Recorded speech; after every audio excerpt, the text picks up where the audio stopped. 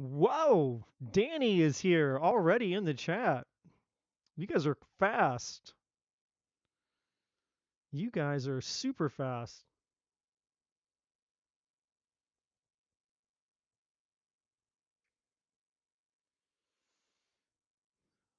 Let me know if you guys can hear me.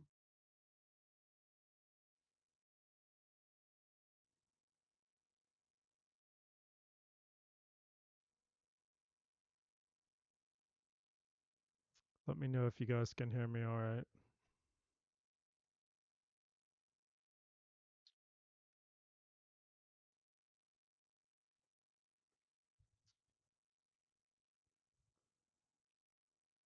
All right. You guys can hear me. Perfect.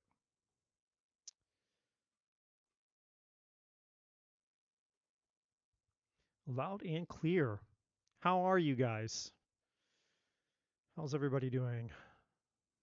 I'm going to wait a few minutes for everybody to hop on, and then we will get into the festivities tonight.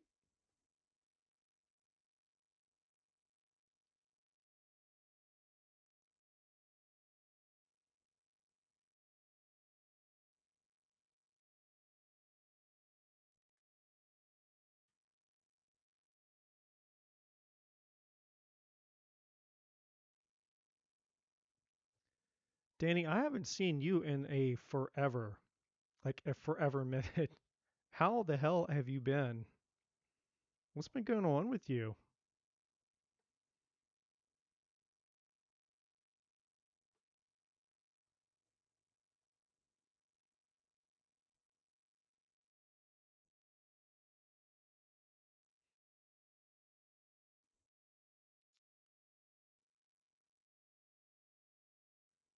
Don't mind me while I'm waiting for everybody to hop in.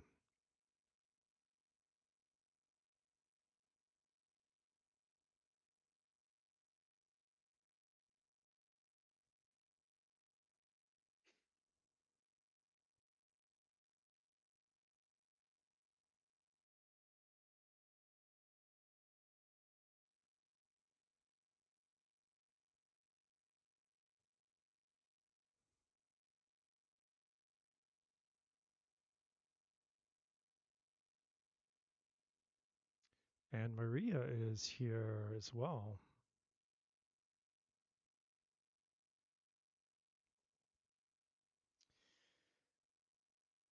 Life has been busy. All I do is work, home, and play. Keeps getting better. Gina is here. Hello, Gina. Good to see you, my friend.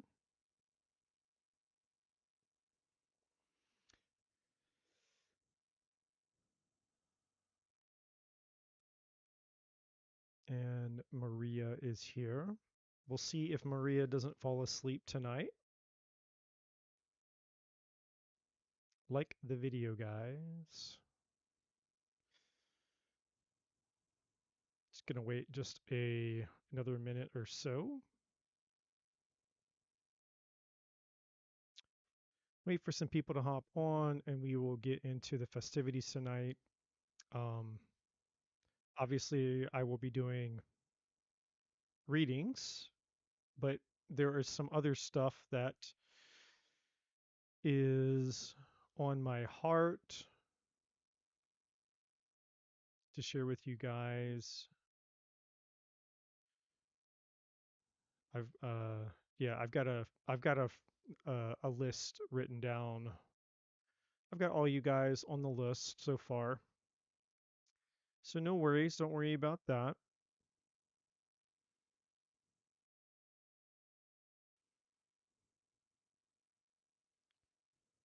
Just gonna wait another minute or two. It's a Sunday night, so I don't know how many people are gonna get notified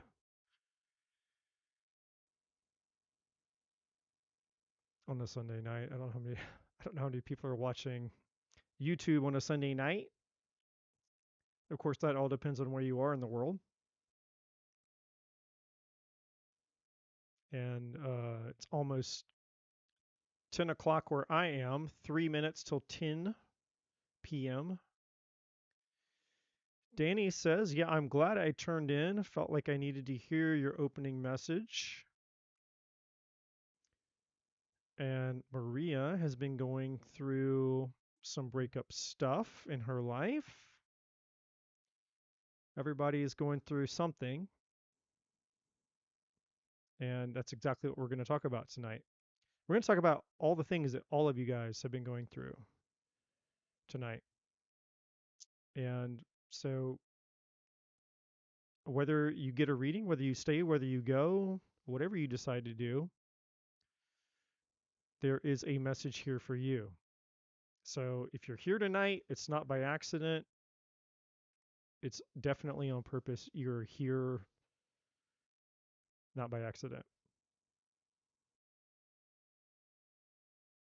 I can assure you that.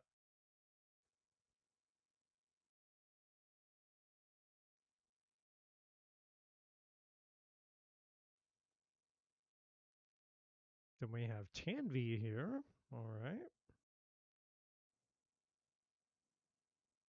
Welcome. Welcome, welcome, welcome. Yes. This is the year of letting go, Maria, for all of you, all of us, myself included. 2025, the year of letting go, the year of endings, the year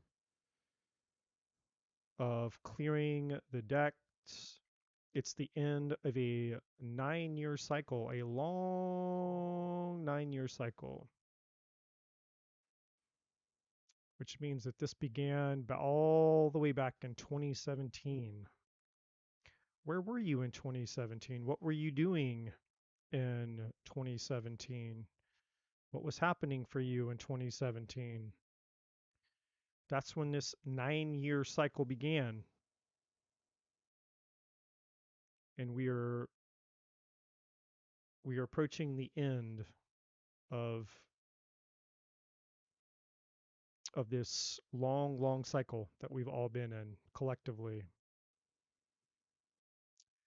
9 years is a long time. Alicia? Alicia is here. Alicia, I will add you.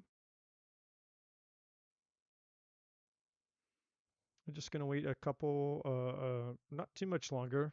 I'm going to get into the things. So you met Philip in 2016. Yeah, exactly. So you met him in the last 9 years. So there you go, Maria. So 2016 was a 9 year, and you're letting him go in a 9 year. So when I say 9 year, you guys are like, well, what are you talking about, Eddie? What does it mean when you're talking about a 9 year? So when you add 2016 up, 2 plus 0 plus 1 plus 6 equals 9, right? The same thing with 2025. 2 plus 0 plus 2 plus 5 is 9.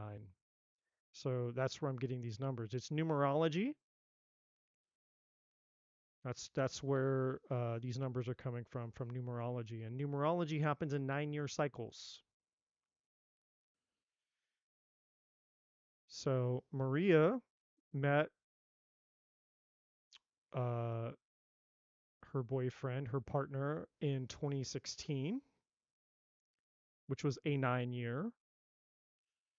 And she has let him go this year in a 9 year. So this is normal. These are the things that we can expect in a 9 year. And a lot of you might feel a little bit crazy. You might have some questions about some things. You might feel a little bit lost, all the things. And we're going to talk about that in just a second, because this year was no joke. 2025 is no joke. And I've got some things to share with you guys about that in just a moment.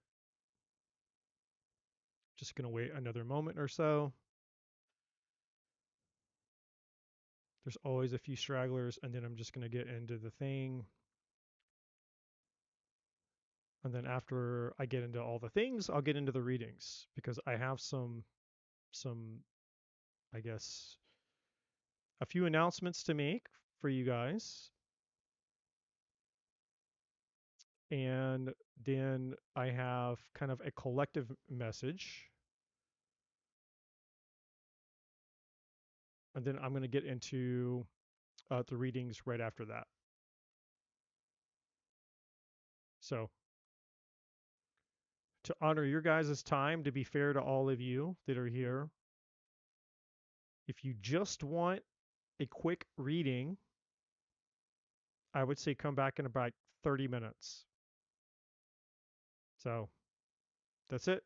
That's all you care about. It's like, hey, I just want a reading.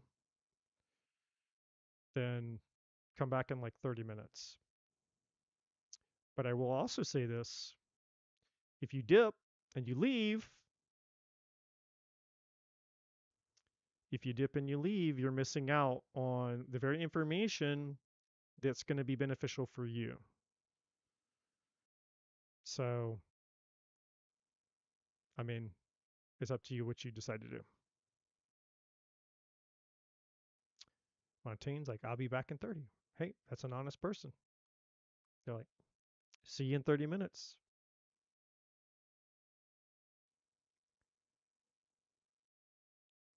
Got to appreciate those that are honest and keep it real. All right. So, um, first off, I'll just go ahead and just going to jump in. We'll go ahead and get going here. I want to respect your guys' time.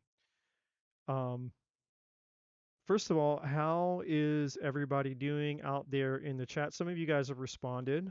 I'm actively looking at the chat now. How are you guys doing now that we have reached the end of a wild year in its own right, 2025? Um, it's been a hot minute since I've been on here, but I've also been, you know, I've been focused on my own stuff, just like the rest of you guys have been focused on your stuff, I'm sure. Uh, I'm gonna try to the best of my ability. I'm gonna try to keep the list, keep keep track of the list while I'm speaking here. One major thing that I've been working on this year is finishing this book, which is finally out. It's right here. You can. I'm gonna show you guys in just a second. You can get it at Amazon on Amazon. From Lost to Limitless, Unlock Your True Purpose. Um, I was working my ass off this year to get this book done, and I finally got it done. So here it is in all of its glory, the book. So if you've been struggling to figure out what your purpose is in life, what the meaning and purpose of your life is, specifically, this book is here for you. You can purchase it, like I said, on Amazon. Uh, and I've got some another cool thing that I want to show you. Uh, Brandon is here, and so we also have Placebo is here. It's good to see you guys as well. See, I knew you guys were gonna come in. So let me update the list real quick. And I apologize if I get distracted. It's just because I can only do one thing at a time. So my book is finally finished. This is a great. It's pretty long. It's about 400. Let's see. Yeah, 484 pages. This is the hard copy, but it covers everything. So just like with anything that I write, I go all in. I spare no expense with, um, you know, with the information that I provide, just like I did with my first book, which is about relationships. So if you've been struggling with relationships, this is your manual for relationships. This is the book that I wish that I had years ago when I didn't know anything about relationships and I was married for 10 years, went through a divorce, and then I went through a long period of uh, dating, an excruciating period of time of dating, if I'm being honest with you, because I still did, it's like I got married when I was very young. I was 22 years old, and my ex-wife was like 20, so we were basically just children, and neither one of us knew anything. And then we ended up, well, there's actually a story with that, but um,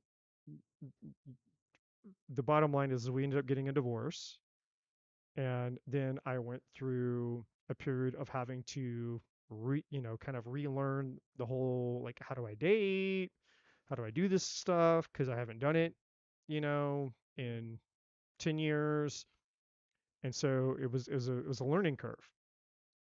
So I wrote this book for those of us, for everybody out there who,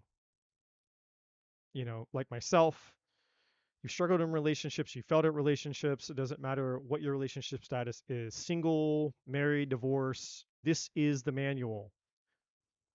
Like anything and everything that you can imagine about relationships is in this book. And I stand on that. All right. And so the book that I just finished, From Lost to Limitless, this is all about discovering what your purpose is in life.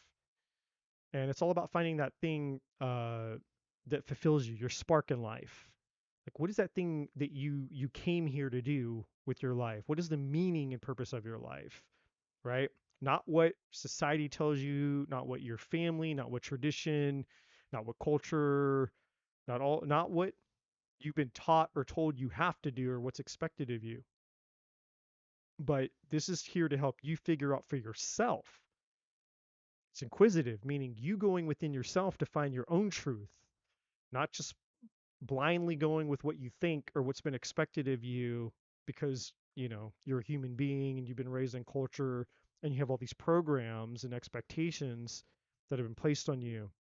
So this book guides you through discovering for yourself what your purpose in life is. What is your destiny? What did you come here for? Why are you why are you existing? And what can you do? What life can you live that will connect you to your deepest sense of fulfillment? So, um, that's what this book is for. Okay. So, um, so that's what I've been up to. That's what I've been up to. Um, I'm going to see here. Who else has just hopped in here? So we see Brandon. Brandon, it's good to see you. Danny says, I forgot you wrote books. Got to go get them. Congratulations. Thank you, Danny. And then we have Selah. It's good to see you, Selah. Welcome to the channel. And we have Sonali. Sonali is here.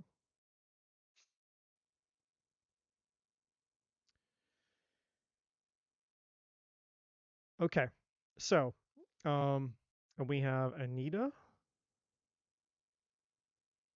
Anita is here as well. All right. So I'll update the list here really quick. All right.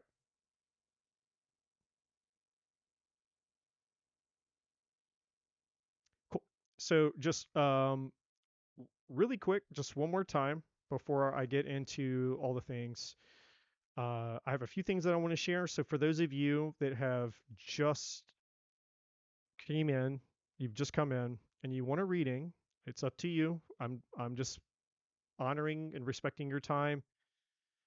If you want a reading, I'll be probably doing those in about 30 minutes.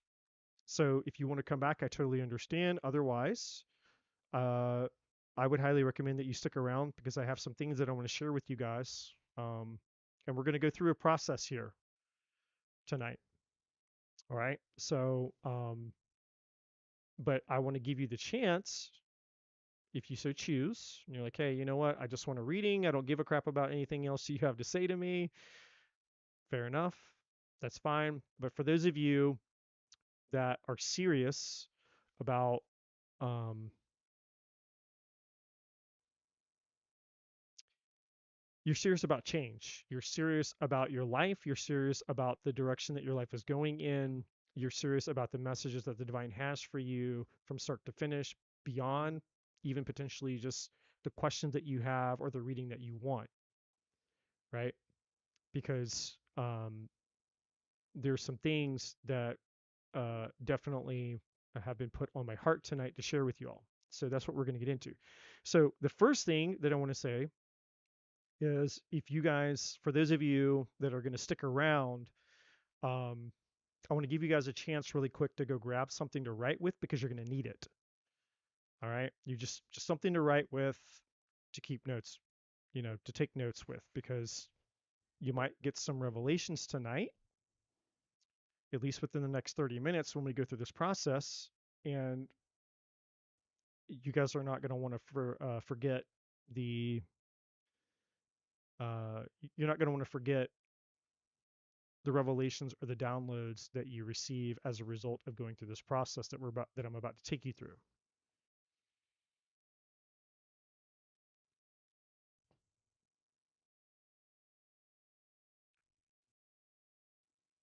Now, before we get into that,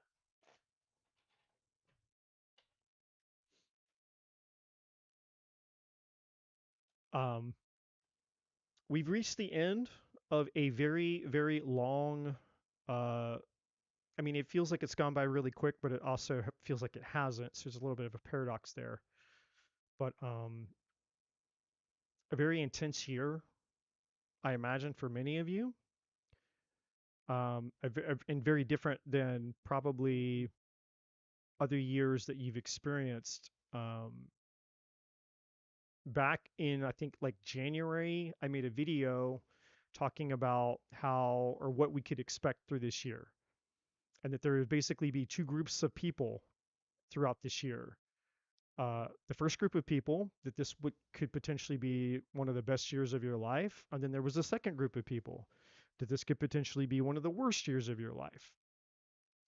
And it all depended upon the decisions and choices that you've made up until this point in your life, and the decisions and choices that you would make throughout this year. And then I think I made another video back towards May or June, about halfway through the year, where I did an update. And so here we are at kind of like the end of the year. So this is essentially kind of like the big shebang, the hooray. So uh, right around probably September, I would say we were probably like around the peak of the energy of this year. So for those of you, I mean, you guys could have had your big moment anytime this year, but the energy itself was peak around about September. And so now we're kind of, we're at the end, thankfully, we're at the end of this energy. We're coming to the end of it. It's going to be lingering until probably about the end of January. So the rest of December and then going through January is kind of like the aftermath, the dust settling, if you will. And then starting probably around uh, February and into March, February, March of 2026 will be when we start to experience the new energy of 2026, which is a beginning of a whole new 9-year cycle. It's a one universal year. It's all about new beginnings, starting a whole new chapter of a whole new book, and all of that kind of stuff. So um, this chapter of all of our lives, this last 9 years, began in 2017. So where were you in 2017? What were you doing in 2017? What was going on in your life in 2017? And then think from 2017 to the present. That's been the last 9 years. And that's the whole cycle of your life? What have you learned? What's changed? How have you grown? All those types of things, right? And it's very important to for us to think about this, because you can't change anything about your life without awareness. And we're delusional at best if we think that it's simply enough to want something, right? Doesn't matter how old you are, it doesn't matter where you are in your life. All of you have come here tonight with a question. That's why you want a reading, because you have a question. There's something going on in your life that you want a question about. You want an answer. And so this is kind of the question before the question that you've come here tonight to ask. It's the bigger question. And it's the question that I want to, for those of you that are going to stay here, um, and hear me out. And again, it's not hearing me out, but it's hearing the divine speaking to you. I'm just here to be the messenger at this point. The bigger question is, how do you take sovereignty over your own life? How do you become a powerful person? How do you become the magician of your life? How do you become a person capable of manifesting and creating the life that you desire? A life of true fulfillment, of meaning and purpose, not just existing, not just waiting, not going through the same types of patterns and cycles and doing the same types of things, getting the same results, and you're just another day older. And you know the honest truth is, we're all, and I know this sounds kind of morbid, maybe, we're all a day closer to death, right? The moment that we're born, we're already headed to our deaths. It's like a weird paradox when you think about it like that, right? And so, but the truth is, none of us know. None of us know when our last day will be. We don't know how we're going to go. We don't know. Like, just because we woke up today is not a guarantee that we're going to wake up tomorrow. So, with that in mind, what is life about for you? So you've lived this far, you've made it this far, and you made it through another year. What is life about for you now? And if you're not fulfilled, if you're not happy, if you don't feel a sense of purpose, you don't feel a sense of meaning, you don't feel connected to life in a meaningful and purposeful way that's bringing you a sense of deep soul fulfillment and satisfaction, then the question is why? What life are you living?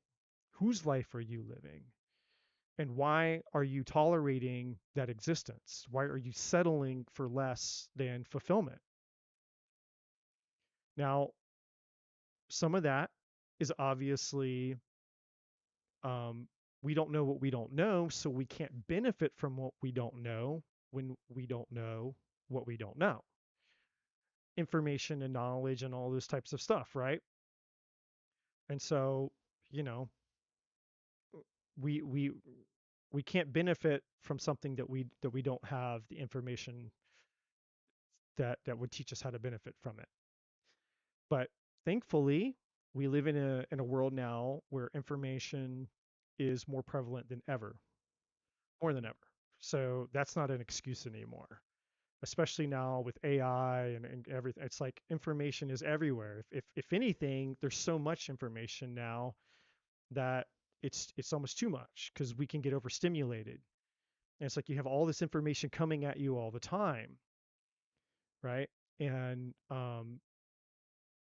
and then you come out here into YouTube land, and you're amongst all these people that claim to be experts in things. Everybody and anybody can start a YouTube channel and instantaneously, or a TikTok or an Instagram or a Facebook or an anything, somebody can learn a little bit about something, or not know anything about something even, and they can just hit record on, you know, on their device and instantaneously, act like they're an expert in whatever it is that, whatever opinion, whatever information that they're sharing. So, we live in, on one hand, we live in a very beautiful time because there's all these opportunities available, but then there's the flip side because there's so much opportunity and there's so many people that are, you know, um, that are participating, I guess. There's oversaturation. So now we have, you know, it's like there's all this stuff coming at us all the time.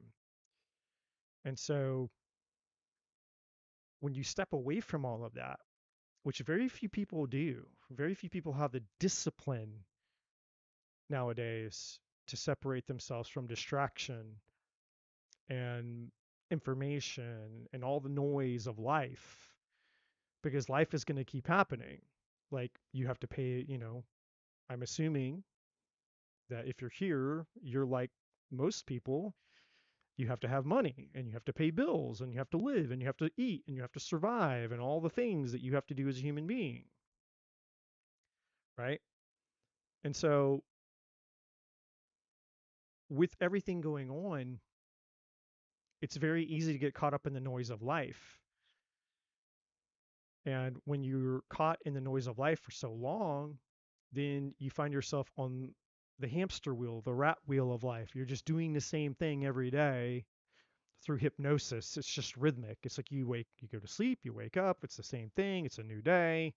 And the next thing you know, here you are at the end of 2025, and you're like, shit, this year's gone by so fast, or this thing has happened, da da da da da, or however old you are, and life just seems to be passing you by until something happens that snaps you out of the routine that you've been in. Something gets your attention. It's an opening. It's a moment for you to wake up so you can see yourself trapped in the cycle of life that you didn't ask to live, but you're living it. But it's not the life that you want to live because you're not happy, you're not fulfilled in that life. You're just living, you're just existing basically at this point, right? And that's not the life that we want to live because none of us here wants to just fucking exist. At least I don't think so. I mean, I can't speak for, obviously, I can't speak for all of you.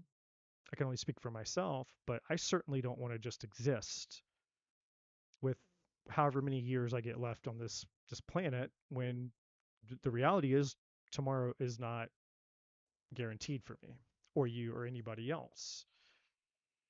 So this year in this moment here, forget even the rest of the year, regardless of what's happened to you. And I know all of you have had something happen this year, whether it was good, bad, or mediocre, or maybe not much, but I doubt that.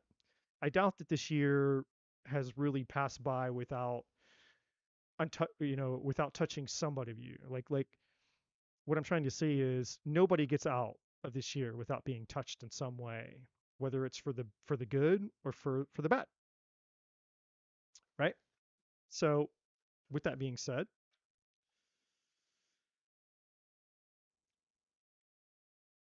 we can't go back. We're here now. So tonight, right here, right now, in this moment, you're hearing my voice. This is the moment. This is the now, and the now is all that there is. So my invitation as we begin this process tonight is for you to take inventory of where you are right now and to be honest with yourself, because the truth is the only thing that sets us free. And a lot of times, the reason that we're so miserable and we're so unhappy and we're so unfulfilled is because we bullshit our way through life. And we get so accustomed and so used to bullshitting and lying to ourselves about the condition of the life that we're living that we bow down to it. We accept it. We accept unfulfillment. We accept a life of purposelessness. We accept a life of meaninglessness, and we're unhappy. We're unfulfilled. and we accept it. We tolerate it. We said yes to it. We made an agreement with that. And tonight is the night where we can become aware of it and conscious of it and say, hey, you know what? I don't have to go into 2026 living another day the way that I've lived up until this point. I can make a new decision. And because I make a new decision, I can become a new person. I can have a new identity. I can have a new outlook. I can do anything. So much so as I align my beliefs and my intention and my energy and my effort towards those things. And we all have that capacity. There's not a single person here that is destined to a certain life or a certain lifestyle or whatever you've experienced in life. You're not cursed. You don't have to just like, oh well, this is it. This is how my life has always been. This is what always happens to me. This is what it, if you believe that, then you'll be a slave to that. But if you believe that you're more powerful than that and that you are the magician of your life, you're the creator of your reality, even if you're not sure because you haven't experienced it yet. It's like, well, I don't know, Eddie. I haven't experienced that yet. It's like, that's fair. That's fine. But if you can just hold the possibility, if you can just get curious and say, well, I'm open to it. I'm open to the possibility that maybe there's something that I'm capable of that I haven't experienced yet. And just because I haven't experienced it yet doesn't mean that I'm not capable of it. How cool would that be? How cool would it be for you to realize that you're capable of more than you thought you were capable of?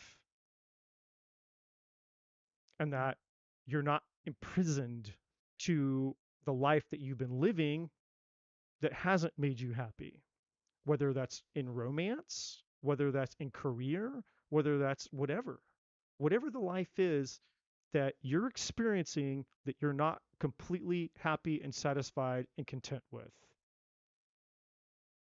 That's the truth that sets you free. Is we have to confront that. We have to get out of denial about the fact that, okay, yeah, I'm not living the life that I want. So the minute that we confront that truth and we can say it, we can look it in the eye and we can admit it to ourselves and say, yeah, I'm not happy. I'm not happy with my life. Doesn't mean you have to be miserable. I mean, you can use whatever language, whatever words fit work for you, but you just know that it's less than ideal. You know that it's not what you want. That there's something inside of you. And then even as you're listening to me speak right now, you're feeling something stirring up inside of you. Something is scratching at you. Something is resonating with you about this. And it's not because it's me, it's because it's the divine speaking through me to you about the thing inside of you that's been trying to get your attention your whole life. It's the spark. It's the spark. And it's what I wrote this book about. I wrote this book to help you find the spark. What is the spark?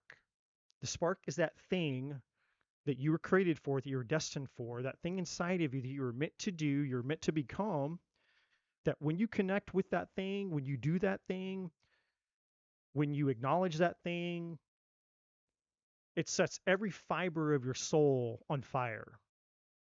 You become ignited.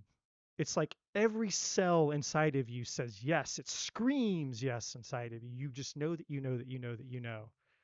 I was born to do this. This is the thing that I was created for. This is the thing that I was destined for. This is my purpose in life. Whatever it is. It's not a one size fits all thing. It's unique to each and every one of us. It's unique to each and every one of us. And that's what this year has been about. So let's come full circle here.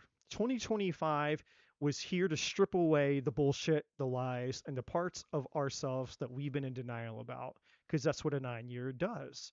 A 9-year is designed to strip you bare naked, where you can't hide from yourself anymore. You can't hide from your misery anymore. You can't hide from the toxic relationships, the toxic patterns, the dead end job, you know, the the unhappy, the purposeless, the meaningless life that you feel, or the existence you've been living, or just the mediocrity. It doesn't have to be that your life is like a complete shit show. You don't have to be like depressed or miserable. You could just be like blah. Your life could just be blah. It could just be blah. Like, I make good money. I got money in my account. I pay my bills. My credit's great. I got a good husband. I got a good wife. I got a good girlfriend. I got good kids. I got the white picket fence house. I got nice cars. I got nice stuff. You're just living the Partridge Family, the Brady Bunch life. I mean, you know, you could have a on paper your life could look great. You could have all the things, but on the inside, there's an emptiness. There's a lack of fulfillment. There's a lack of purpose. There's a lack of meaning. You deep down inside, if you're honest with yourself, you're asking yourself when you fall asleep at night, is this all there is? Is this it? Is this all there is? Am I just going to do this the rest of my life? Am I just going to work my 9 to 5 job and grind and grind and grind and then one day I'll retire when I can't work anymore and then I'll be old and then I'm going to fucking die, right? This year calls us to be honest with ourselves. 2025 is calling us all to be brutally, viciously honest with ourselves. And it's calling us out for the things within us that need to change. Not to be a jerk, not to be an asshole, not because, you know, the universe, gods, whatever you believe in is cruel or mean or unjust, but because these are the cycles of life that we all go through, and this is what we signed up for, whether you realize it or not. You signed up to come in here. You're a spiritual being having a human experience, and part of that experience is going through the shifts and the changes and the cycles of evolution, learning and growing and dying and learning and growing and dying and you know, rebirth and learning and growing and dying and shedding and learning and growing and and shedding that part. You know, it's never going to stop, but it's beautiful when you embrace it, and it's beautiful when you're connected to the thing that you're supposed to be doing. You get outside of the matrix, you step outside of the bullshit and the programming, and you become one with the divine inside of you, which is your true GPS system. God, source, the universe, love, your intuition, whatever you call that thing, it doesn't matter. The title doesn't matter what you call that thing. It's your truth, your truth. It's not my truth. My truth is different than your truth. It's your truth. But you have to know what your truth is in order to benefit from it, and you have to trust it, because that's that's you know, if you don't if we don't trust the thing, then we're not gonna listen to the thing. We're gonna follow the thing. And that's what faith is. Faith is an act of trust when it doesn't really make sense. It defies logic. In other words, it's basically a fancy way of saying, hey, this logically doesn't always make sense to me, but I'm going to do it anyway. There's, you know, it's trusting in something that we sense and we feel a deep, uh, a deep conviction with. There's something inside of us that's saying, hey, do this thing, do this thing, do this thing, go here, do that. There's something inside of us that's driving us, but our brain says this doesn't make any logical sense. It doesn't follow the rules. It doesn't follow the systems. It doesn't, you know, it doesn't compute to the brain. And so you have to make a choice beyond the brain. You have to make a free will, a spiritual choice, meaning a choice from your soul, your conscience, to override your logic in your brain saying, I'm going to do this thing even though it doesn't make logical sense. That's what faith is.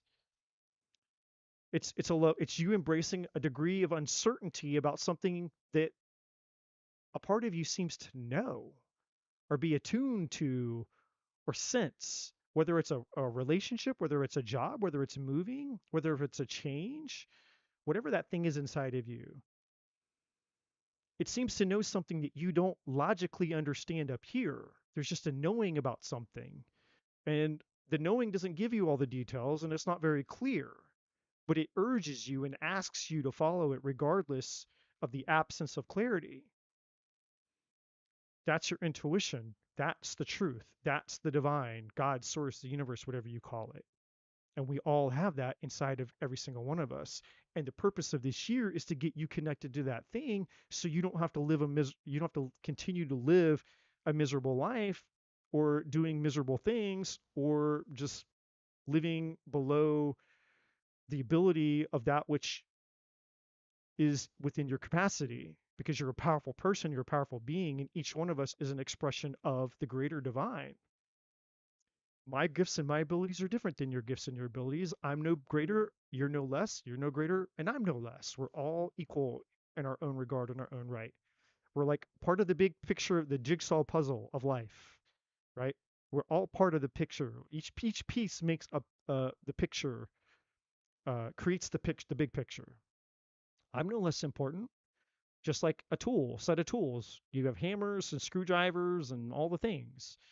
You know, each tool has its own purpose, has its own job. And if you use the tool for the right job, and you know how to use the tool for the right job, then ultimately you're gonna be able to build something and you're gonna get a good result. And that's how we are. If we all show up in our most powerful form, then we're all contributing to the greater whole of the collective and ourselves. So not only do we get the blessings of the fulfillment of us experiencing what it's like to be our best selves, but we get the fulfillment of knowing what it's like to actually use our gifts to benefit others and make the world a better place. Because that's where the true, you know, that's where all true fulfillment is. It's not just about creating fulfillment for ourselves in a selfish manner.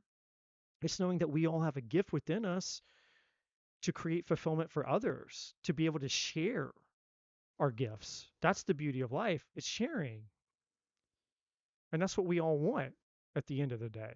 At the end of the day, every single one of us wants an experience of sharing in some capacity, right? What do I mean? I'm going to give you examples and then I'm going to pull a couple cards here. What I mean is if you see something hysterical, right? Let's say you're scrolling on your phone and you see something it's hysterical and you're dying laughing. Like you're just the tears down your eye, you're just busting out laughing. Like this is so funny. What's the first thing that you want to do? You want to tell somebody. You want to share it. Like who can I send this to? Which one of my friends has to see this? This is so funny. I have to share it, right? Conversely, what happens when you experience something tragic, something shocking? You're driving down the road and you see a car crash or you get some crazy news, somebody died or something there's this major thing that happened, like this crazy thing happened. What's the first thing that you want to do? You want to share it, right? It's part of the human experience. Every single one of us by nature, we're wired to share. We are all here to have an experience of sharing because sharing is what makes life beautiful. And so part of your fulfillment, part of this year is you understanding how that element comes into play. And it goes both ways. Your misery is going to be shared in some capacity and your fulfillment would be shared in some capacity, whether you realize it or not. So this year 2025 is closing out a very very important 9-year cycle, and it's setting us up for 2026 all the way out to uh 2035. So 2035 will be the next 9 year. So the conversation that I'm having with you all now in 2025 will basically be uh, about 2034, 2035, I guess if my math is, I'm thinking right. because it's 20, I'm thinking 2026. So 2034 would be the correct math. So by 2034 would be the next 9 year.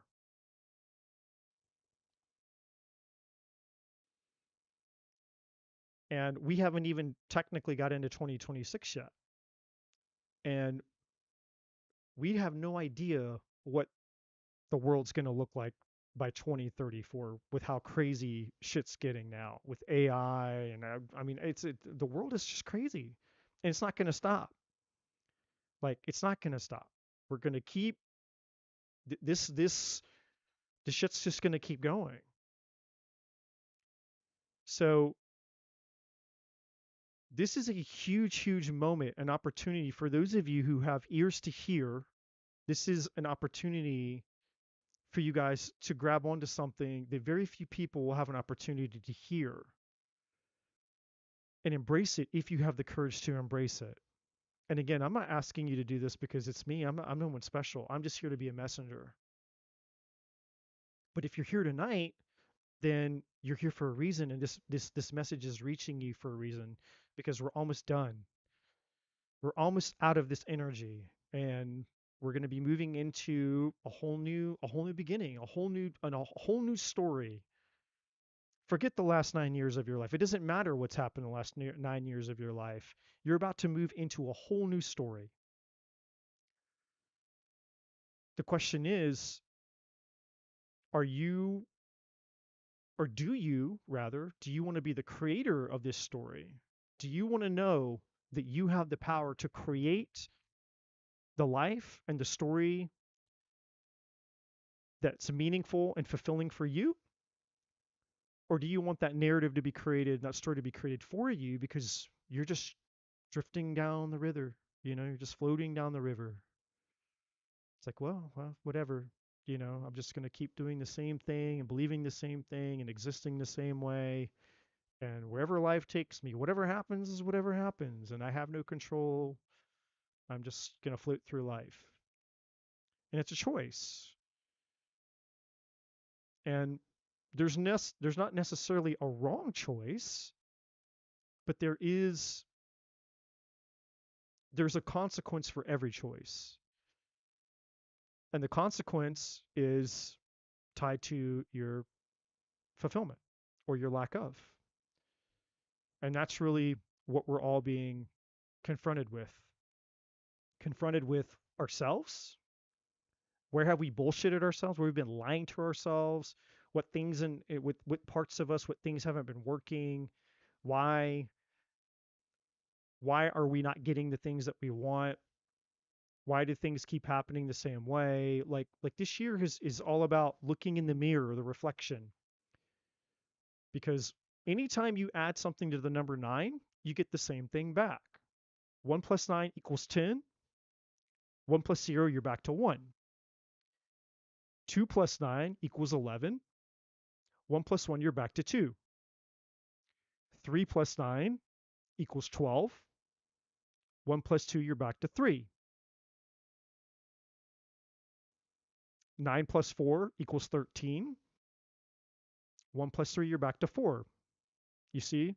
And you can do this all the way up to the number 9 itself. 9 plus 9 equals 18. 1 plus 8, you're back to 9.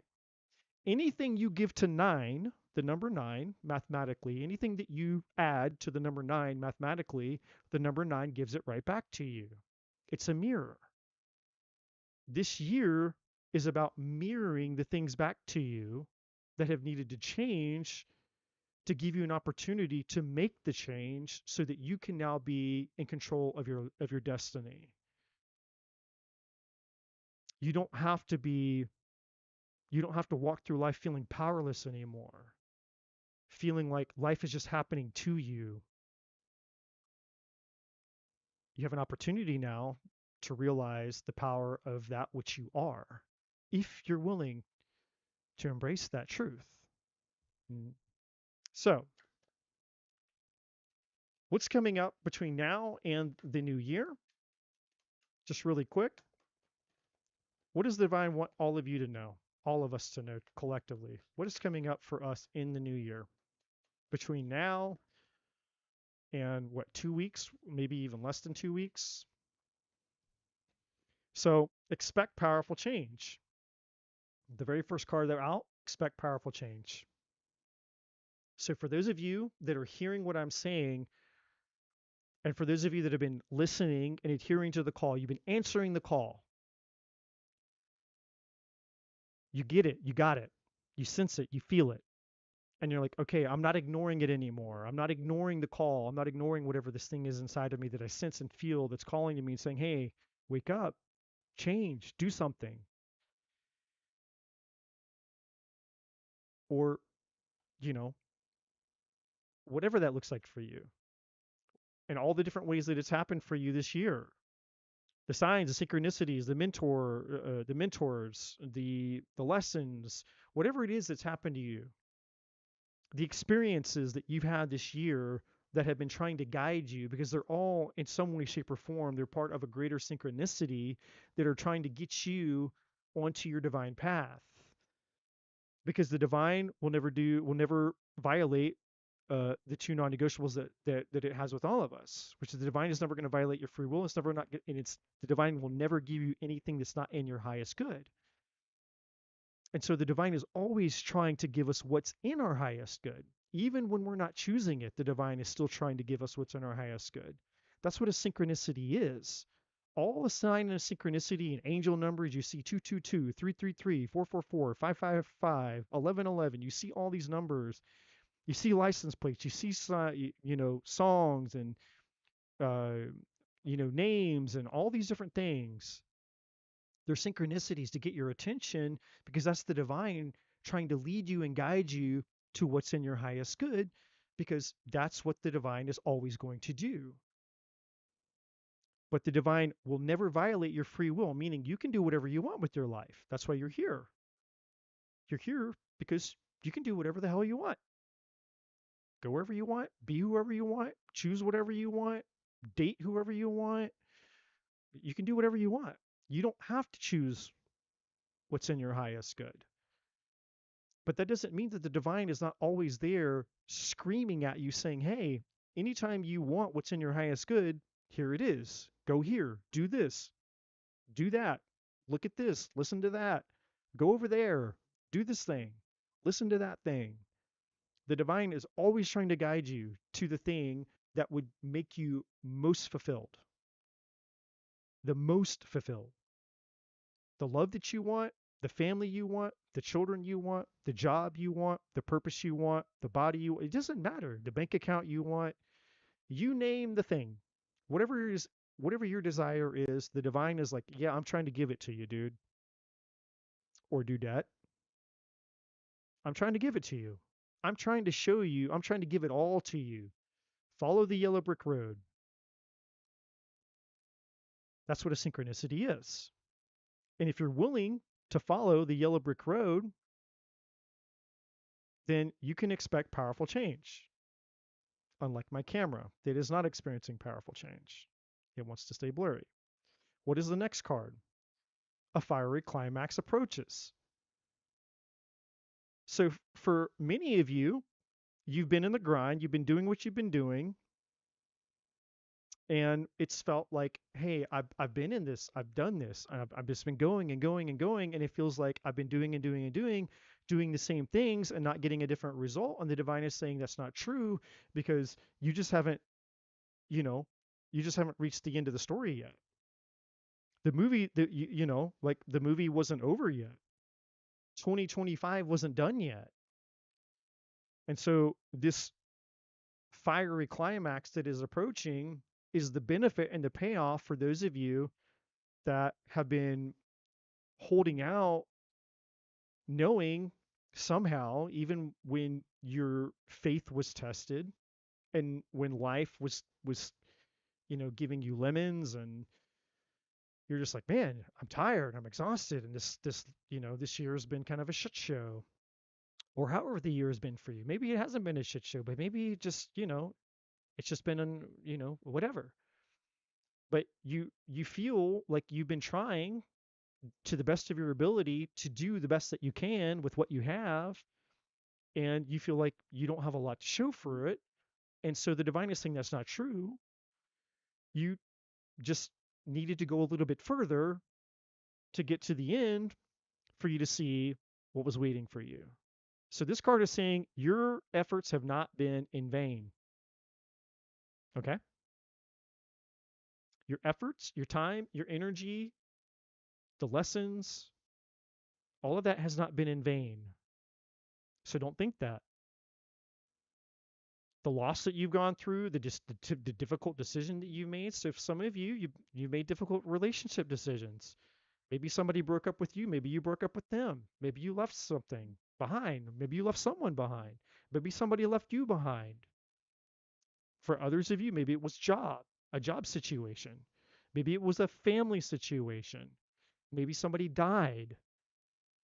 Maybe it was a career situation. Or maybe it was just internal things. Maybe it wasn't, maybe your external world was just fine, but maybe there was parts and things within you that were shifting and changing. It doesn't matter what the thing is. The divine is saying that the payoff you're about to realize the benefit and the payoff of the hard work of whatever the thing is. Even if you can't make sense of it. It's like, but this makes no sense to me. I didn't want that. I didn't ask for that. I can't possibly fathom or see how this could serve me in a positive way at all. I have no it just you know, no matter how much positive thinking I have, I cannot possibly fathom how this situation is going to turn out good for me. The divine is saying, wait and see. You're about to find out. That's what this card is here for. So this applies to everybody, okay? This isn't one person in the chat. This applies to everybody. Now, the next thing, look at the bigger picture. A lot of you,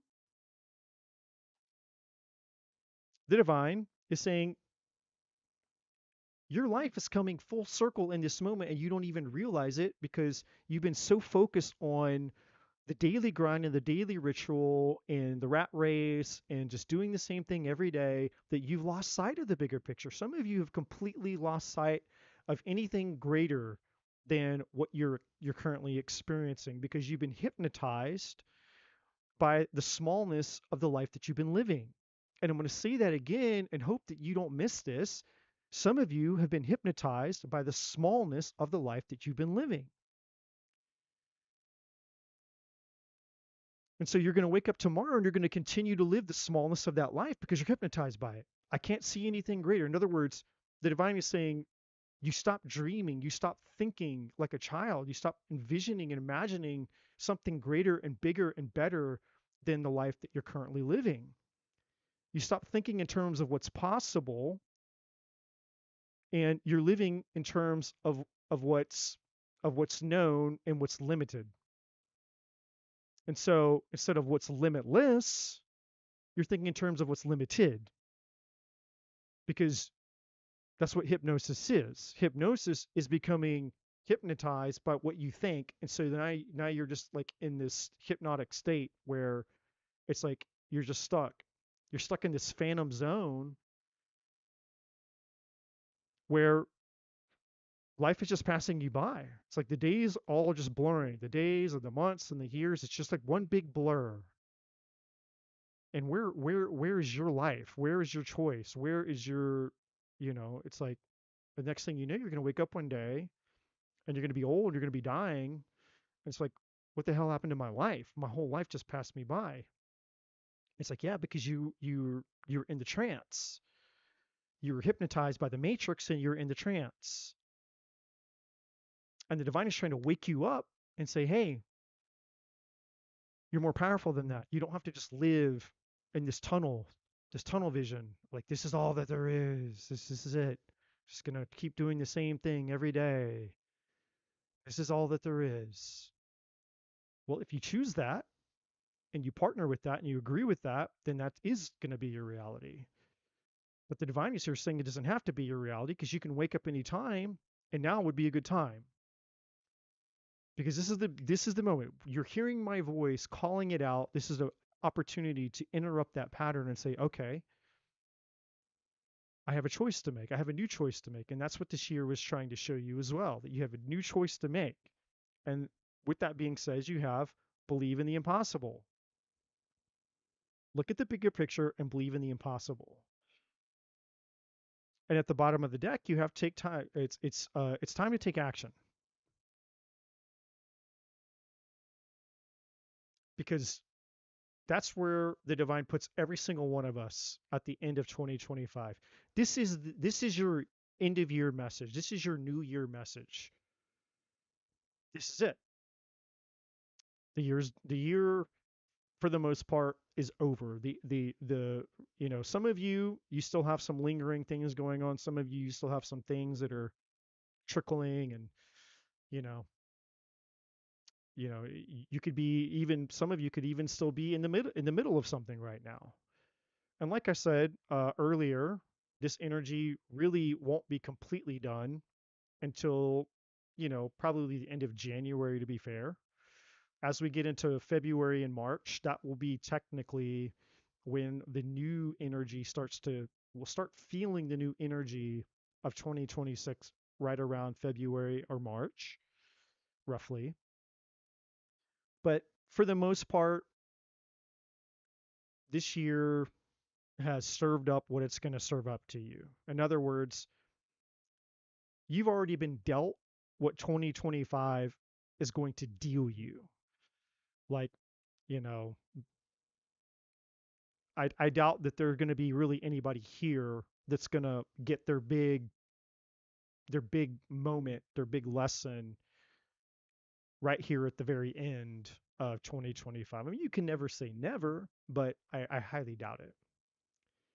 So my point is that now that we all are aware of whatever it is that the divine has tried to lead and guide or teach you this year, wherever you are in your journey as a result of coming to the end of 2025, the next question now is, okay, we're about to start a whole new 9-year cycle. Who do I want to be? Where do I want to go? And, you know, what do I want to do with that? And that's where this time to take action card is here. What are you willing to take action on? What are you willing to believe? Believe in the impossible. And if you can't believe in the impossible, then what can you believe in? And what can you believe in that you're willing to put action to? What can you believe in that's more than what has existed so far for you, that you're willing to put action to? Believing is like having an imagination. God gave us an imagination for a reason. We should use it, but we've been taught not to use it because we're taught that imagination is just make believe when we're a child. And so we're taught that the power of imagination is bullshit. It's just what kids do when you're make believe and you're playing Barbies and toys when you're a child and you're outside and you're climbing trees, that's make believe stuff. And so we're taught that our imagination isn't powerful when that's not true at all. So one of the most powerful spiritual tools that all of us have has been stripped away from us when we were when most of us were children. And so then you grow up and you become an adult. you know Imagination isn't, we don't think about the power of imagination. We don't think about the power of intention through imagination. So, and essentially whatever it is that you're willing to imagine and put energy behind is essentially what you're willing to believe. But then there's the next step. You can't just imagine it, and you can't just sit there and go like, "Oh, okay, that's a cool thing to think about. That's a cool thing to imagine." But what are you willing to put action behind? That's where you have to be honest with yourself and say, "Okay, if I can imagine myself doing this, being this, having this, becoming this, whatever your desire is, based on everything that you've learned," and this is very important, guys, very important, based on everything that you've learned that this year has taught you, what can you believe that you're willing to put action to? This will be the thing that transforms your life the next 9 years. This is the seed. This is the Ace of Pentacles that you're planting in the ground, the seed that you're planting in the ground that becomes your fulfillment for the rest of your life. But for sure, the next 9 years of your life. So, whatever question that you came here tonight wanting, whatever your question is, hey, I'm here for the free tarot reading. I have a question about this, that. This is bigger and more important, potentially. Because the question that you have, if you take a moment, and I'm going to give you a moment in just a second, to get honest with yourself, and then I'm going to take you through a quick exercise, and then we're going to start the free readings. But this is a quick moment of reflection. A quick moment of reflection. And I'm going to ask all of you to be honest with yourself. Brutally, brutally, brutally, brutally, brutally honest with yourself.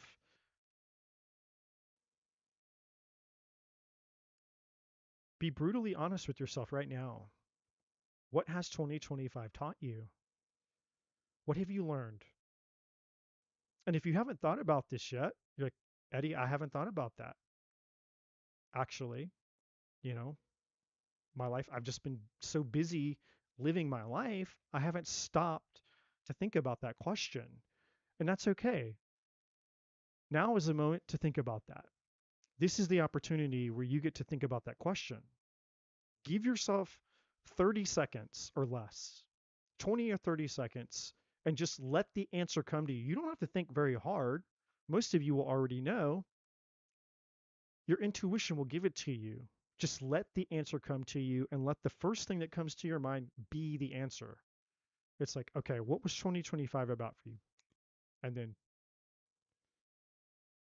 let the answer come to you. And I would highly, highly, highly, highly, highly, highly, highly recommend that each and every one of you get something to write with and write it down, because there is a power in writing things down. You're transferring energy. You're scripting something. You're taking something out of thought and you're bringing it into form. And I don't know what it is, but there's something powerful about actually writing something down.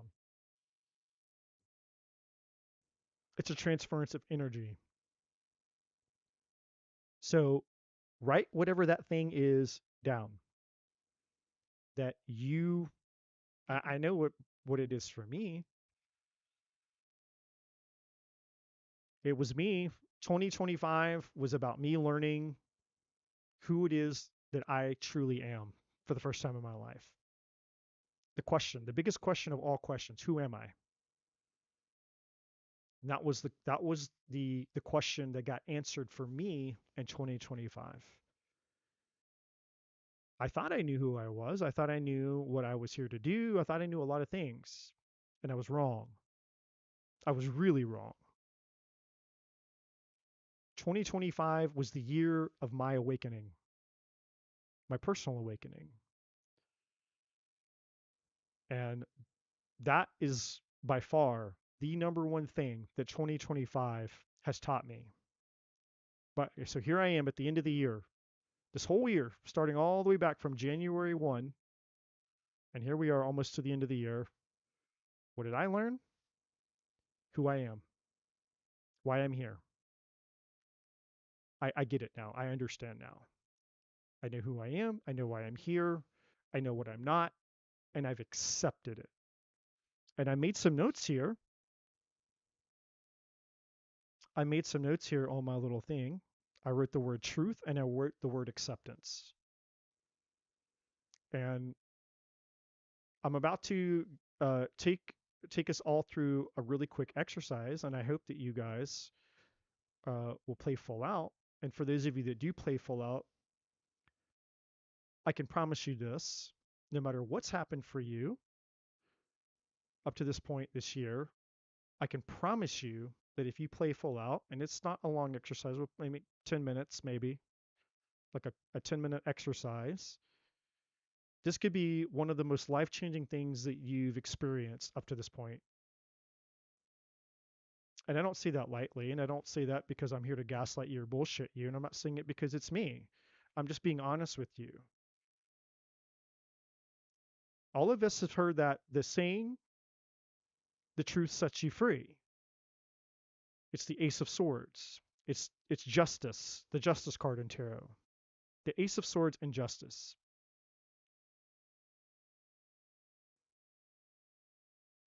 The truth can only set us free when we're willing to embrace the truth, and all truth is available to us right here, right now. And I know that's hard to believe. All truth is available to us right here, right now. Every answer that you could ever want, every answer, all answers, all revelations, anything that you could ever possibly want to know is available to you right now. You have full access to it. So if that's true, then why do we not have those answers? I'm going to tell you why. There's two reasons that you do not have access to all the wisdom, all the knowledge, and all the answers to anything and everything you could imagine. There's two answers. One, your container, your frequency, your level of awareness. I'm going to show you with my cup here. I have this cup of wine. Let me see if I can swap my, here we go. I have this cup of wine here. I can only put so much wine in this glass. It can only hold so much. This is the limit of this container. This container, this glass is the container for the amount of fluid that it can hold. I can only put this much wine in this cup. Now, if I go and I get a bucket, I could pour a whole ton of wine in a bucket. That's a totally different container.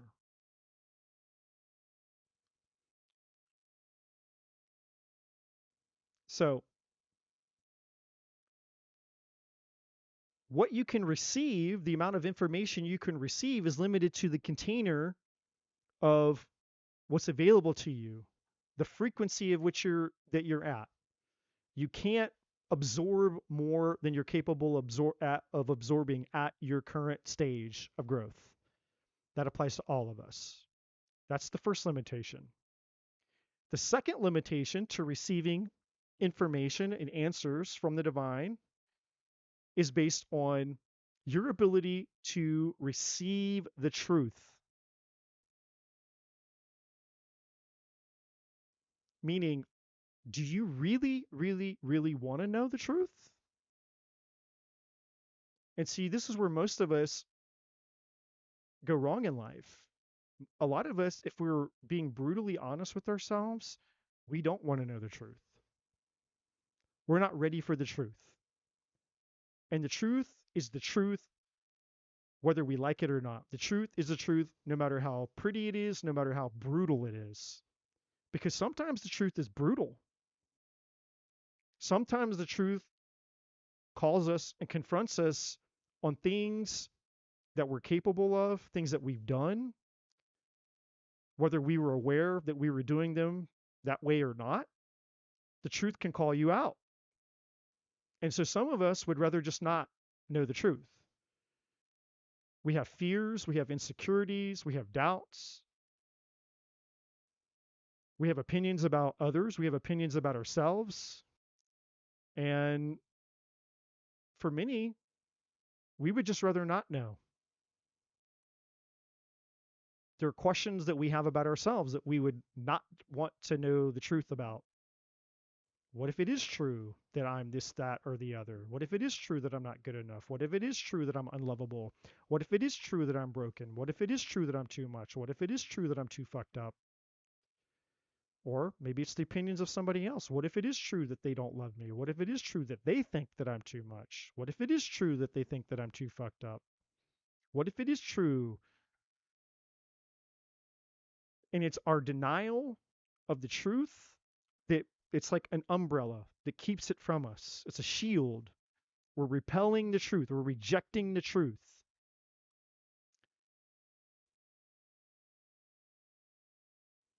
But the most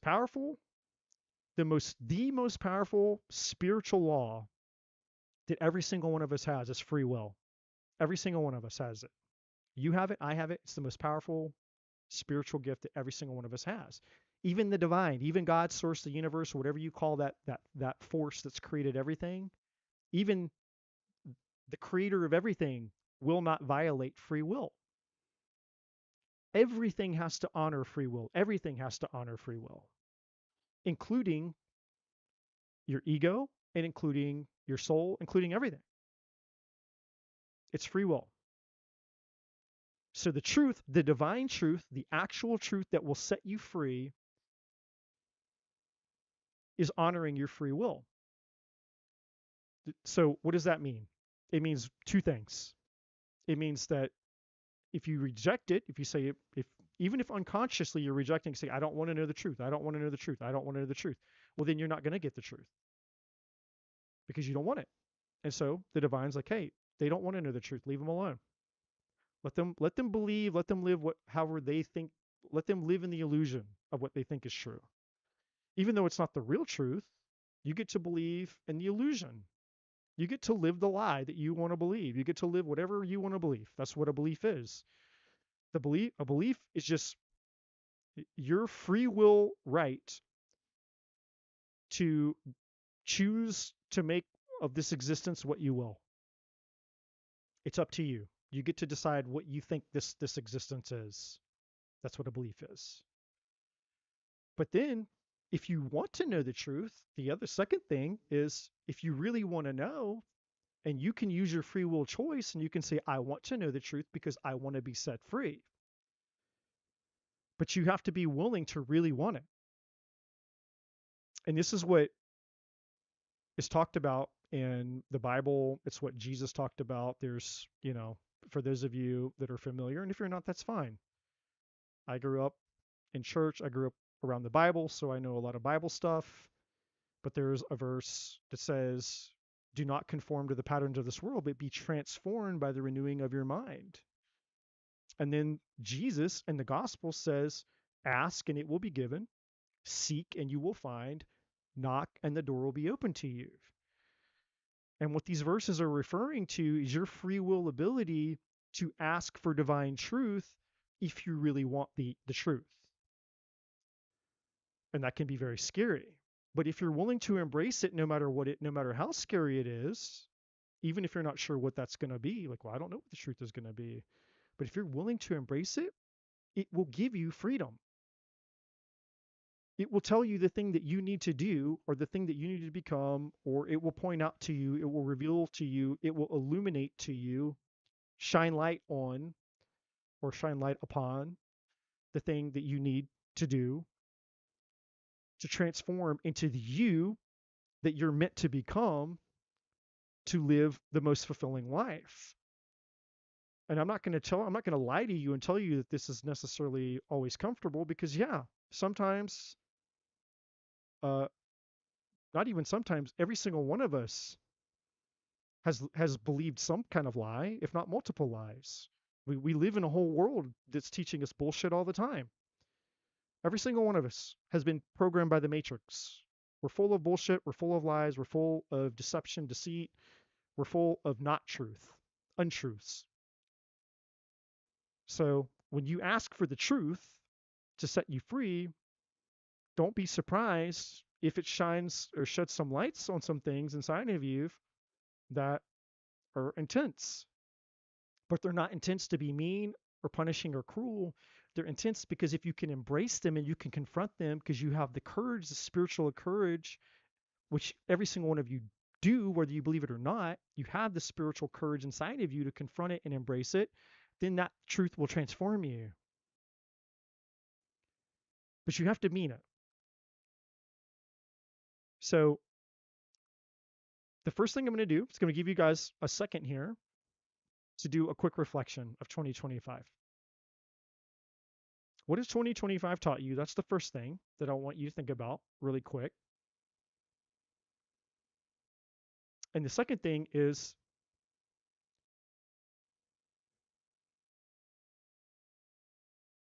the second question I want you to ask yourself is what do you want? What do you really want?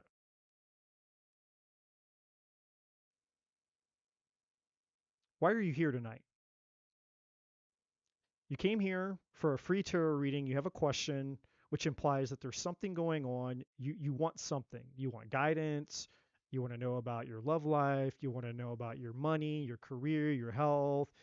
You want to know about somebody, how somebody feels about you. You want to know what's going to happen between you and somebody else. You want to know if you're going to get love. Are you going to have children? Are you going to get this? Are you going to get that? What's going to happen? Every single one of you came here with a question tonight. And that question is tied to a desire that you have about a situation that you're experiencing. So, again, two things. I'm going to give you a moment. I'm going to get up and I'm going to go pee because I had some wine before I got on here. So I'm going to get up and go to the bathroom really quick. And while I'm in the bathroom, I'm going to take like 30 seconds. So it's going to be very quick. And between me going to the bathroom and me coming back, I want you guys to think about these two questions. What did 2025 teach me? And what do I want? And then when I come back, I'm going to guide you through a quick exercise. And then after that exercise, we're going to do, I'm going to do readings. So it's 11. So yeah, I'll be here for a few hours, at least a few hours. So, and I have most of you that came in early, I have the list here, and I just noticed that Gene is here. Thank you, Gene. It's good to see you, my friend. So there's a list here, and all I ask for those of you that are here that have been listening to me up until now, all that I ask is that you play full out because you're not doing it for me. This is for you. And if you don't care enough about you and you don't care enough about what you want, if you don't care enough about your fulfillment, your future and your life, I mean, okay. That doesn't really make a whole lot of sense to me, but you know, I'm just the messenger. I'm going to be here either way. And so all the things that I'm here sharing with you all is just information that the divine puts on my heart because that's my mission. That's what I'm here to do. I'm here to be a messenger. I'm here to serve. And I'm not here sharing this with you all to, you know, I'm not it's not because I don't have other things to do. And it's not because I couldn't have just got on here and just got out some cards and just thrown some, some fucking tarot cards around. I'm sharing these things with you all because I truly deeply care about you. I care about because I'm just like you. I know what it's like to be a human. I know what it's like to live a very unhappy, unfulfilled life. I know what it's like to be confused. I know what it's like to go through heartbreak, loss, betrayal. I know what it's like to go through many shifts in my identity and my beliefs and just changes. You know, I'm no different than you all in that regard. And I'm in the same boat with all of you. Every single one of us, all 8 billion of us on this planet, we're all going to go into 2026 whether we like it or not. We're all going. Humanity is going forward whether we like it or not. I'm in the same boat with all of you. So, my sharing this with you all is it's intentional because I want you to win. I want you to succeed. Like it's why I wrote this book this year. Why I finished writing this book this year. I didn't write this book for me. I already had all this in my head. This book isn't for I didn't write this book for me. Not just for me. I mean, I could have just had all this information for myself. I wrote this book to help people who need this information, just like this book. I didn't write this book because I didn't have the information. All of this information in this book came out of my head. I wrote this for people who could relate to not having this knowledge and this understanding the same way. So I wrote this book for people that were like me. So I'm here doing this because I care about you all and I appreciate you and I honor you for your courage and your honesty and your willingness to be present and to hear all of this and to take it all in and to participate in something that potentially could bring some degree of revelation or awareness to you that has the capacity to transform and change the trajectory of your life and get you closer to the things that you want and you desire. Beyond even just getting your one free tarot question tonight. Because, you know, I can almost assure you that the question that you came here tonight about is probably not going to change the rest of your life. Because most of us don't even know what that question would be, much less know what to ask. Like most people didn't come here to ask the question, what is going to change my life? What do I need to know tonight that's going to change the rest of my life? What do I need to do? Who do I need to become? What really matters in the big picture, right? Looking at the big picture, this card up here. What really fucking matters? That's going to really transform my life. It's really going to bring what I want. It's really going to make me happy. Most of us don't have or know what that question is. So you didn't come here tonight prepared to ask it. You came here with a different question. And I'm not judging you for whatever question you have. It's your question. I'm just simply saying the truth. Most of you have a question that's not going to transform your life. So you're going to ask me a question if you stick around. You'll get a free tarot reading. You're going to ask your question because you already know what that question is. You know what you want to know. And you'll get an answer and you'll either accept it, you'll like it, or you won't like it, and you continue living the life that you were living before. Because information alone doesn't equal transformation. So, you know, that's just food for thought. And when I get back from peeing, which I'm going to go do right now, and I'm going to stop talking, we're going to go through a quick exercise.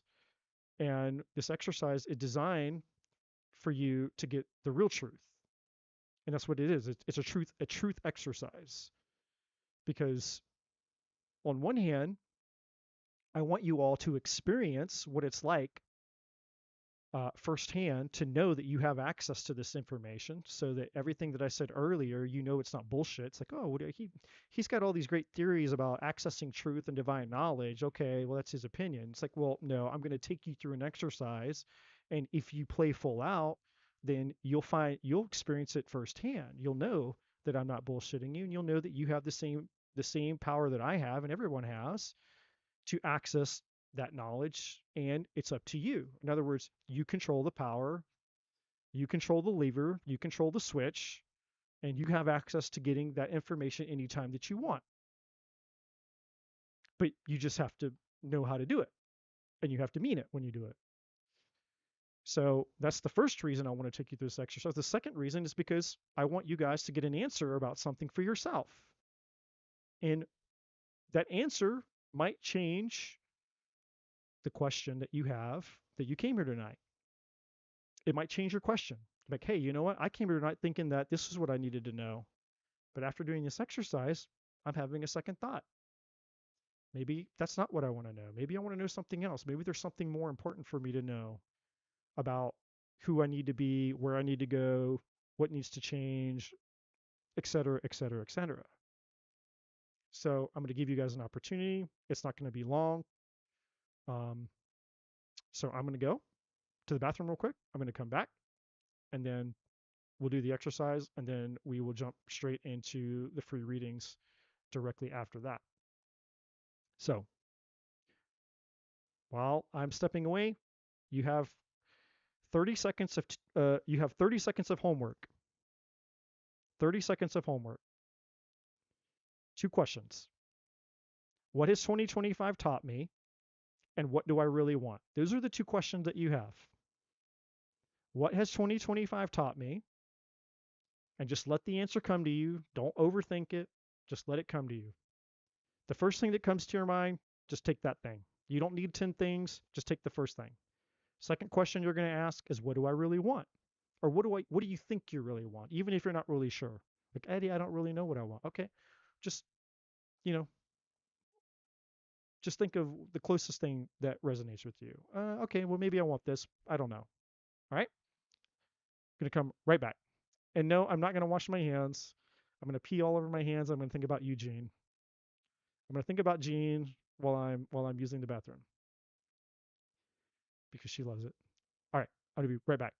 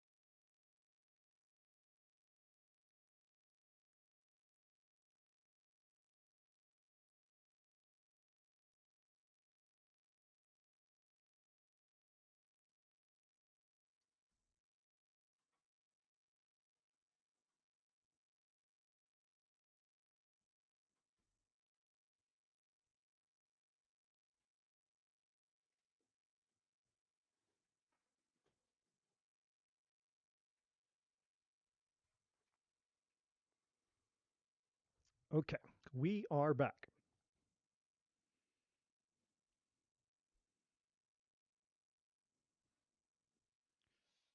And we will now jump into the next we will jump into this exercise. Now, just really quick for those of you uh, who want to, you might want to grab something to write with just in case you get a download or some type of information, something that you will want to write down so you don't forget it when it comes to you. You don't have to. It's not necessary. You don't need to have anything necessarily to do this exercise with, but I will give you a second to grab something for those of you who will want to write something. If I were you, I would, just so if you get a big aha moment or revelation or an epiphany, um, you don't want to risk losing the details of it. Because when those flashes of insight come, sometimes we receive that information in a very specific way, and then we try to hold on to it. It's like, oh yeah, I'll remember it, and then we lose it, and then we'll remember bits and pieces of it, but we won't remember exactly the way that it came to us in the moment. So it's just a good idea sometimes to just have something there to write with.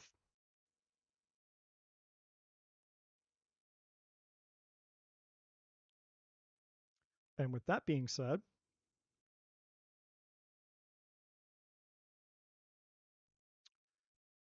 while I was in the restroom, um, I got a little bit of a download. I don't know. There's at least one person here. It could be more than one person, but there's at least one person here.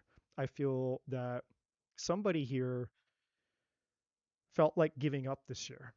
Now, I don't know if that means you felt like giving up, like literally, like you felt like giving up on your life, like you were done, I'm out, I'm going to kill myself. Like, I don't know if it's that extreme or if it's that you felt done, metaphorically speaking, and you just felt like this year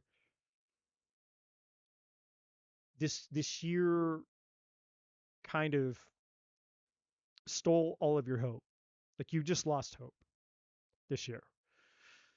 And you've had a really hard time recovering from um,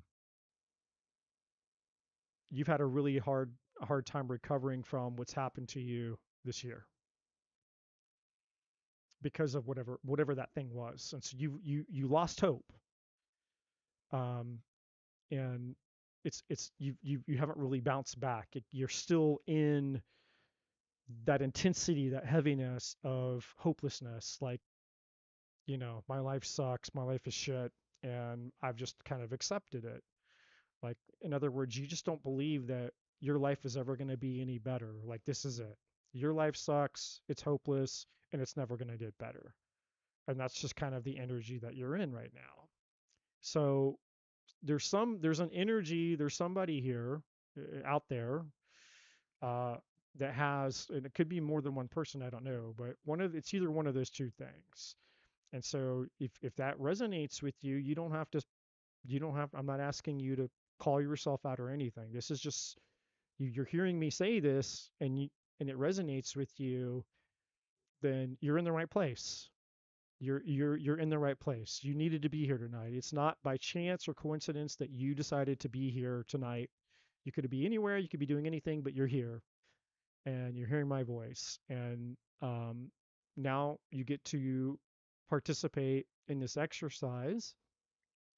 And I hope that you do, and I hope that all of you do, and I hope that you play full out. That's all I'm asking for you is just to try it. That's it. So it's going to be about 10 minutes, 5 or 10 minutes. It's going to feel much shorter than that. So don't worry about the time. It would be about 5 or 10 minutes. I'm going to guide you through the process. It's essentially almost like a guided meditation, and we're going to we're going to connect to our divine truth. Now, what's the difference between the truth and divine truth? Well, there's the subjective truth, which is what you believe currently. That's your current beliefs, your logic, your ego. That's not what we're connecting to. We're not connecting to our subjective beliefs. This is internal truth. This is your intuition, what's inside of you, your divinity. The part of us that we all have access to, but very few of us really ever access because we haven't been taught to. It's our inner truth. And so that's what we're going to be connecting with. And so I want you to think really quick before we get into it. I want you to think about the two questions that I asked you before I went to the bathroom. I asked you, what did you learn in 2025 so far? Like, what was the big thing that you learned this year? What does 2025 teach you? And then the second thing that I asked you was, what do you want? What do you really want? So, how do those two things correspond to each other, if they correspond to each other at all? Like, the thing that 2025 taught you, does that correspond to the thing you desire in any way? Can you see any connection between those two things? Or do they seem completely separate? There is no right or wrong answer. I'm just asking you, right? And so that's the first thing. Just take notice of that, be observant of that. And the next question I have for you is, do you really want to know the truth about getting the thing that you want? Because that was the question. What do you want? So, what do you, and I want you to hold that in your mind right now. I want you to hold in your mind, what is the thing? Like, acknowledge it. Put your focus on it. Put your attention on that thing, the desire. What is the desire? What is the thing that you really want right now? Or what the thing that you think that you want, even if you're not sure? It's like, Eddie, I don't know what I want. Okay, well, just pick something. Pick something that you think that you want. And I want you to focus on that. And the question that I want you to ask yourself, just right now, then we're going to go into the exercise, is, do you want to know the truth? Do you really want to know the truth about this thing that you want? How to get it? How do I get this thing that I want? Do you really want to know the truth? The real truth, not the subjective truth, not opinions, not your opinions, not other people's opinions, not my opinions. Do you want to know what's the real truth, the divine truth, the truth that comes from the creator of everything, the infinite truth, infinite intelligence? Do you want that truth? And if you want that truth, I want you to acknowledge it within yourself. Confirm it within yourself. Say, yes, I want that truth. And then as we go into this exercise, basically what we're going to do is we're just going to mean it more than how you're saying it now. That's really all this exercise is intended to do. Is we're just going to take that answer of saying, yes, I want to know the truth, and we're going to amplify it to the point to where we actually mean it beyond just what our ego is saying. Because right now, it's just we're saying it from logic and reason. We're not necessarily saying it with every fiber of our soul, and that's what matters. The answer can't come from our mind. The answer has to come from within us, from our soul. And that's when the soul answers. When you have to speak to the soul to get an answer from the soul. So you have to ask, you have to inquire from within your soul to your soul for the answer. That's the level of depth, the level of seriousness that's required for you to access this type of information. But you really, really have to want it. You really have to want it. You have to want it like you're desperate for it almost. Like I I want this answer. I don't care what the answer is. I don't care what it costs me. I don't care what it takes. Give me the answer. And of course, obviously, it's not going to cost you anything because it's between you and yourself. It's between you and your spirit and your soul. But the cost, if there is a cost, the cost might just be having to hold space for the answer that you receive, and that's part of it. You have to consider that. You have to consider the fact that, are you willing to accept an answer, even if the answer is the brutal truth? Are you willing to accept the answers? Like, man, even if this answer comes back and it forces me to confront something within myself, you know, what if the answer comes back and it's like, yeah, you have to change. You have to do something. You're accountable. You're responsible. And I don't know what that answer is going to be. It may not be that answer for you, but if it is, are you willing to accept it? Are you willing to take responsibility and accountability for whatever it is that you're given? Because the divine is not going to give it to you if you're not willing to receive it as something valuable.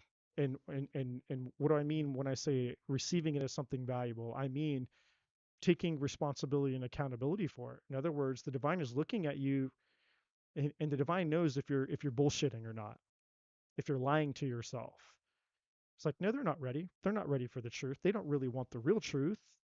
They're just pretending.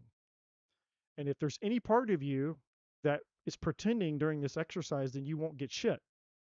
And that's not me being harsh. That's just me being real. Because I'm not going to bullshit you. I'm not here to do that. I'm not here to waste your time. I'm not here to waste my time. But if you mean it, then you will get something. But you have to mean it, and you have to be willing to accept it no matter what. And so, with that being said, we're going to go ahead and jump into it. And so I'm just got some light music in the background. It's not really music, but just some meditation music here. And like I said, this will be about 5 or 10 minutes. And I've got my timer here, so I know that I'm not going over.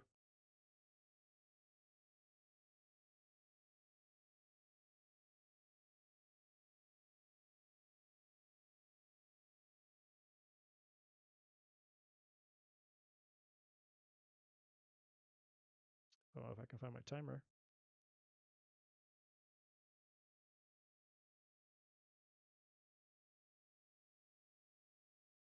There we go.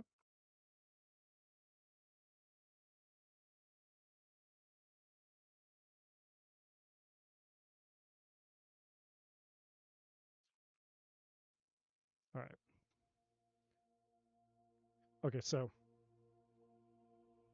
we should be, it should be good, kicking in now. So I want you guys to close your eyes, and I want you to relax. And to the best of your ability, I want you guys to clear your mind. I know that's hard to do because our mind wants to do what it wants to do.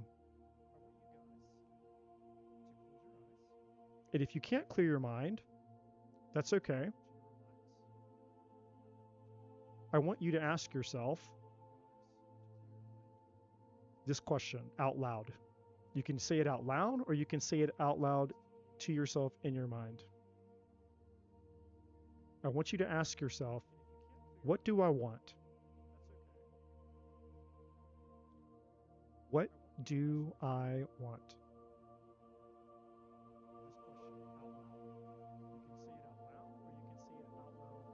And I want the answer to just come to you.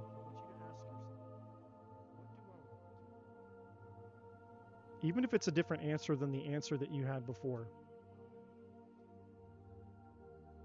the one that you wrote down.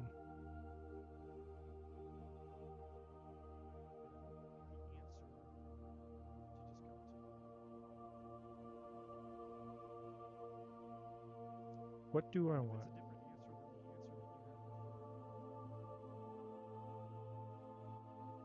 Just let the answer come to you.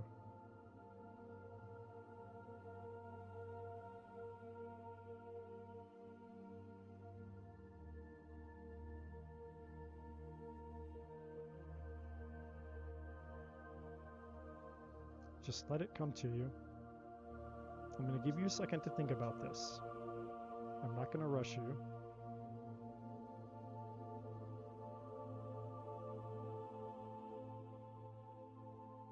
What do I want?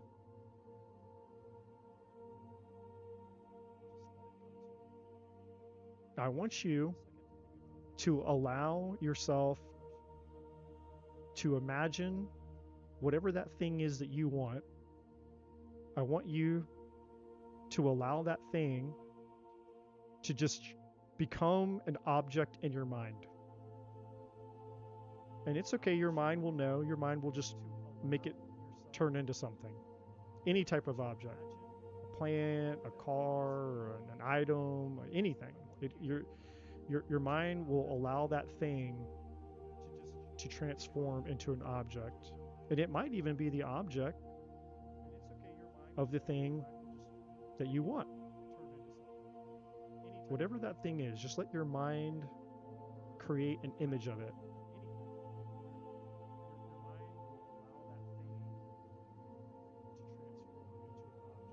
And I want you, once your mind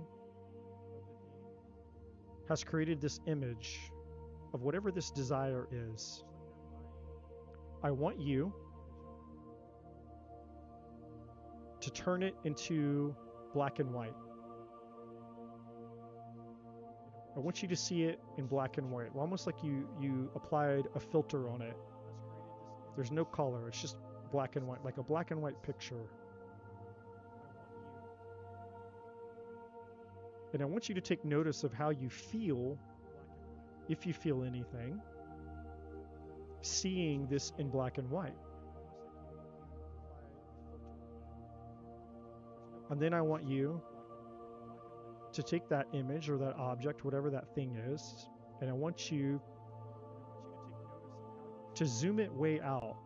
In other words, push it away from you. Push it away from you. Like 10 or 20 feet away from you. Zoom it out. Push it far away from you.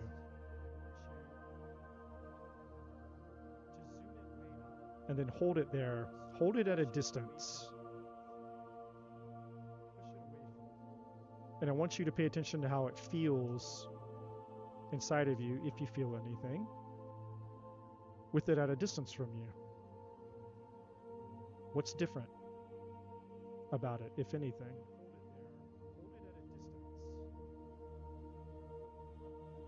Now, I want you to slowly pull it towards you. Just gradually, not fast, just at a nice, steady, slow tempo. See it just coming closer and closer and closer and closer. Just let it slowly come towards you. It gets bigger and bigger and bigger. It's just coming into view. It's still in black and white, but you can see the details of it now. And the closer that it gets, the more details you can see. You can see things about it that you couldn't see when it was far away from you. You can see the details, and they're, as it gets closer and closer and closer. And I want you to bring it all the way up to about a foot from your face. Almost like if you're at the grocery store and you picked up something and you were reading the label on an item at the grocery store, you were reading the nutrition label, or you were reading a book, or you're reading a magazine, or you're looking at something on your phone. I want you to bring it that close enough to where you could read something. And when you've got it that close, I want you to see all of the details, but it's still in black and white. And I want you to notice how you feel now that it's really close. You can see the details, but it's in black and white. How does that feel compared to when it was far away from you? If you feel anything at all.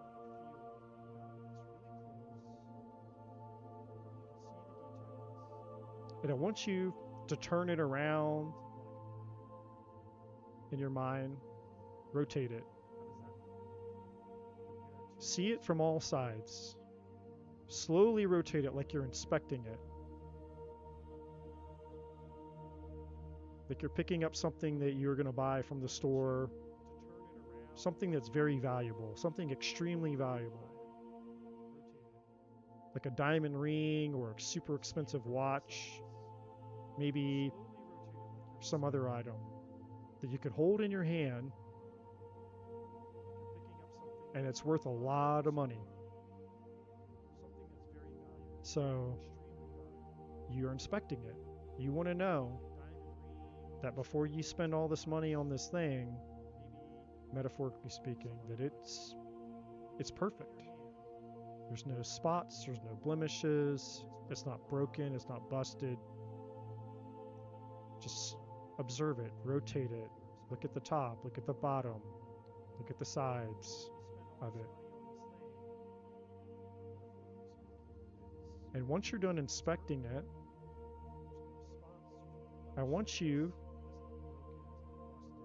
to release it and let it just float back to its original position, its starting position, where it was when your mind first pictured it.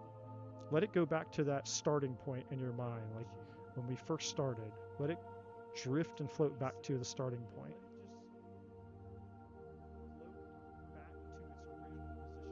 Now tell your mind, or tell the object, to give it color, so it's not in black and white anymore. Tell it to give it color, and just allow the colors to appear on this thing by itself. And I want you to take notice of the colors. How does it look now that it's in color, not in black and white? And how do you feel about it? What's different now, if you feel anything?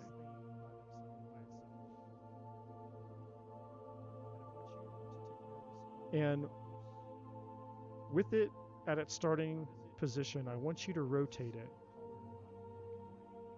Just observe it some more.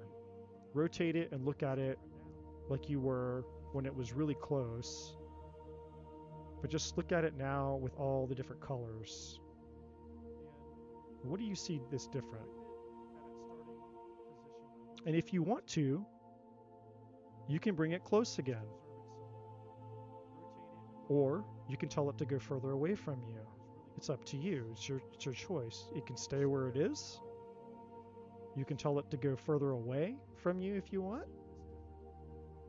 Or you can bring it closer to you, like you're holding it in front of your face. Whatever you want. You get to choose. But choose something. Choose far away, midway where it's at right now, or bring it in really close and observe it. Notice the colors, notice the details, and notice how you feel about it, if you feel anything. And as you're observing it, I want you to ask yourself in your mind and in your heart, I want you to ask the question that we began with. I want you to ask yourself, why do I want this? Ask yourself, why do I want this?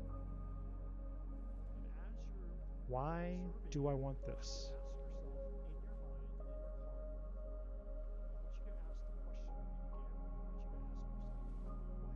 And now, I want you to ask yourself this question. Do you really want to know the truth? And I want you to ask it as if somebody else were talking to you.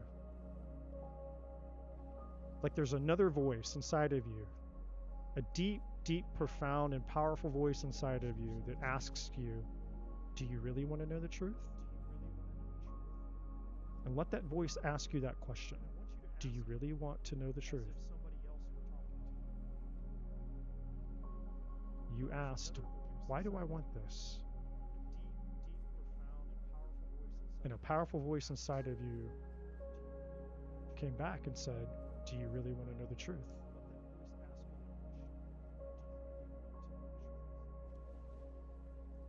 And I want you to answer that question and mean it. I want you to answer that question and mean it. You can say, yes, I really want to know the truth. And when you say it, I want you to mean it with every fiber of your being. Yes, I really want to know the truth. And if you say yes, I want you to say, I accept the truth at all costs. You can say it out loud, or you can just say it inside of your mind.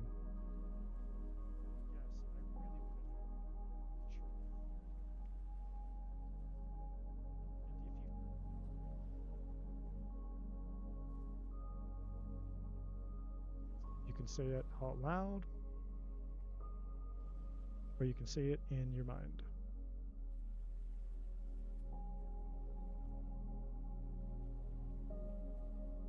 I really want to know the truth, and I accept it.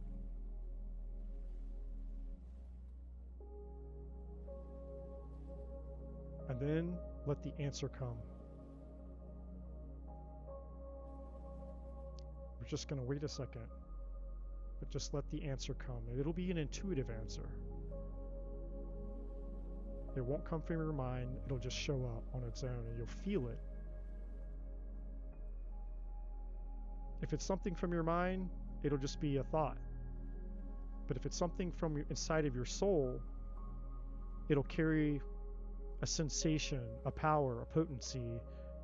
You'll feel it inside of your body. That's the difference between your intuition and just a fleeting thought that goes through your mind. When it's your spirit speaking, it possesses your body. You feel the answer just as much as you know it. You hear it, you experience it, so on and so forth. But let that answer come to you. And for those of you who might not have said yes, and you're unsure, sit with that and ask yourself why. For those of you who are afraid to say yes to the truth, the absolute truth, the divine truth, for those of you who are a little unsure or a little afraid to take that jump, that leap of faith, I want you to ask yourself why. Not to be hard on yourself, not to judge yourself, not to be critical, but just why? Why do I not want to know the truth? Why am I apprehensive? Why am I fearful? And let that answer come to you.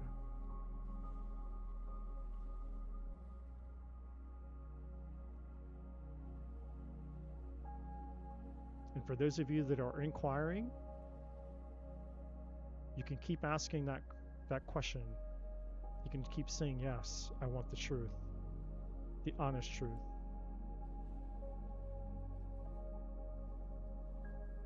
I want the truth, the real truth, the divine truth. I accept it.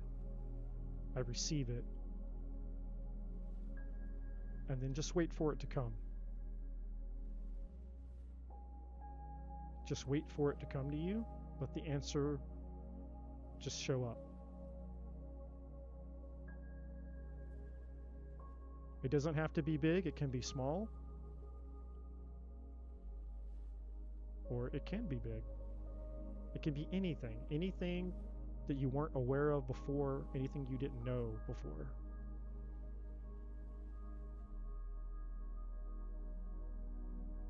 And if you receive something, anything, whether it's a word, whether it's an insight, whether it's a feeling, some of you might receive a feeling in your body, a sensation, an emotion. It may not be a thought. It just may be something that you feel.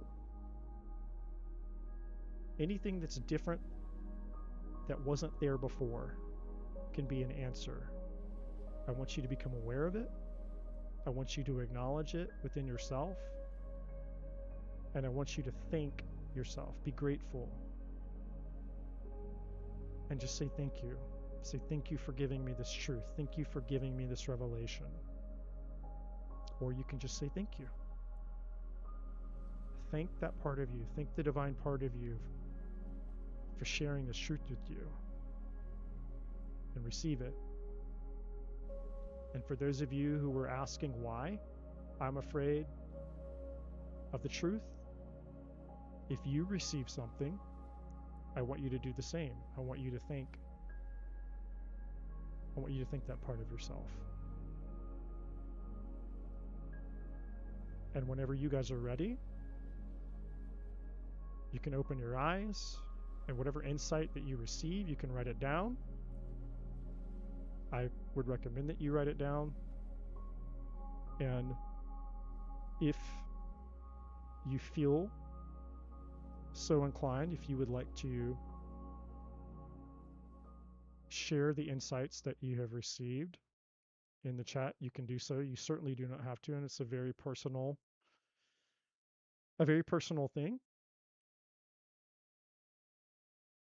But if you receive something, even if you don't want to share it, the details, if you just put in the chat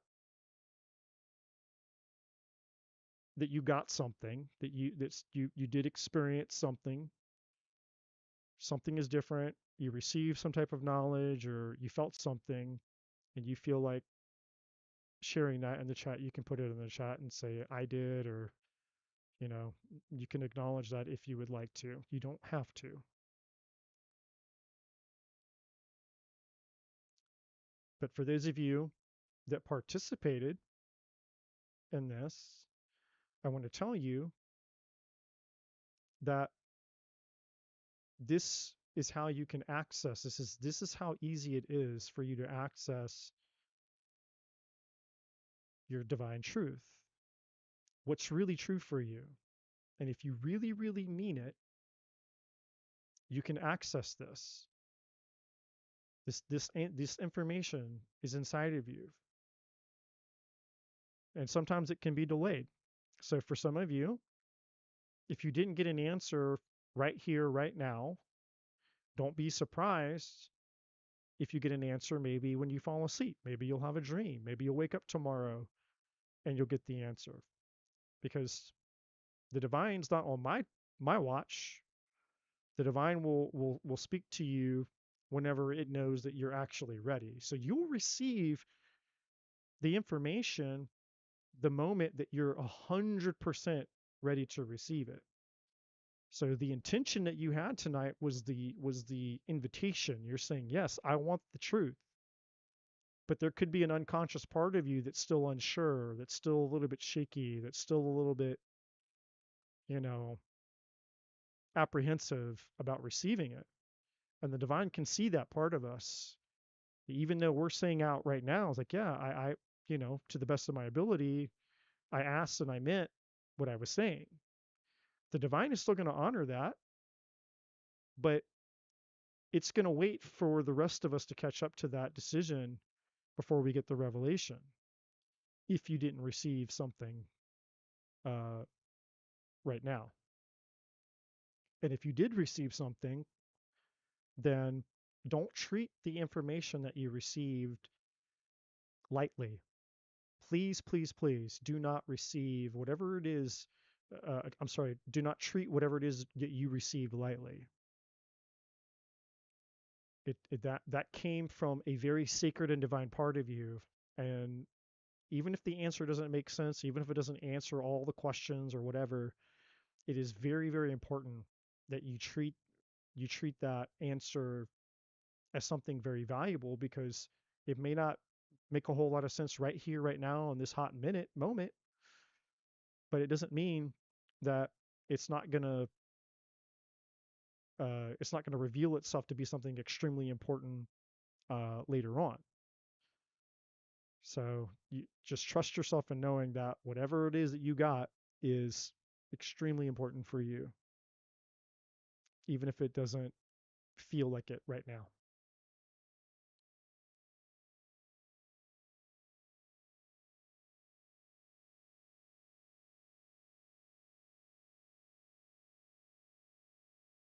And with that being said, I congratulate all of you who participated, your courage for giving, for caring enough about yourself to invest in doing something that might be a little bit different than what you're used to doing. And with that being said,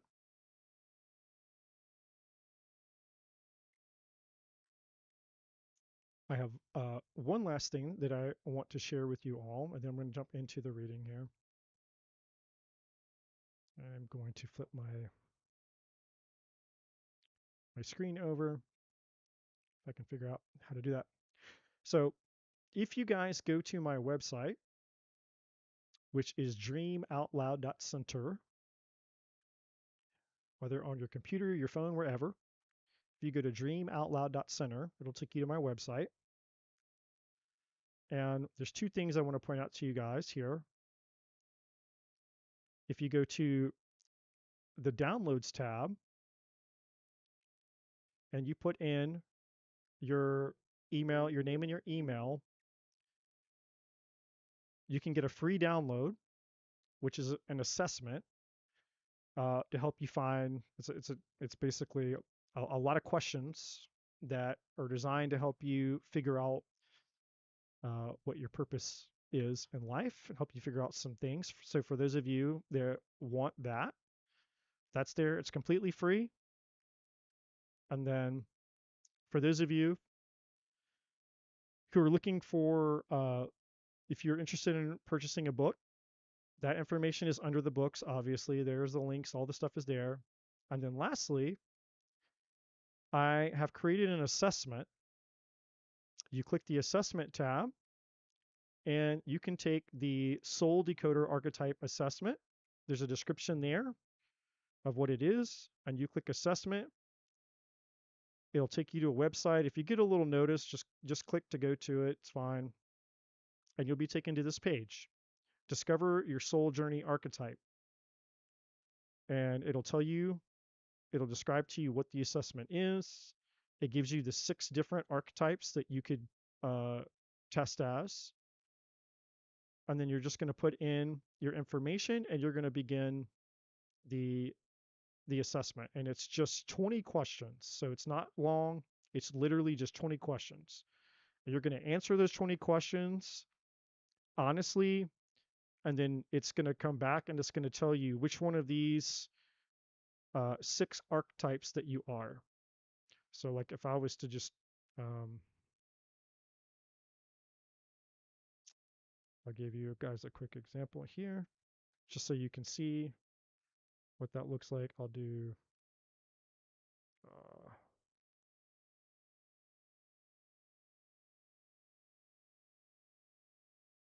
I'll give you an example of the report that you get, because it's going to spit out a report for you.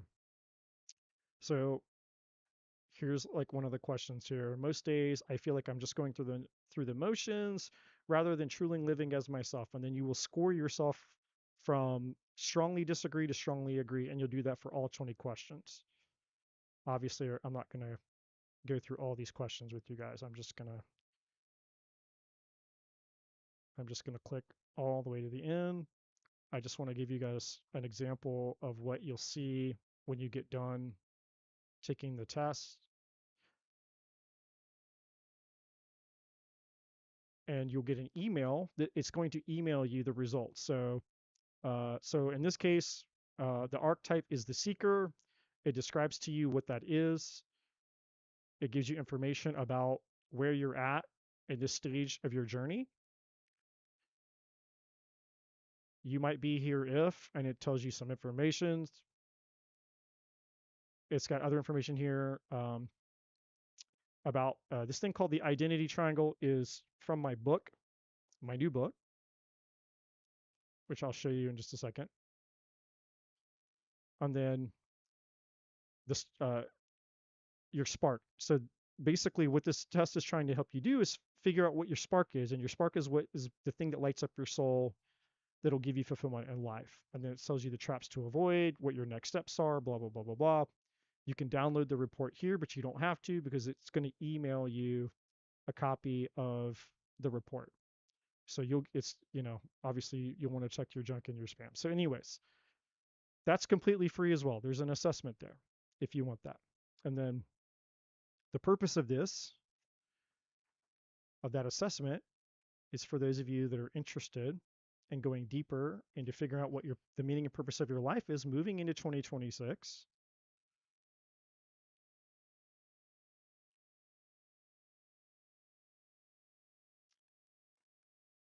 All of that assessment has to do with this right here, this image, the identity triangle. You have alignment, purpose, and growth. And I'm not going to explain all of this. I'm not going to get into it. I'm going to start. We're going to move into doing the readings. But I'm just showing you guys this. You can take that assessment, and depending on where you place in the assessment, it gives you information about how to use this image from my book to help you figure out what uh, the meaning and purpose of your life is. Um, Originally, I had intended to come out here and explain all this to you guys, but when I got um, when I actually got out here, or before I came online, I felt called to do something totally different. So there's all of that. That information is there for you. If you guys are interested in that, the website is there, the assessment's there, the free stuff is there. You can go, you can get the free thing, which is on the downloads tab.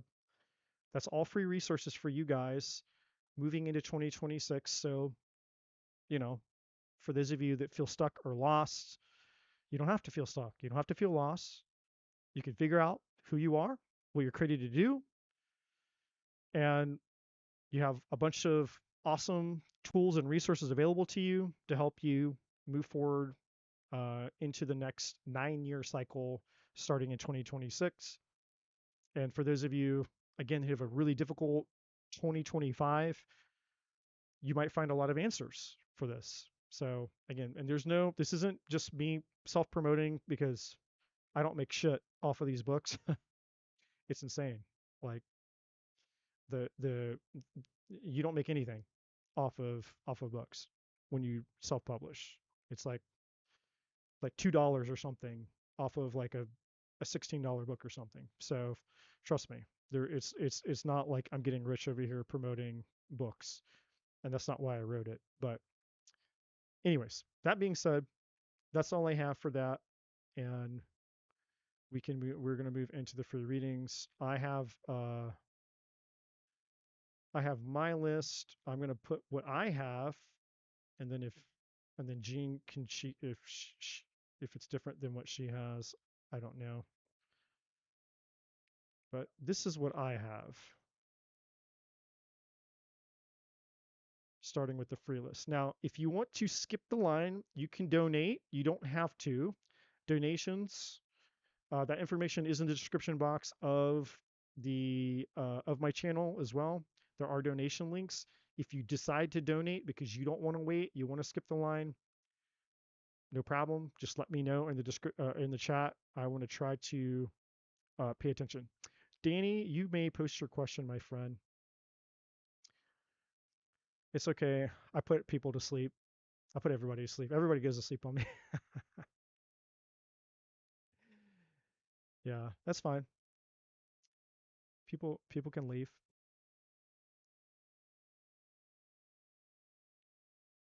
People can leave if they want to.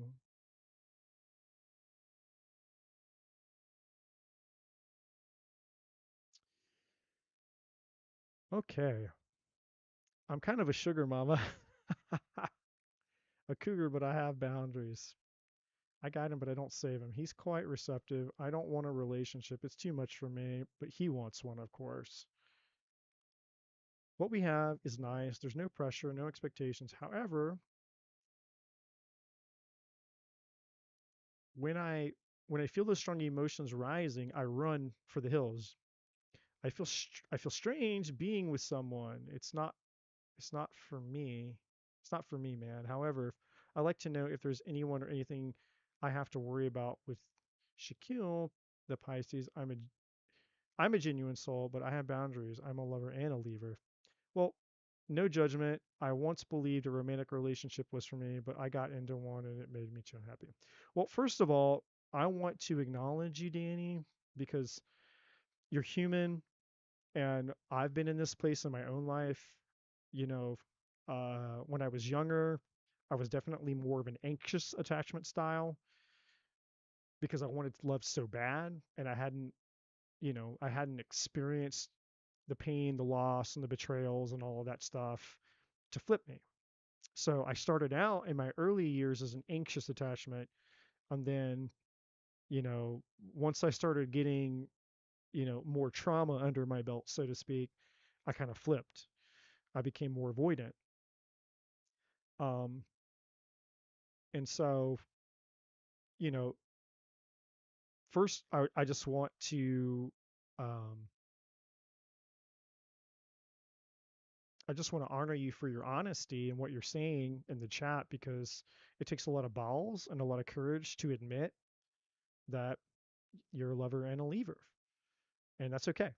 Like just be where you are right now, because nothing can change until there's awareness. And so awareness is the first step to change. Saying, you know, not being in denial is powerful. So the fact that you can say, hey, you know, I understand that my nervous system, and this is very important for all of you, by the way, is learning to separate who you are as a person, and your capacity to love, to give, and to show up is different than your nervous system, right?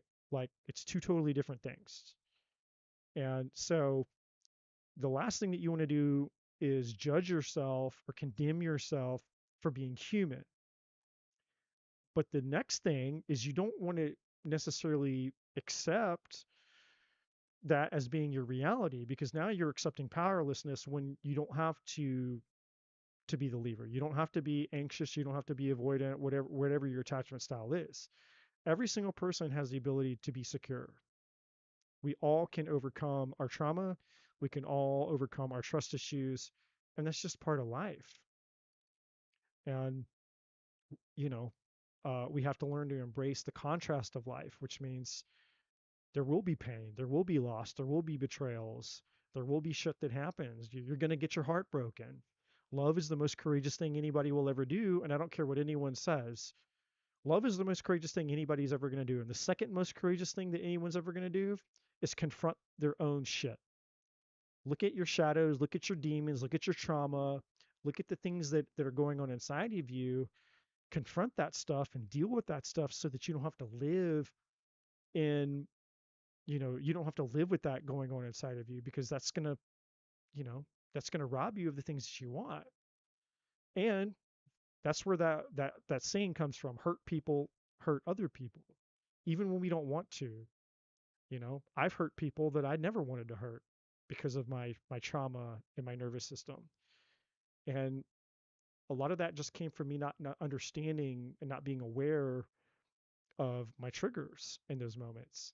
And so, it's paradoxical in that sense, because we want love, but then we also want to run from it when it gets too real, because we're trying to avoid hurt. Because what we're focused on is certainty. We want to feel certain that we're going to be safe, that we're not going to be hurt, we're not going to experience pain, that things are going to be predictable. But that's unrealistic, because nothing in life is certain. Even if you have a partner that you coast through, you keep it kind of at a distance. You keep it where it's comfortable, right? You're in your comfort zone. At some point, if you care about somebody enough, you're going to create, and you're going to get emotionally invested at some point, whatever that investment is, right? Like it may not be like super hardcore, but it's still going to be enough of an emotional investment to where if that person weren't there anymore, you would feel their absence and a part of you would be hurt.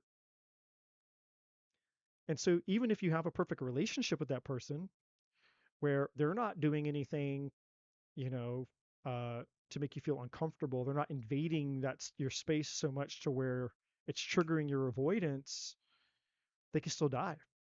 You could still die. None of us have any idea what's going to happen to us at any given moment. So certainty is an illusion. The only thing that is certain in life is change, and we can always be certain of that. Um, so I'm probably preaching to the choir here, but I just wanted to see that just as a reminder that it's okay that you are where you are, and I commend you for being real and honest about that. But let's take a look at your question. And even what you're saying there. You like being by yourself. It's safer for you. You love yourself and your son. And you're saying I can't love another. I disagree with you on that. It's not that you can't, it's just a decision of whether you want to or not. And you do love people. It's okay if you're scared to love people in a way to where you're emotionally invested to where you can get hurt, but I don't know that I agree with the language that you can't love somebody because that's not true. That's definitely not true. And obviously, I believe, if I remember correctly, you're a Cancer. So it's like if you're a Cancer, it's pretty much impossible that you can't love somebody. I mean, you're sensitive. What are they? Oh, let's see this.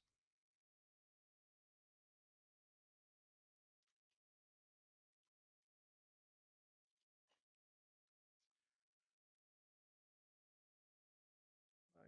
Why?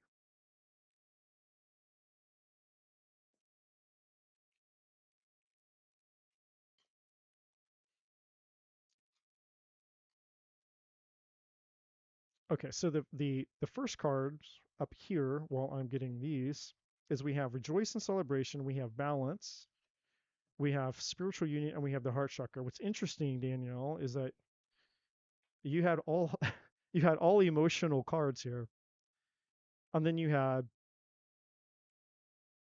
uh, balance, which I think is temperance.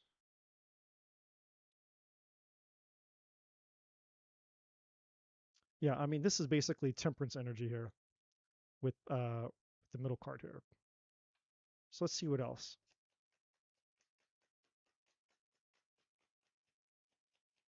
Let's see what else. You specifically with Shaquille, and then I'm gonna.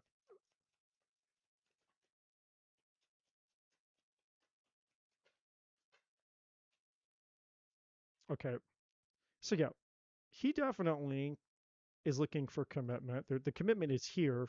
There's an energy of commitment. You know, however you want to, however you want to conceptualize that. Obviously, there's chemistry here. You got flirt here, and then ironically we have friendship here. Now there's a few energies. There's a few energies here, and then we have daydream at the bottom. So let's talk about this really quick, and then let me make sure that I got the other part of your question specifically. Yeah, I was anxious. I feel like I flipped, but we communicate well. I always let him know when my feelings are becoming a lot, and he understands. We hang out, we go eat. It's very nice. So that ties into the friendship energy there. No judgment. I once believed a romantic relationship was for me, but I got into one. Maybe yeah. So we talked about that. Hmm,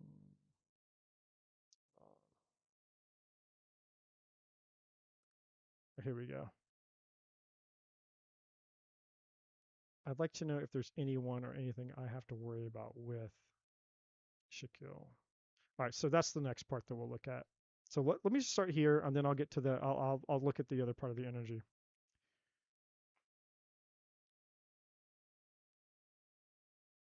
Okay. So what the divine wants you to know, and that's all I can speak to. Okay, for all of you. So at this point, moving forward, it has nothing to do with my opinion. I'm just here to be a messenger of the divine, and that's it. So all I can tell you is the messages that come through me for this, and they either resonate or they won't. So we have this Three of Cups energy here, rejoice and celebration. This is obviously tied to the friendship energy, the flirt energy, and um, it's interesting. There is this hopeful energy here as well. If my camera will zoom in at all, I don't know why it's being. There we go. And so you can see the image of these two people. I'm on camera. So you have these two people here, and like this cosmic kissing thing going on here. We have these two people here. We have the same thing. here with this card, with the flirt card, two people that are close, and then we have it here with the spiritual union card. So I want you to think about this as well, Danielle. And this is not just for her, but this is for the rest of you that are waiting for a reading.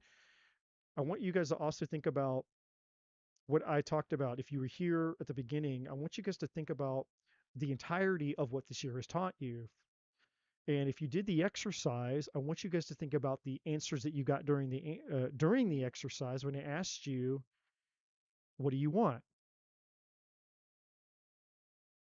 And even before that, when I went to the bathroom, I left you guys with two questions, all of you. I said, "What did 2025 teach you?" And I said, "What do you want?" And then we did an exercise where I led you through asking the deepest part of you what the truth is about the thing that you want. And you either got an answer or you didn't. And that doesn't mean that you won't if you didn't, as long as you actually wanted the answer. Now, why am I bringing that up now in Danielle's reading? Well, for you specifically, Danielle, and for the rest of you,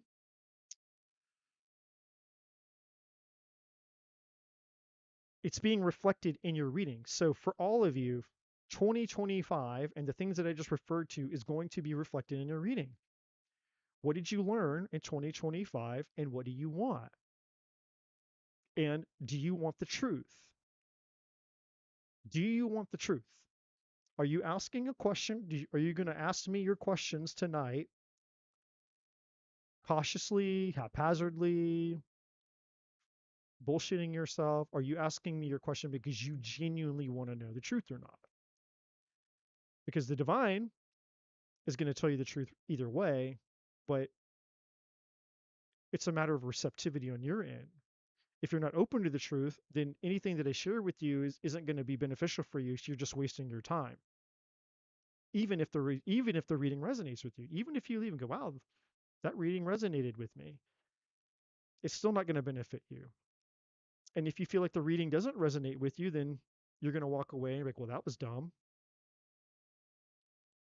And the divine's like, "You didn't want to know the truth." So what I'm trying to say is that there's more at stake in all of your readings tonight than just the answer, because what you've been experiencing in the last 9 years, forget that it's just 2025, the last 9 years of your life have reached a culmination point. It's all the full encompassment of the last 9 years have reached a tipping point.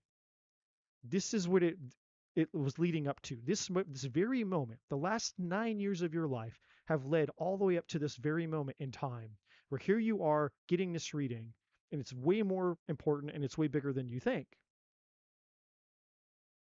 Because this isn't just about the situation that you're experiencing now. This is a reflection of something that's going to affect you in your future. Because, for example, for you, Danny, right now, you might be like, "Okay, yeah, I'm scared of love.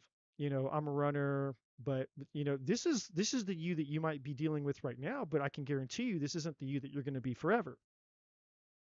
There might come a day when you decide you're not going to be a runner anymore. There's going to come a day when whatever the fear is that you have about commitment and love, that's not going to be there anymore. Because the divine isn't thinking about just you right now.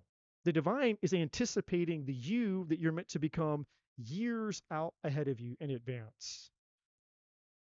Which is why, if we go all the way back to the very beginning of the reading, I had a card on the table that said, "Look at the bigger picture." And most of us can't think about that far ahead. We can't think about a version of us that we're meant to become that's greater than the version that we currently are. We're so used to being the version of us that we've been that we can't imagine being a different version of us. We can't imagine, "Oh, well, what if there's an Eddie 2.0, 3.0, 4.0, 5.0, 10.0, or a Danny 10.0 that's no longer afraid of love. She embraces love, she embodies love, and she's met the man of her life."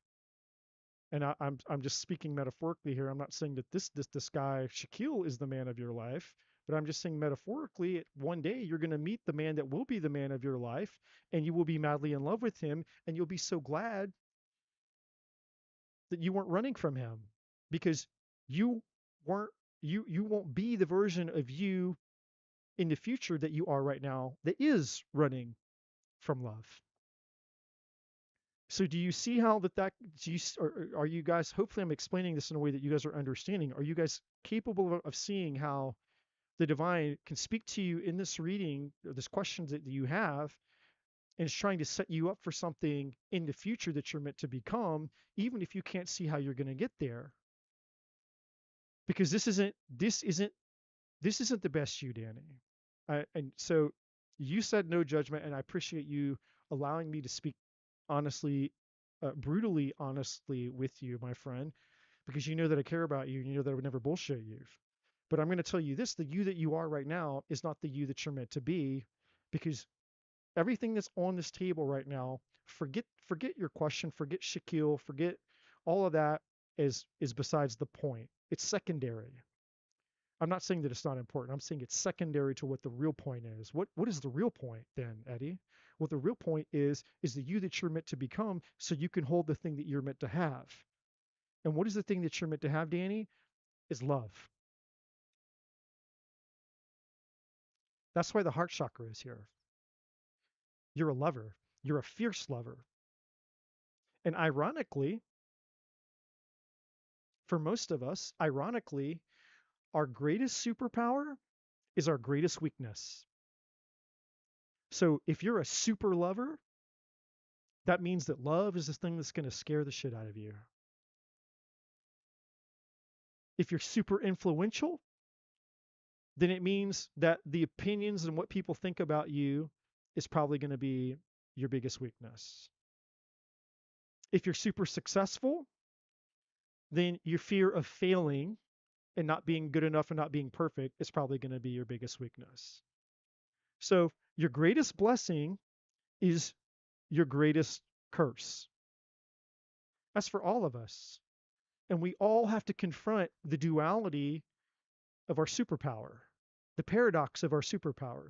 You have to confront the paradox of your superpower. I do. Everybody out there in YouTube, free tarot, free tarot chat land, all of us, we have to confront the paradox of our superpower.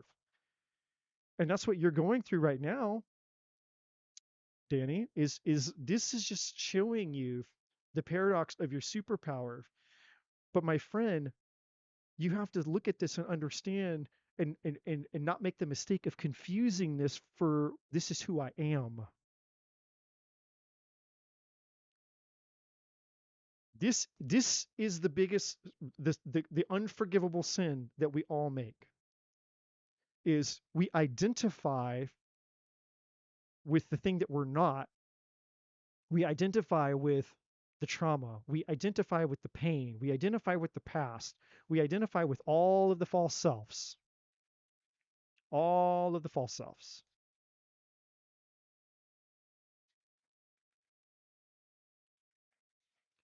When the greatest question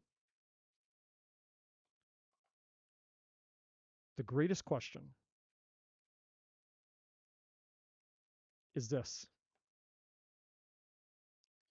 Chapter 2 in my book. Who am I? Who am I?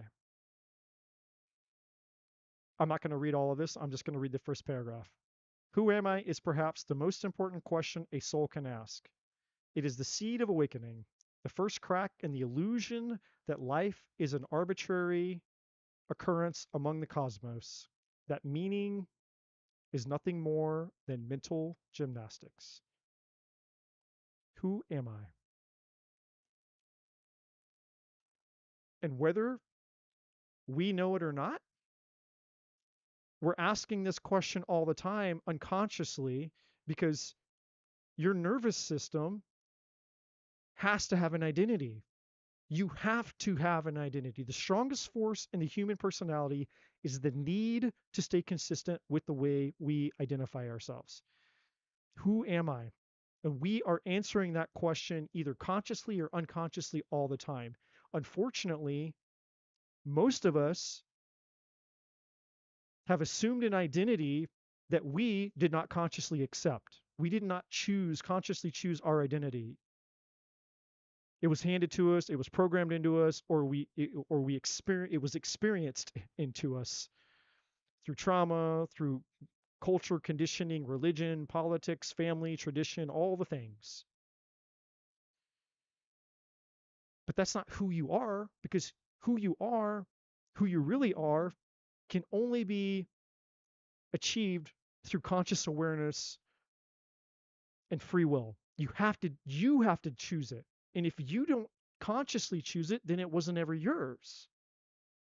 And that's what spirituality is. It's not crystals, it's not tarot, it's not religion, it's not oming out and zenning out, and it's surely the fuck not spiritually bypassing. It's not astrology charts, it's not human design, it's not numerology, it's none of that shit. It's not tarot cards.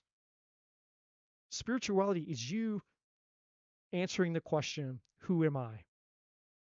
When you strip away all of the shit, you strip away your background, your childhood, your parenting, your family, the traditions, your politics, your religions, your beliefs.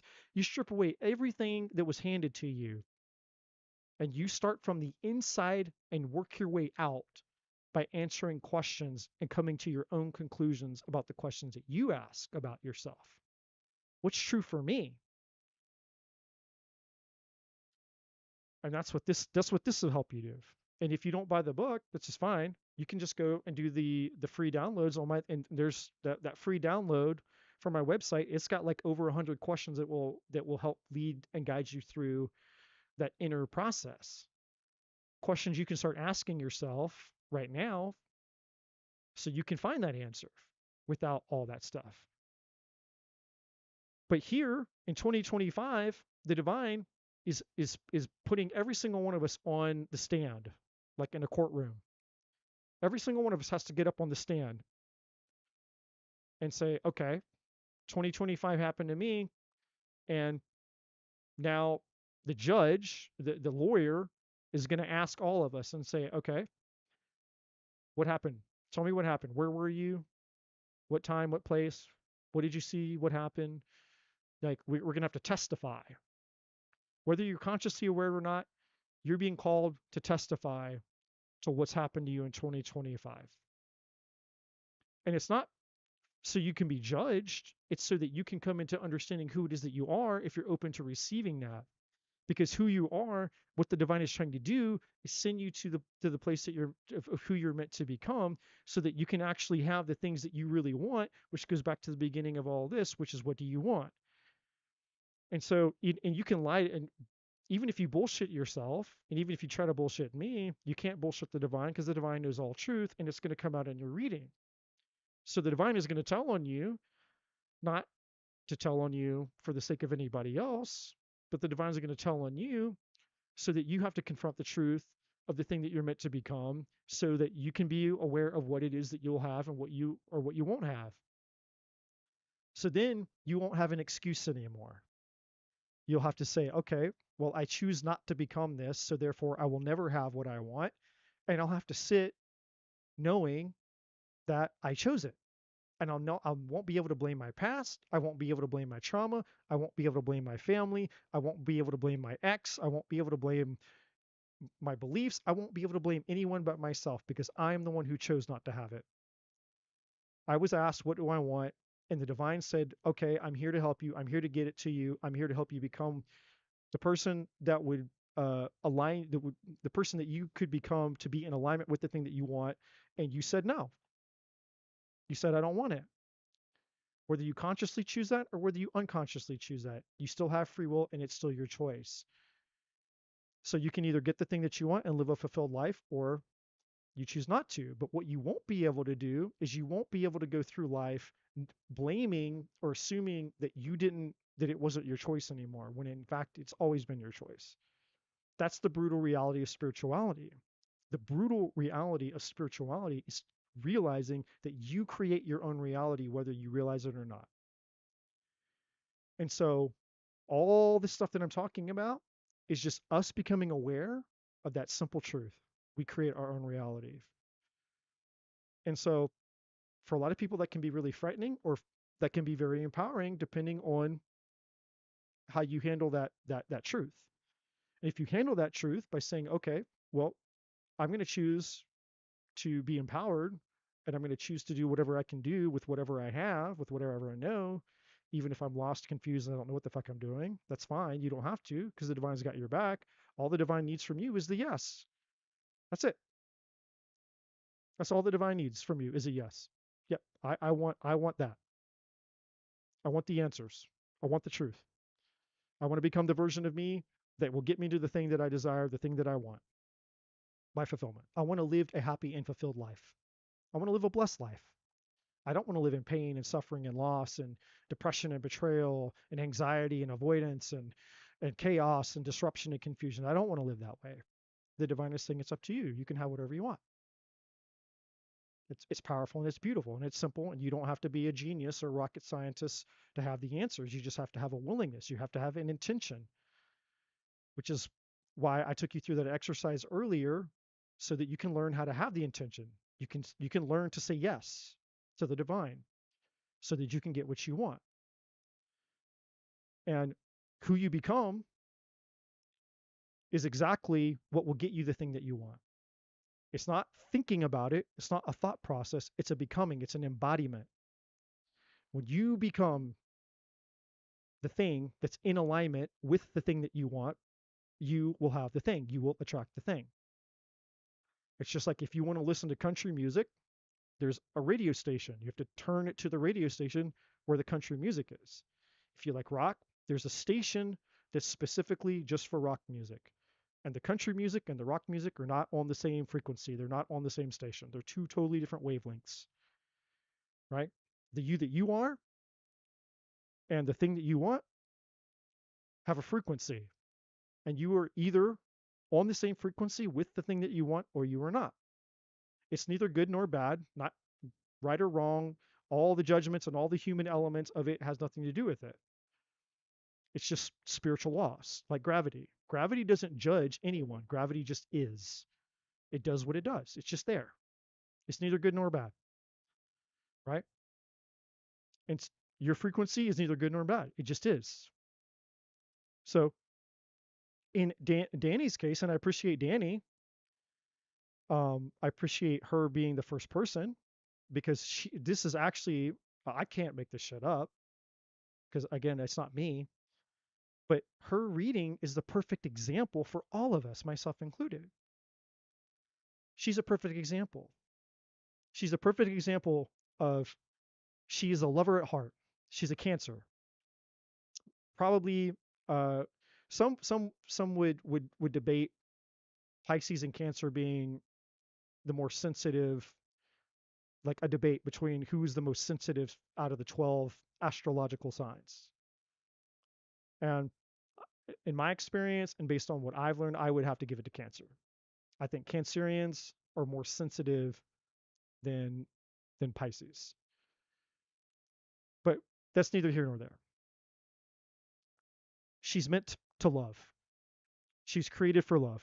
And I see it right here, the heart chakra. It's at the bottom of the deck. This is the cornerstone of her reading, is love. Every single card that she has out here has to do with love. And there's no negative cards either. There's no negative energy on this table. Commitment, flirt, friendship, daydream, hope, heart chakra, spiritual union, balance, and rejoice and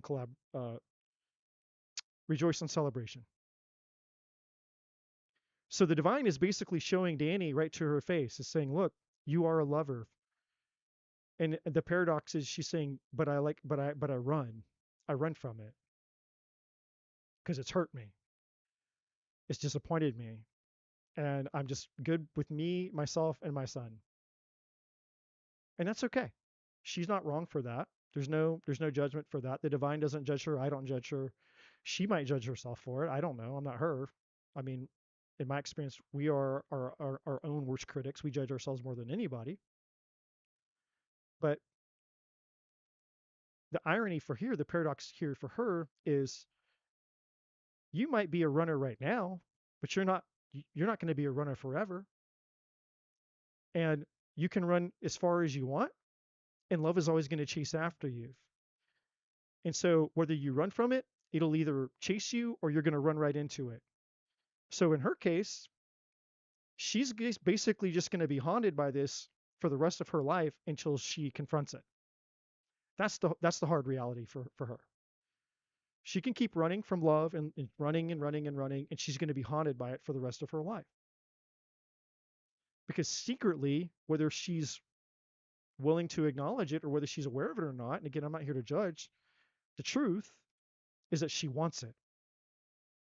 The truth is deep, deep, deep, deep, deep down inside of her, underneath all the fear, the hurt, the betrayals, the failures, the disappointments, all the things, all the shit that she's gone through. This is what she wants. She wants love. And I know that's true because she even came to ask about this other guy. She wants to know what's up with him. If she didn't care, she wouldn't give a shit whether what he thinks, how he feels, who he might have behind the scenes or who he could be interested in or what his intentions. She wouldn't give a shit. She does give a shit and she can't not give a shit because it's a fundamental part of who she is and her being. This is how we bullshit ourselves. We try to pretend and act like the thing that we are is the thing that we're not. When no, you're that thing. This is who you are. And so 2025 is here to teach you this lesson. And if you can embrace it as you go into 2026, then you can have your blessing. So that's the message for all of us. So the message for her is that, but then specifically to answer your question, Danny, let's start here. Rejoice in celebration. This is just basically telling you that this guy can be as good and exciting and as fun and as loving as you allow him to be. That's what this is saying. Balance is here, saying that there's an opportunity for this person to bring a sense of balance into your life and for you to learn about a sense of balance within yourself. In other words, confronting everything that I just said. If all else fails, and this is like the major arcana in this deck, by the way. So these each one of these green cards is essentially the same as cups in tarot, and the black cards are the same thing as the major arcana. So this is essentially temperance energy, the balance. And there's some justice in there as well, basically. So it's a mixture of temperance and justice energy. Technically, if we're going to be like super critical, technically it'd be justice because it's the number 11. But the energy of the card, regardless of justice, is temperance. But it doesn't matter because either one, it's the same. Whether it's justice or whether it's temperance, it's the same thing because it's trying to balance because it has to do with the scales. If we're looking at the temperance card, there's the picture of the angel who's got the two cups and it's pouring the energy of one cup into the other cup. That's the artwork of the temperance card. That's balance. It's harmonizing. It's blending those two energies together to create one frequency. If you're looking at justice, it's the scales, balancing of the scales to harmonize so that things are equal. The frequencies are balanced and equal. And so what does that mean is you finding balance and harmony within yourself regarding the thing that you're meant to become, which is the lover that you are. And this, if you allow this man in this situation, this relationship to teach you that, and you lean into it, then it will transform you into the lover that you're meant to become. Spiritual union. This relationship is no small, the potential, I should say, for this is no small situation. You see these two people, there's the cup, and they're putting their third eyes together, basically foreheads together, which is very powerful and very symbolic. They're seeing into each other's. When you look into someone's eyes and you hold that gaze, especially in intimacy, and for those of you that aren't familiar with tantric, like tantra or tantra, whatever they call it, That is one of the most intimate and powerful things that you can do romantically and sexually with a partner is to hold your eyes and be completely present. And you're not just looking at their eyes. There's a difference of looking at someone's eyeballs or looking into their eyes. Eyes are the window of the soul. Looking into someone's eyes, very different. I'm not talking about looking at an eyeball. I'm talking looking into someone's soul. This person you have a soul contract with this person. You're meant to meet this person, Danny, and you're meant to grow, you're meant to evolve, you're meant to level up. That's the short version. That's me summarizing a lot. I mean, I could go on and on and on and on with your reading about that. This is the cornerstone of your reading, the heart chakra. The divine is asking you to do the difficult thing, which is open your heart when you want to run. You're scared shitless. You don't want to be hurt. And I'm not saying be foolish, okay? Please hear me clearly. I'm not saying being reckless. I'm not saying being foolish. I'm not saying be stupid.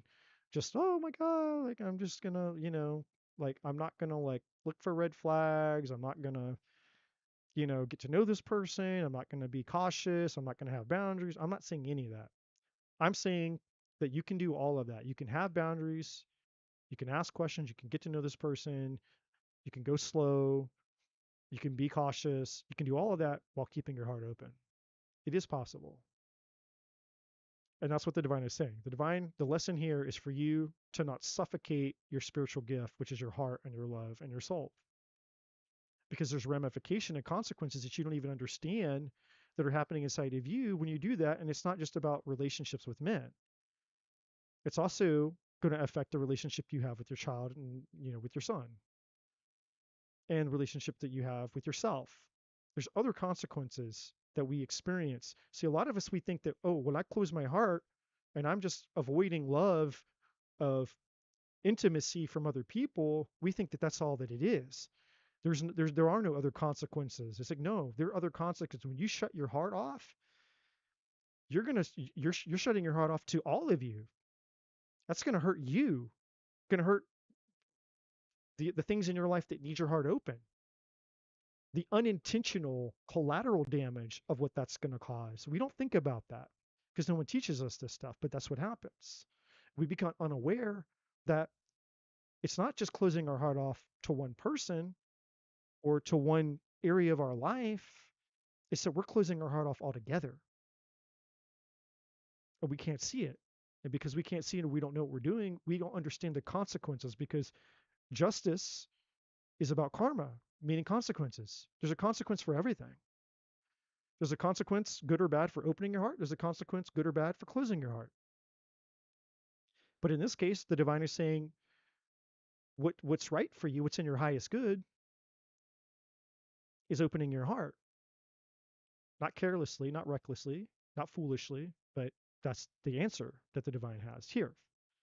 Now, between you guys specifically, there's a commitment here. So what I'm seeing is friendship, and I have commitment and flirt in the middle. This is telling me that he's probably the one who sees you, who's looking at you through the lens of commitment. That's what's in his heart. And friendship is what you see in yours. So this is you keeping him at arm's distance, but this is basically how he views you. Like he's like, man, he's basically he's more invested than you are. And in the middle, you have flirt. And then here, underneath daydream, this is just kind of like the way that you guys think about each other secretly, basically. It's like when he's not around, you're thinking about him. When you're not around, he's thinking about you. That kind of stuff. And it's in the flirty thing, the flirty type of energy. But then over here at the bottom of the deck, we have hope. There's a part of you, whether you realize it or not, that you have this hope within you. Whether you realize it or not, Danny, there is hope within you.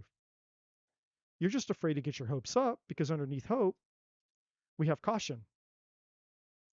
And this is basically just pointing out that you've been through a lot of shit and you're afraid that this is going to be another pile of shit. And because you're afraid that this is going to be another pile of shit, you're afraid to get your hopes up. And that's perfectly fine. That's perfectly human. But the divine is saying, I'm asking you to do a spiritual trust fall. I'm asking you to open your heart because regardless of what happens with him or not, there's something much greater at stake for you in the long run, and it's who you become, not what happens with him, it's who you become. And that goes to the same for all of you out there. It's not about what you get, what your reading is, what your question is, it's about who you become. Because who you are and who you become is who you're stuck with the rest of your life. You are going to be stuck with you forever. I'm stuck with me forever. People come and go, relationships come and go, people die, you know, friendships come and go, people come and go, love comes and goes, like money comes and goes, stuff comes and goes. The only thing that doesn't come and go, the only thing that you can't get rid of for as long as you're alive is yourself. You were stuck with you for the rest of your life. It's what version of you do you want to be stuck with? Do you want to be stuck with a miserable version of yourself, or do you want to be stuck with an empowered version of yourself, a fulfilled version of yourself? That's the question. That's a different way of saying everything that I've been saying, if that makes sense to you. Okay, so tell me about Shaquille, and we'll wrap this up for you, Danny. I appreciate all of you, your patience, but this message really wasn't just about Danny. This message is really just a catalyst for all of you because every single one of you, whatever your question is, it's going to be filtered through through the same exact lens as everything that I just said about Danny. All right, so let's talk about the last question you have. So here you are at the bottom of the deck, the Queen of Swords, Danielle. This is you. No bullshit. You got your sword out. You're not fucking around. And your heart, you're definitely more protective. You're in protective mode. You're open, but you're protected. You got that sword up. It's like, nah, you're not in cups energy. You're definitely in swords energy. Now, your focus here, this is your energy. Pre-Empress, Nine of Pentacles. There's two energies attached to that. That's how he sees you. He sees you as high value, but this is also you being focused on your independence. So that's two energies. There's two energies attached to here to the Hermit card. This is you basically being more focused on yourself, your solitude, your independence. Those two cards coming together. But the divine, the second energy that's attached to it, the more important energy, is the divine saying, everything that I told you about this heart chakra is what the hermit is holding in this lamp, which is the star, which is your inner light. Because the hermit card in tarot is about introspection, soul searching, your inner guidance, your inner truth, your inner wisdom. And the divine is asking you to find your inner light, your inner truth. What is true for you regarding this heart chakra energy that we talked about? The next is strength. This is all about the courage. So here you are back here, the Nine of Pentacles, a pre-Empress energy. Here you are now hugging the lion. This is when you've mastered your fear. When you've mastered the fear by courageously confronting this part of you that's afraid of love, this is when you hug the monster, you hug the lion. The lion here represents your fear of love. And this is you hugging it. This is you basically saying, "Oh, I see it now. I see it now." And look, the infinity symbol over your head, that's the divine. That's just a symbolically saying that that's you connected to your divine power. How did you get there? Well, you got into your divine power because of this, the hermit. You go inside, you connect to your inner truth, you embrace your inner truth, you become your powerful self, and then as your empowered self, then you can confront your fear, and then there's nothing to be afraid of anymore. That's why it's courage. That's why the woman, or that's why it's strength, really. Uh, really, I think courage would be a better word for the strength card, would be courage, but I didn't create the tarot, so I don't get to name it. But the courage of this woman to hug the monster, the beast, the scary lion, and when she does, she tames it. The lion, the scary lion turns into a golden retriever. And so that's the power that you have, whether you realize it or not, is that when you go in and you hug your fear because you stepped into your fear becomes a golden retriever. And you get your heart back, you get your life back, you get love back, and you become the empowered version of you. And the last card is victory. Here you are. You win.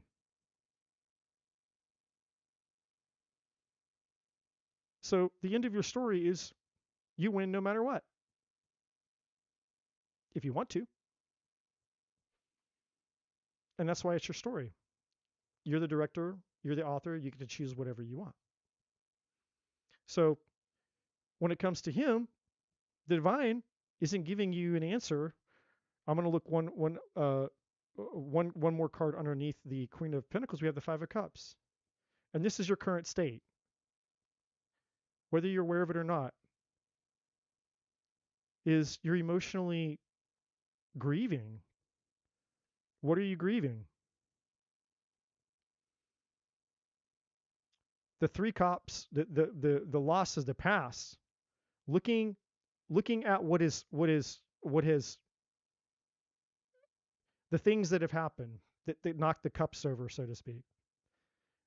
And like so many tarot readers say, if this person would just turn around and look behind them, they would see that there's other cups still standing, meaning that's not the end. So underneath this part of you that you're defending, there's this grief that's wanting to express itself. So there's still some healing. What that's telling me is that there's still some part of you that wants to express itself, and it's waiting for you to hold space for it. So part of the strength energy is not just you confronting your fear, but it's also you caring and compassionately loving that part of you that's been hurt. All the damage that was done by people before you, in allowing yourself to feel that and not run from the feelings of that, and giving yourself a true opportunity to sit and grieve it. Let yourself feel it. Let yourself cry. Let yourself, however it wants to come out of you, and let it all come out of you. You know, because we have to feel to heal. So there is still some residual loss within you. That's kind of the gatekeeper. This is the gatekeeper of what's keeping all of this stuck. This is the kink in the hose, so to speak, the bottleneck. Is there something inside of you that you haven't fully grieved or released? And when you relieve that pressure, that's going to have a huge benefit for you. So the divine isn't focused on him, because the divine is like Danny. It doesn't matter. Shaquille is not. He's not what's important. And like, at least here, because the divine not really wanting to talk about him that much. The divine's more interested in talking about you and what's real for you. And if I wouldn't lie to you, if there was something that came out, if it was like, okay, this, that, and the other, because what the divine is really saying is the divine doesn't want to keep feeding our patterns of needing certainty, because that's really what this question is what about him? What's he doing? That's us wanting certainty. We want to feel in control. We want to know before we take a risk. And the divine is saying that's not how you become the person you're meant to become, because your focus isn't where it needs to be anyway. Your focus is outside of yourself. And that's where you give your power away. Fulfillment isn't going to be found outside of yourself. You have to come inside where you are, where the real you is. When you come inside and you hang out with her and you love her and you talk to her and you stop running from her, you're not running from love. You're just running from a wounded part of yourself. And if you're willing to address that and you're willing to look at that and allow that part of you space to speak and feel into it, everything is going to change for you in 2026 and the rest of your life. And as you move into 2026, you'll start to experience things and have things happen for you that you can't even imagine. Because I know this is going to sound really generic and cliche, but the divine has really big plans for you. Like you have a very important purpose and mission in life. And it does include love. And there's somebody that you're supposed to meet, you have a soul contract with, and this person is going to love the hell out of you, and you're going to love the hell out of them, and you're never going to go through what you've experienced in the past again. Those days will be over, and you will be off, and you will move on to a different chapter of your life, doing different things with your life, living with meaning and purpose. And you'll have love. You'll have your son, and you'll have this man who adores you and worships your soul. And you will love and worship his soul the same. And you will look back at this version of you, and you will be grateful for her, and you'll be grateful for the lessons that you've learned. And you'll be so happy that you chose courage to become the you that you were meant to be. And you'll see where you are right here, right now, as, man, I'm so glad that I went through all of that, because now I get it. Now I get it. And that is the message that the divine has for you. All right. Who's next?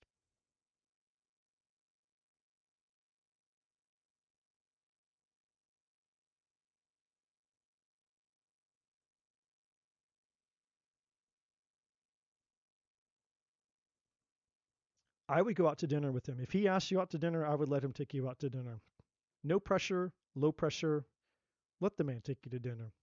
That's not an emotional investment. That's not marrying the man. Just let him take you to dinner. All right. Maria Salentine. Did you go to sleep? Maria usually goes to sleep. She always shows up. And she always like, I want a reading so bad. And then she goes to sleep. I think patience. Patience, patience, patience. Oh, we have a donation. I'm sorry. Rose 02957 donated. Okay, Rose, you can ask your question.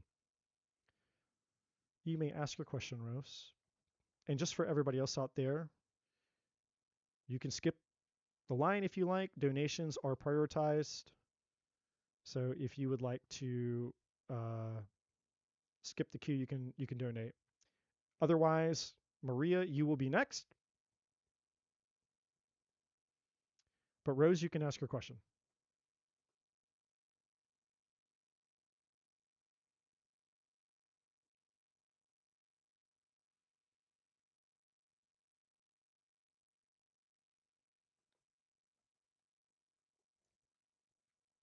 And that's perfectly fine, Danny. There's absolutely nothing wrong with focusing on yourself. Actually,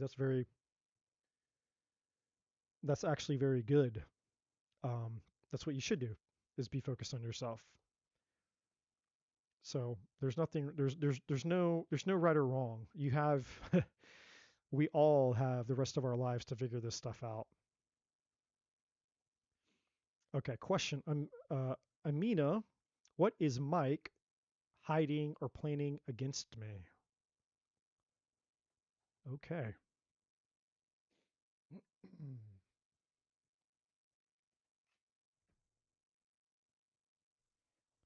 What is Mike hiding or planning against me?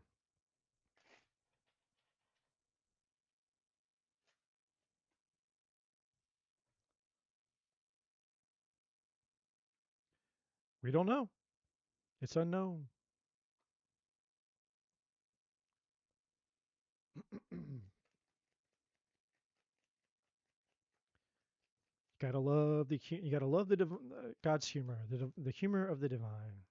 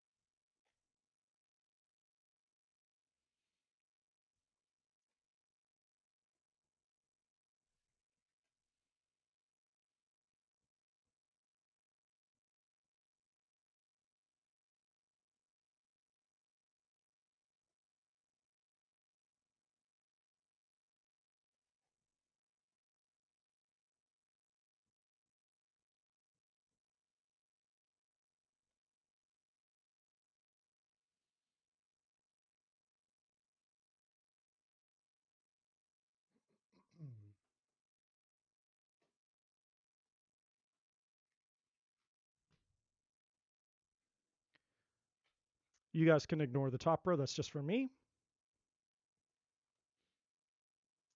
Unless I need it to mean something else.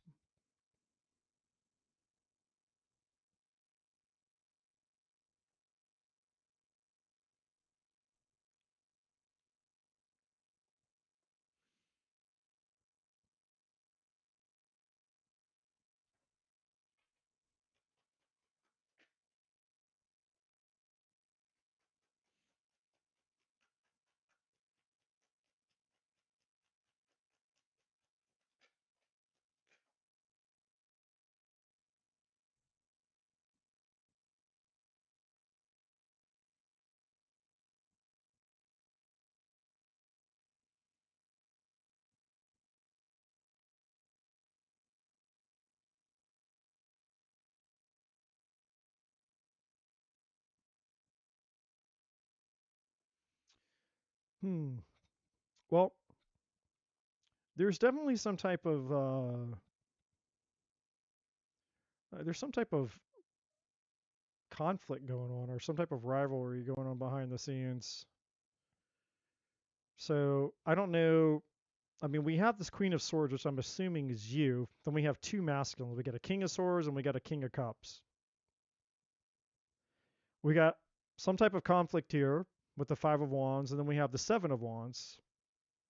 So somebody is defending themselves in this conflict here. And this is all coming off this Four of Wands. So either some type of marriage or a commitment. It could be just a domestic situation if I'm keeping it really neutral. There's multiple people involved, though. We do have the Three of Cups here. There's some type of disagreement here, obviously. We have the Two of Swords, so there's obviously a conflict of interest. But then we have this Knight of Pentacles. So somebody is being somebody's being honest. Somebody's being, I guess, for lack of better words, they're doing the right thing. They're being stable and consistent. I don't see anything that's like an alpha. This is interesting. So underneath the Three of Cups, we have the King of Pentacles. So now we got three men. Are you sure it's about something they're conspiring against?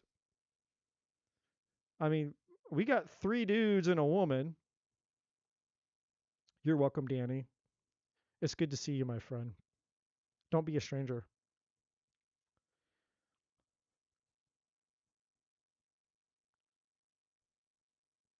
Yeah, something here doesn't add up.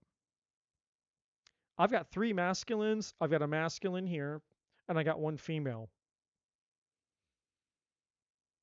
So I don't know that the question that you're asking is the right question.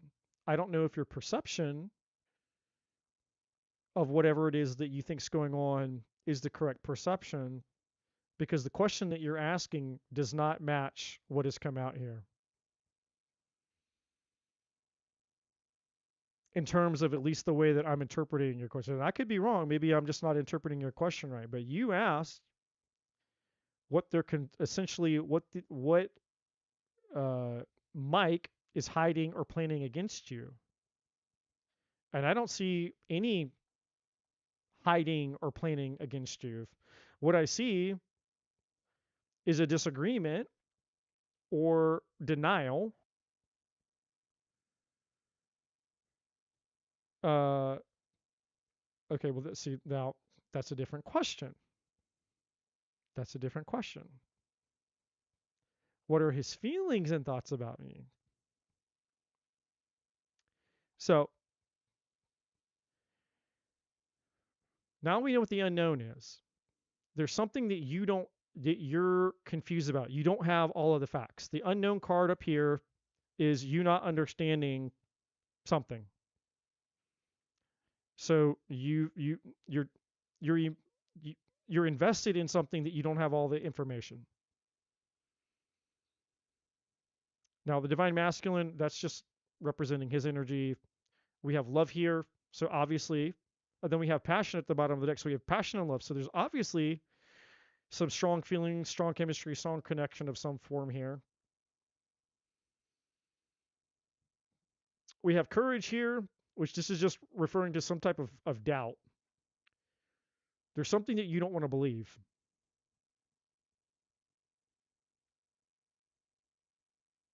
The collective, this is representing your global how to explain this? This is regarding your global perception, your collective beliefs. So in other words, this is essentially a pattern. You have an assumption, the way that your thought process works to protect you, and we all do this. So this isn't me picking on you. I'm just explaining human behavior to you. Your mind is filling in the absence of information by creating stories. That's what that's saying. So, because there's something that you haven't figured out, you don't understand what's going on, your mind is creating a story. It's filling in the gaps. There's actually a really good video where Brene Brown, if you're familiar with Brene Brown, she talks about this. She talks about how the mind does exactly this. She's just one of many. So, what is the truth then?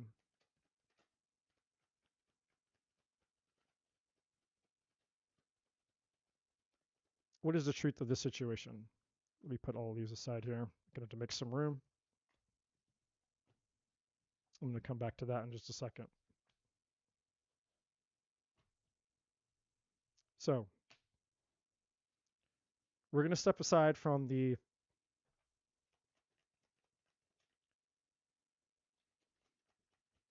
assumption that there is a plan or a plot against you. And we're going to look instead at, okay, what are the feelings?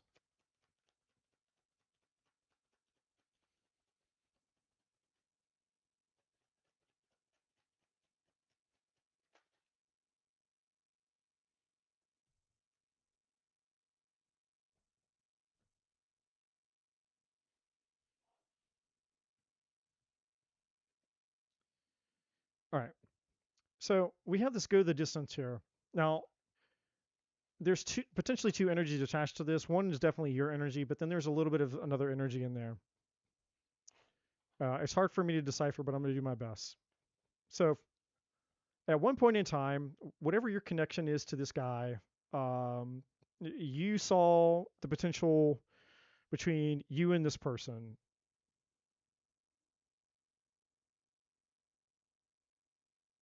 Because we have love and we have passion here. Now, I just shuffled the cards, and the bottom of the deck we had the Ten of Swords. So you're feeling betrayed right now, hence the Ten of Swords at the bottom of the deck. And you feel that this person manipulated you. We have the Magician here, and then we have all that glitters isn't gold here at the bottom of it. There's the mask energy. That's kind of the shady, the fake energy. So let me go back here. I just got distracted with that. So, but let's go back here to the go the distance.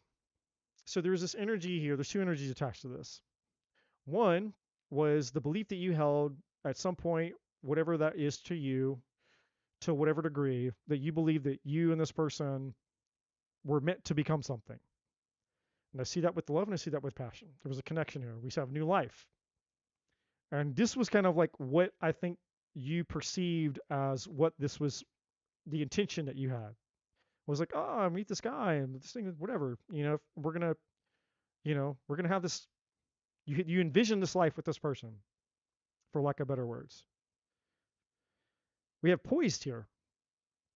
Now, this is an interesting energy that's attached to this. On one hand, you may feel like this person love bombed you. You may feel like this person was all the things, because the poise card is like being put on a pedestal, just like in the picture. Here's this little fairy ballerina angel girl, and she's on this pedestal. And if you're familiar with tarot, this is reminiscent of the star card. You know, feeling special, feeling wanted, feeling desire, but it's also a card of hope, um, excitement, you know. So I feel your energy attached to that. That this person, these are all three of these top cards are talking about the way that this person made you feel, which is feedbacking off this love and this passion energy. That's what I'm trying to say here. But the other energy here is the you couldn't see the red flags because of, and there were red flags that you couldn't see because you put this person on a pedestal. And there's a third energy here as well.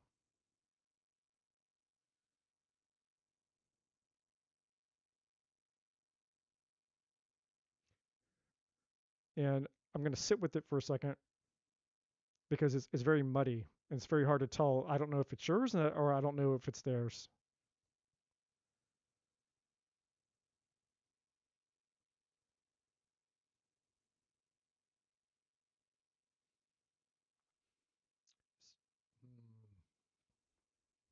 Let me see if I can get it.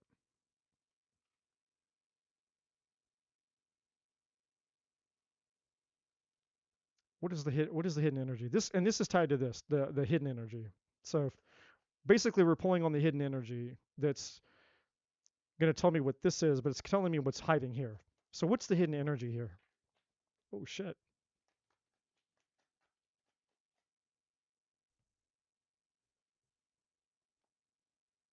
There's that 4 of wands again. Okay. There. Now that makes sense.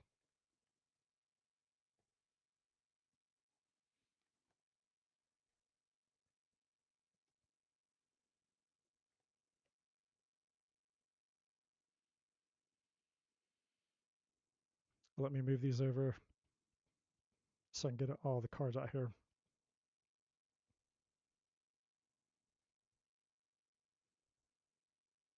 All right, you should be able to see them now. And the 10 of swords.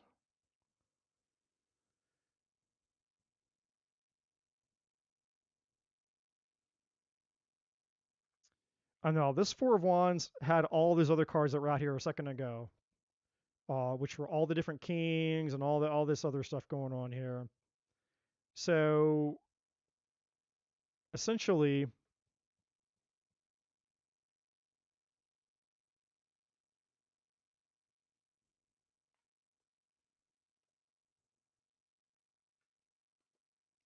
I feel it's one of two things. Either this person was either married or tied up in some type of commitment because we have contract up here.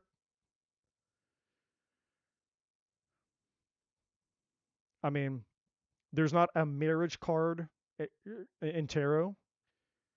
So the closest I can get to what they were hiding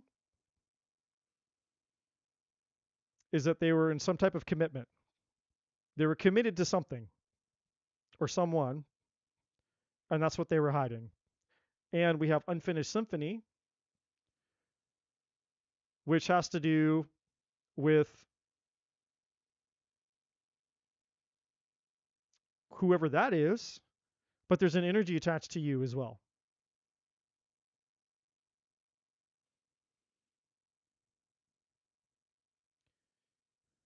So yeah, he's not over something. He's back here. Here's the 8 of cups. That's him wandering out here, like basically looking for his happiness and his fulfillment. And here you are. And you're looking in this cup trying to get, like, this is you in your confused state. Because the moon in tarot is about confusion and illusions. So the moon back here is saying that you're the one feeling confused.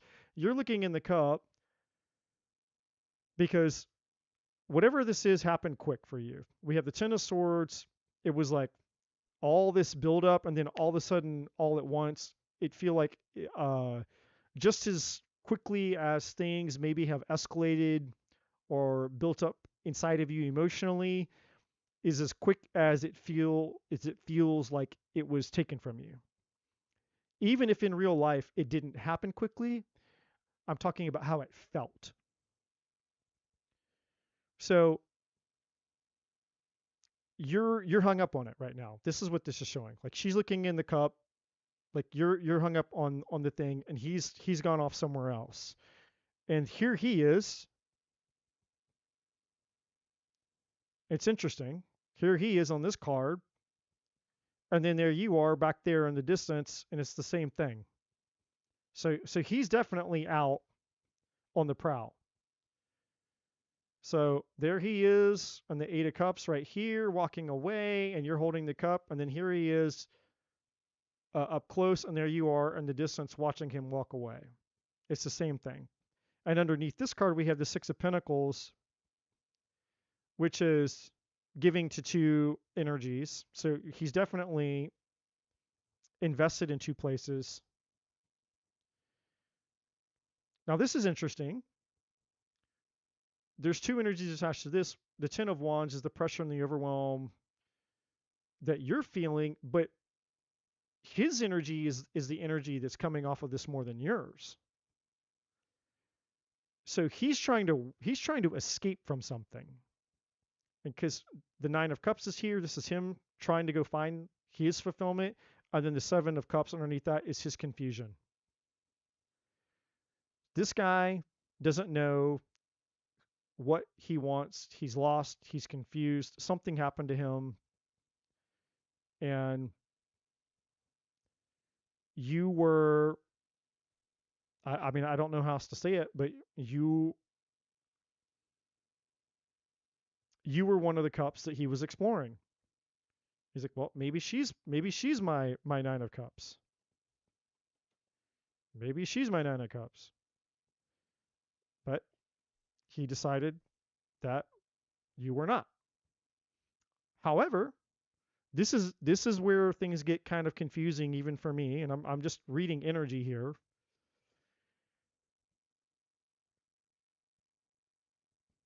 He's still connected to your energy.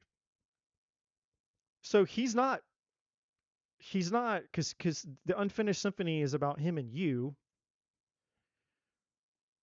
but it's also about something that's unresolved within himself, which is why he's not happy.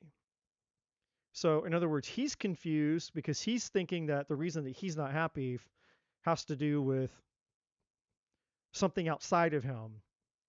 And so he's going to keep repeating this pattern until he realizes and comes to his own realization that he can chase women all he wants, he can chase success or whatever the hell he's doing.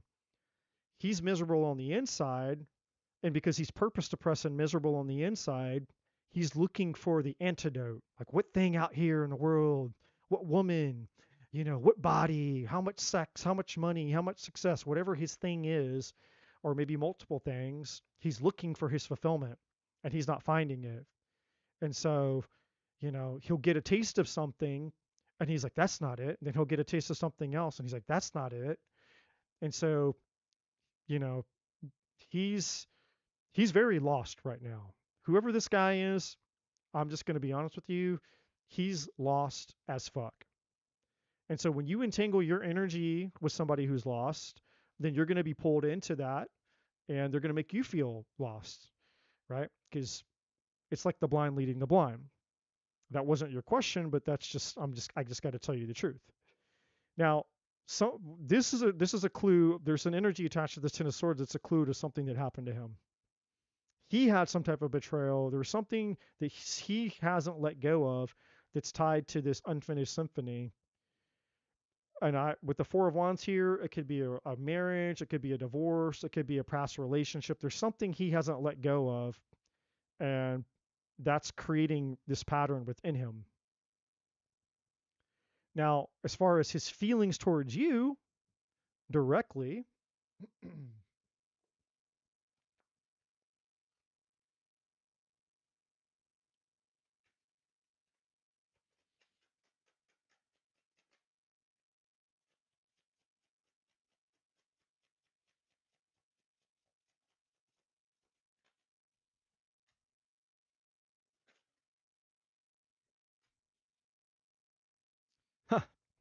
I guess he feels like he's gonna friend zone you.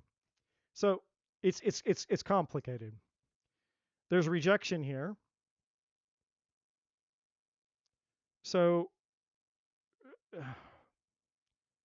it's weird. He feels, how do I describe this? He's rejecting you because he's rejecting a part of himself. And so if he rejects you, then he can't be hurt. I don't know how else to say it.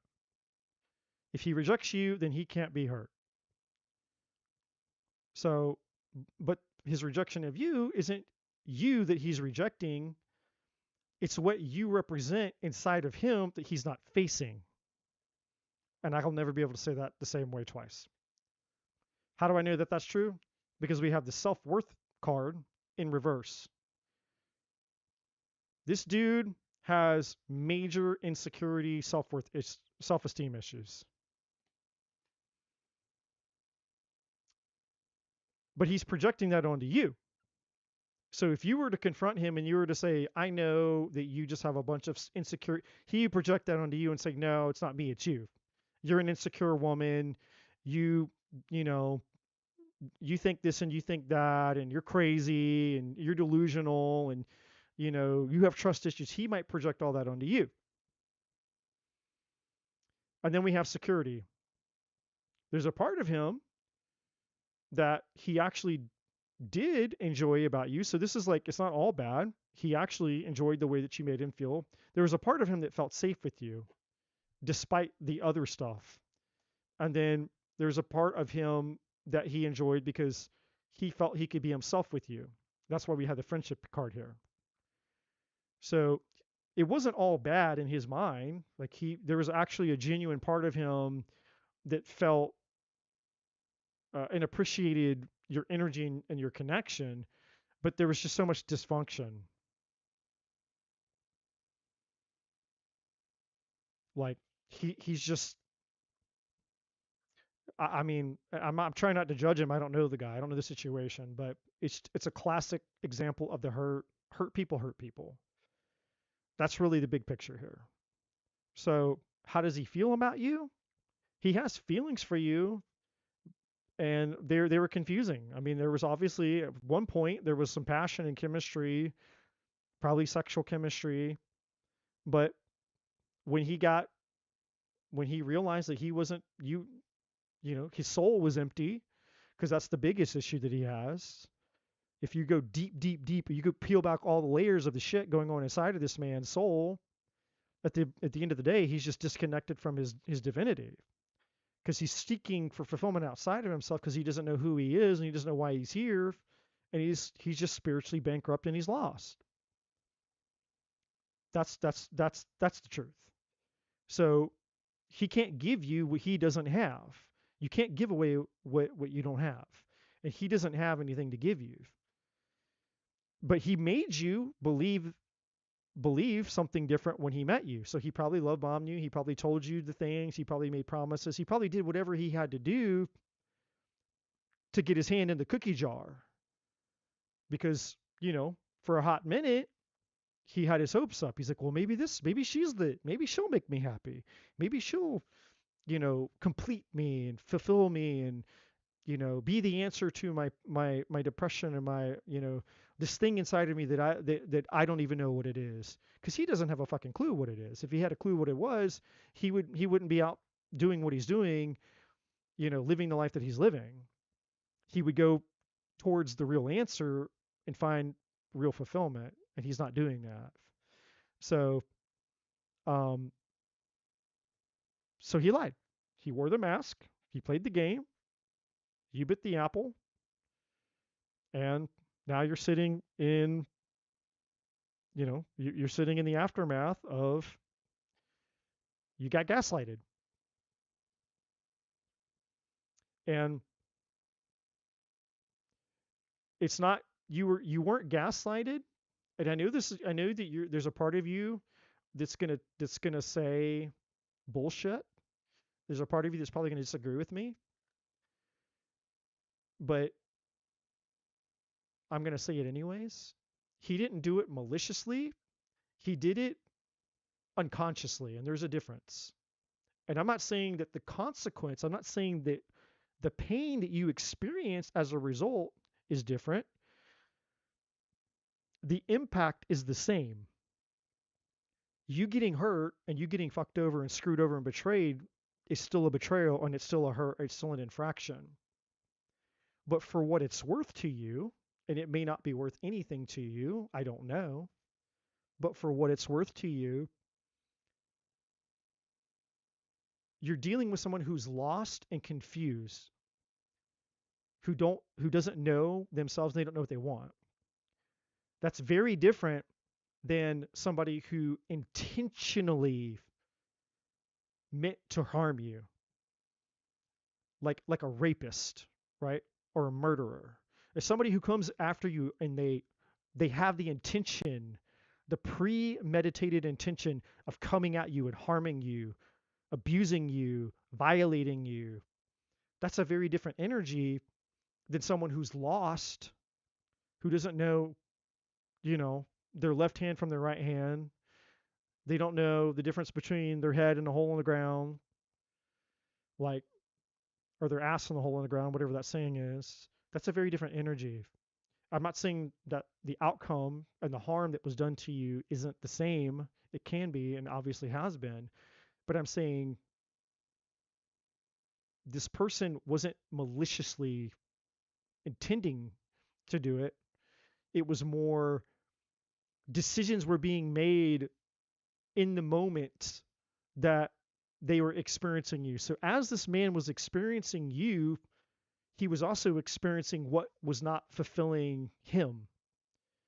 Like, okay, I'm experiencing this woman. This is cool. This is great. Okay, that felt good. The sex was maybe good. There was some passion, but it's the unrest in his soul, and that's what he can't escape. He's haunted by his demons. Whatever inside of him is what's haunting him, and so he can't. He's like, I you know, I gotta go. I can't be with. I can't do it. I gotta go find something else. I gotta move on to the next thing. So he's just running from his problems. And it's not you, it's not personal, it's a pattern. And if you can separate the person from the pattern, then you won't take it personally as a personal rejection. And that's why I'm spending time telling you this, because I want you to be able to separate yourself from the situation that you've experienced so you don't internalize it and create another belief that's not true. The last thing that you need to do is have a belief about yourself that's not true, that's based on an experience that you had with this man. Because if you allow that to happen, then you're going to end up just like him, because that's what always happens. The abused person ends up becoming the abuser. We end up inevitably becoming the thing that hurt us if we're not careful, which again is the whole saying that hurt people, right? And so we don't want that to happen. We don't want you to become that. That's why I'm sharing this with you, because the divine is wanting you to protect your beliefs about the way that the story that you're telling yourself about this that isn't 100% true. The divine wants you to know what really matters. And what matters is that this has nothing to do with you.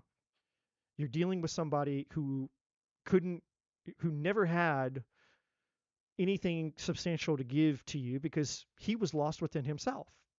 He had nothing real to give you. That's why you have all that glitters is gold.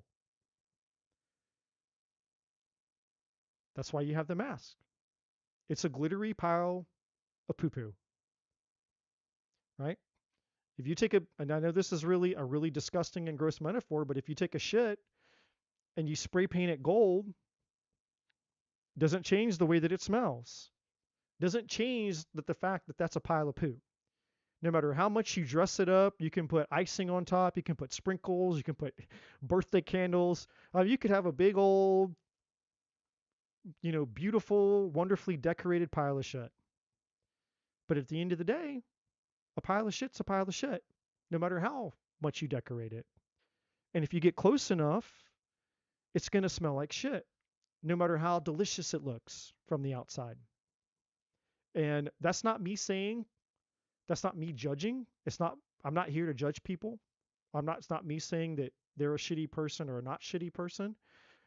I'm not in your shoes. I have no judgment of the situation. If I were in your shoes, I probably would have an opinion. And you have every right to have whatever opinion you have about that situation. But I'm just here to help you to the best that I can to give you a better outcome than the outcome that you received from this man. Because what's happened is what's happened, and you can't go back and you can't change it. And you certainly can't change him. And you doing this forever isn't going to help you either, which is fixating on it. You looking in that cup wondering why you got a pile of shit in your cup instead of the love, the affection, and all the promises that you got when this person came into your life. Right? So, you know,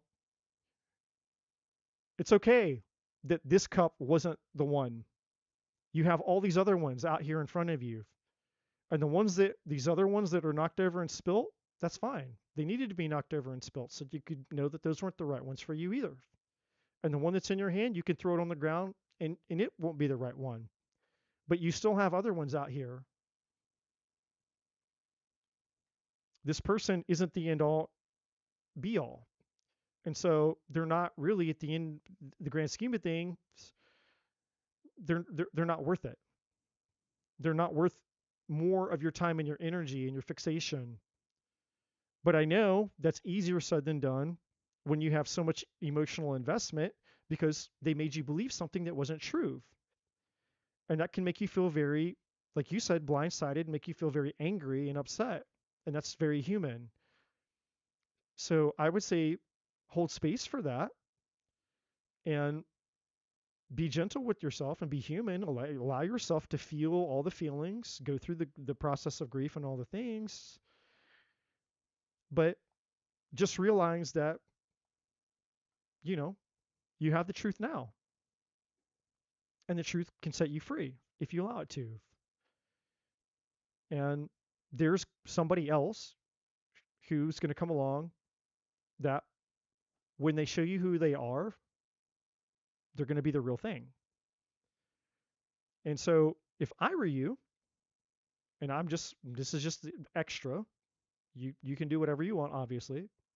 If I were you, I would sit with the questions of what did this relationship mirror or reflect back to me within myself?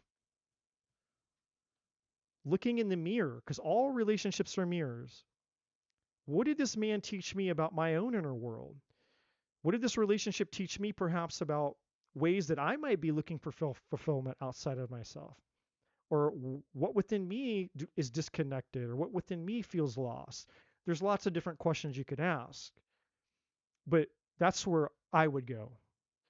Because those are the answers that will empower you and change you and ensure that you never attract this back into your life again so that you never have to learn this again because you can learn it now.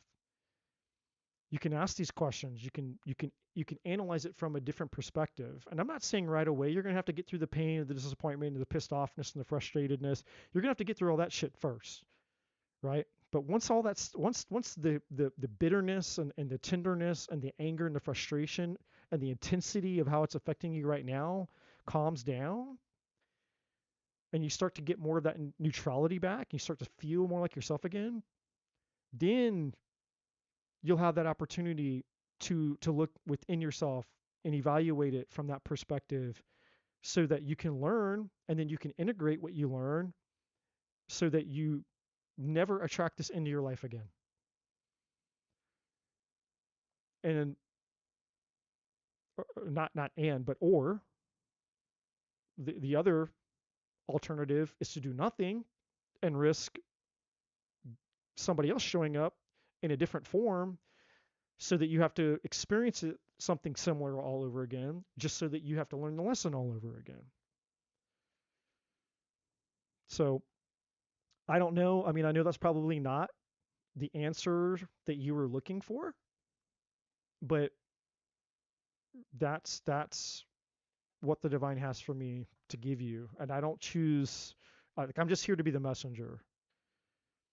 Um, but I feel feeling into that energy. I feel, and I don't say this cheaply, but I feel, I feel your energy and I feel for you. I can feel a degree of what you're experiencing, and I can feel the hurt and the confusion and the pain and the injustice of it. And so I send you love, my friend, because I know that no betrayal is fun, and I've been betrayed many times myself, and I know that it's a mind fuck. It's a complete mind fuck, especially when that person makes you believe, truly makes you believe that they love and care about you, you know? So, and I hate that you've gone through that, but I don't hate the person that you can become from learning what this, what this can teach you. And you'll be so empowered for it. And I do believe that if that's the decision and choice you make, you'll look back at this one day and you'll be, I'm so glad. I'm so glad that happened to me, because it woke me up and it gave me awareness about things and helped me become this beautiful, wonderful person that I am now. And it's like sometimes not getting the thing that we want is the best thing that we could have ever had, because when the man that shows up for you, that is right for you, you're going to be so glad that it never worked out for this guy. You're going to be, I'm so fucking glad it didn't work out with this person, because I have this person now, the man that I have now. And you're going to be so happy that it never worked out with anybody else. And I'm not saying that as just cheap, "Oh, okay, that motivational speech, Eddie, great, like pat you on the shoulder." I say that because I mean it, not to blow smoke up your ass. But I hope that to the best of my ability, I hope that brings some type of that brings something, some information to you, something beneficial for you. And again, I apologize that you are going through that.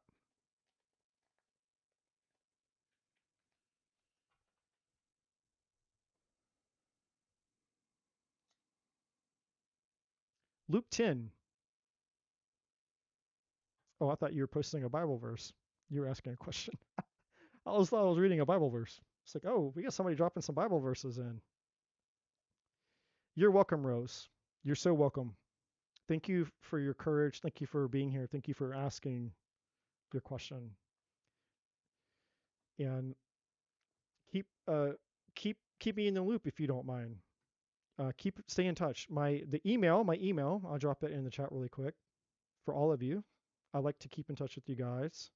It's just imagine at dream out loud dot center.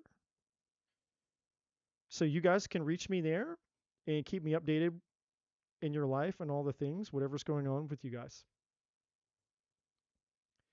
Maria, if you are here, Maria, now is your chance, unless she fell asleep.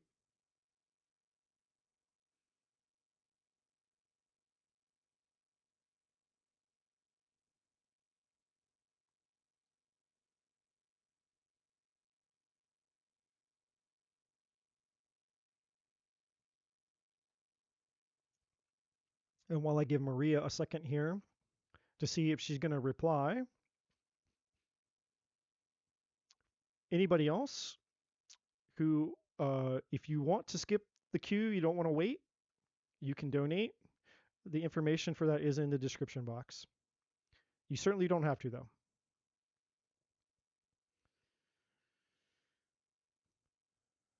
Okay, so who's next? Maria has either fallen asleep or left the building.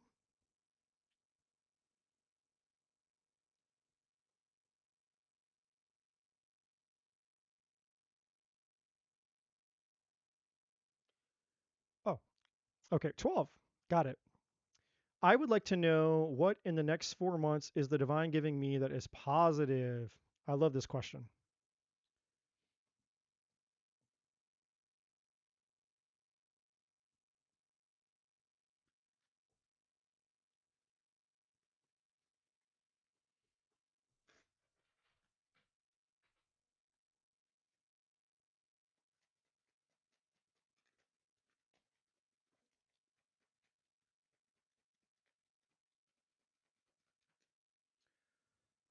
And also, for those of you that donate, obviously you guys will get a more in-depth reading as well.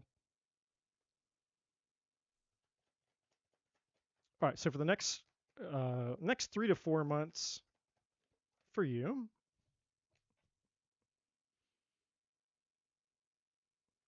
so interesting. Uh, right out of the gate, you have the same card that came out at the beginning of the live. At the very, very, very way back at the beginning of the live, after my big long rant, I was using these cards, and look at the big picture came out. So that's just confirmation that if you weren't here at the beginning of the live, I think you were, but if you weren't, there's some that message is obviously tied to you as well. So we have a personal issue reaches resolution. We have don't let your past hold you back.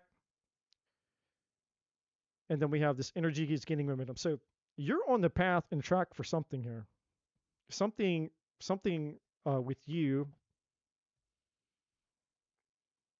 is about to it's almost like a seed that's been planted inside of you. Some things are about to start unfolding for you.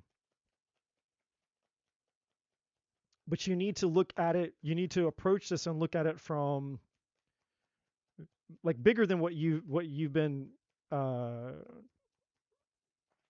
vision, for lack of better words, that you've been holding regarding this thing. Yeah. So at the bottom of this deck we have Genesis. This is you're basically right in alignment here, especially with these cards these other cards that have come out. So this you've basically been going right along in the energy with what this year was intended to do. And the analogy that I have is like you're sitting in a tube and you're put on a river and you're just going with the current. You're just flowing down, going with the current, right? And what's interesting is you have all these cards that wanted to come out in reverse. So there was this renewal. And so what this is telling me, and I'll show you how these cards are each one, like how they're connected to the other ones here, how the energies are connected.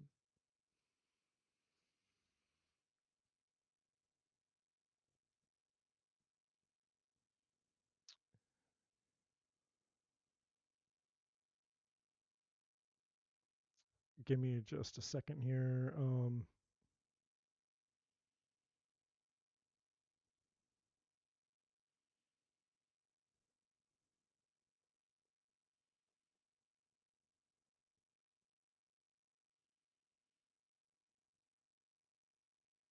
All right. So you may already know, just really quick, you may already know what this personal issue is. I'm assuming that you do, but I'm feeling guided to give you clarity around it. Okay, well, they just wanted to come right out. There you go. I didn't even have to do anything. The cards were already there. See, that's what happens when you listen. So the personal issue that needs to be resolved for you has to do with these cards that I'm about to show you. Surrender your fear of change. Don't let your past hold you back. And to get this new beginning, you're going to have to step out of your comfort zone. Surrender your fear of change. This card says, the universe is reminding you that you are cared for always. Whether you're afraid of a change in your job, your health, or a relationship, or if you fear aging or death, repeat the affirmation, I have faith that all is well. So this is really just saying a fear of change, stepping out of your comfort zone. And if you do so, obviously you're going to, the energy of whatever it is on the other side of that is going to gain momentum here. And instead of looking at it from staying small, the divine is saying, hey, you need to look at the bigger picture here. Okay. And obviously the more that we go through your reading, the more that will probably get clear for you. Don't let the past hold you back. Now that's tied to a lot of these cards down here, which is the renewal card in reverse. Basically, you feeling, well, there's two energies. I have to be honest with you. Part of you was in denial here with renewal. The part of you was you had basically just been like, either you were either not paying attention, you were unconscious, unaware, or you were just to pretending to not be affected by the fact that you were wanting more than you were you were you were letting on. So that's just all a really long-winded way of saying you're bullshitting yourself, essentially. Like, yeah, I'm fine, I'm fine, I'm fine. I can keep doing this. I can wait longer. I can wait longer. I can wait longer. I can keep doing this. I can wait longer. Okay, another day goes by, another week, another month, another year. And the divine is saying, no, you're living in denial. It's not another day. It's not another month. Like you're starving, your spirit and your soul is starving for a sense of purpose and meaning. And it's not going to change if you're not willing to step out of your comfort zone to go get it.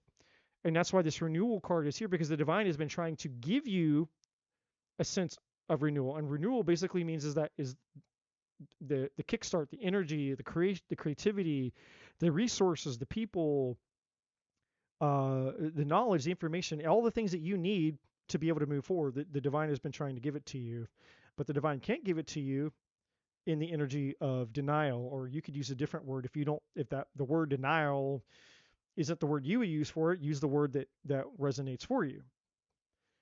What else in the past? We have children here. This could be literal or metaphorical. I feel it's probably more metaphorical. And so this could be with the past. There's something potentially in your childhood. It could be a childhood trauma, or it's just something that happened in your childhood that you're unaware of. That's part of your belief system or part of your nervous system that has kept you small because you believe something that's not true about you because of something that happened to you when you were a kid. We have destruction in reverse. The reason that you've been living and playing small most of your life is because you're afraid that if you do anything, you're going to fuck up, you're going to fail, or it's going to blow up, or it's going to die, or it's going to leave, or something. It's the fear of something ultimately not working out, whether that's failure, disappointment, destruction, loss.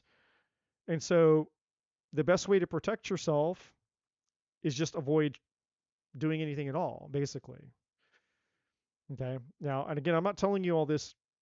This isn't me judging you and critical. This is just me telling you the truth about what I feel from the energy from these cards based on, mostly the center card here.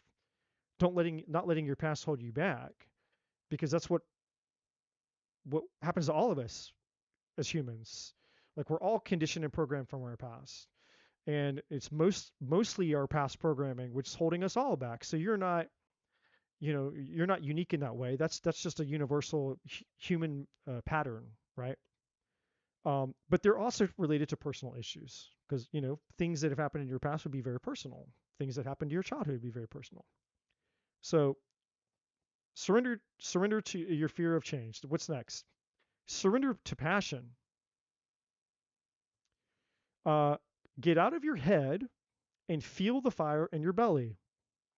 Focus on the people or activities that ignite your passion and let it flow. Yeah, this is about you connecting with your passion and your purpose in life. And so in my new book, that's what exactly this book is written for. This whole book is about this card right here. Finding the spark. That's what I call it. Finding your spark. It's all about, and what is finding your spark? What does that mean? Finding your spark is you finding that thing inside of you that when you connect to it, it's like every fiber of your body, your soul screams yes. You just know that you know that you know that you know, I was born for this. I was created for this. This is the thing that I came into this world to do with my life. And when you do that thing, nothing else in your life sets your soul on fire the same way. Nothing. And that if you didn't have to eat, if you didn't have to sleep, if you didn't have to do chores and build, if you didn't have to do anything else, you could just sit and do that thing. Again, it's like you would do it forever. you get you can never get burned out doing it. You love it that much. You're so connected to it. It brings so much fulfillment to you because it's a spiritual fulfillment, not a temporal thing, not a hobby, not a, a semi passion. This is your purpose in life, right? So that's what this book is about. This book is about helping people find the spark ultimately, connecting to your spark, finding your fulfillment in life, and going after it, right? And that's what this card is telling you to do. Is like, hey, if you can step out of your comfort zone and you can follow your passion, you're going to start to see the bigger picture, and you're going to start the energy of all that's going to begin to gain momentum in your life, and you're going to start to have a whole new life. Now, you can't make this up, my friend. If that's not enough confirmation for you, how about this next card? Surrender to your soul's path. I did not know that this card was in my hand. I wasn't looking at the card. I was looking at each card because I was holding them like this. So they were tucked behind each other. This was the next one. Surrender to your soul's path. Surrender to your spark. Find your purpose and fulfillment in life. Let me read the card. Your life's journey has been perfectly designed for your soul's growth. Embrace every lesson and every moment.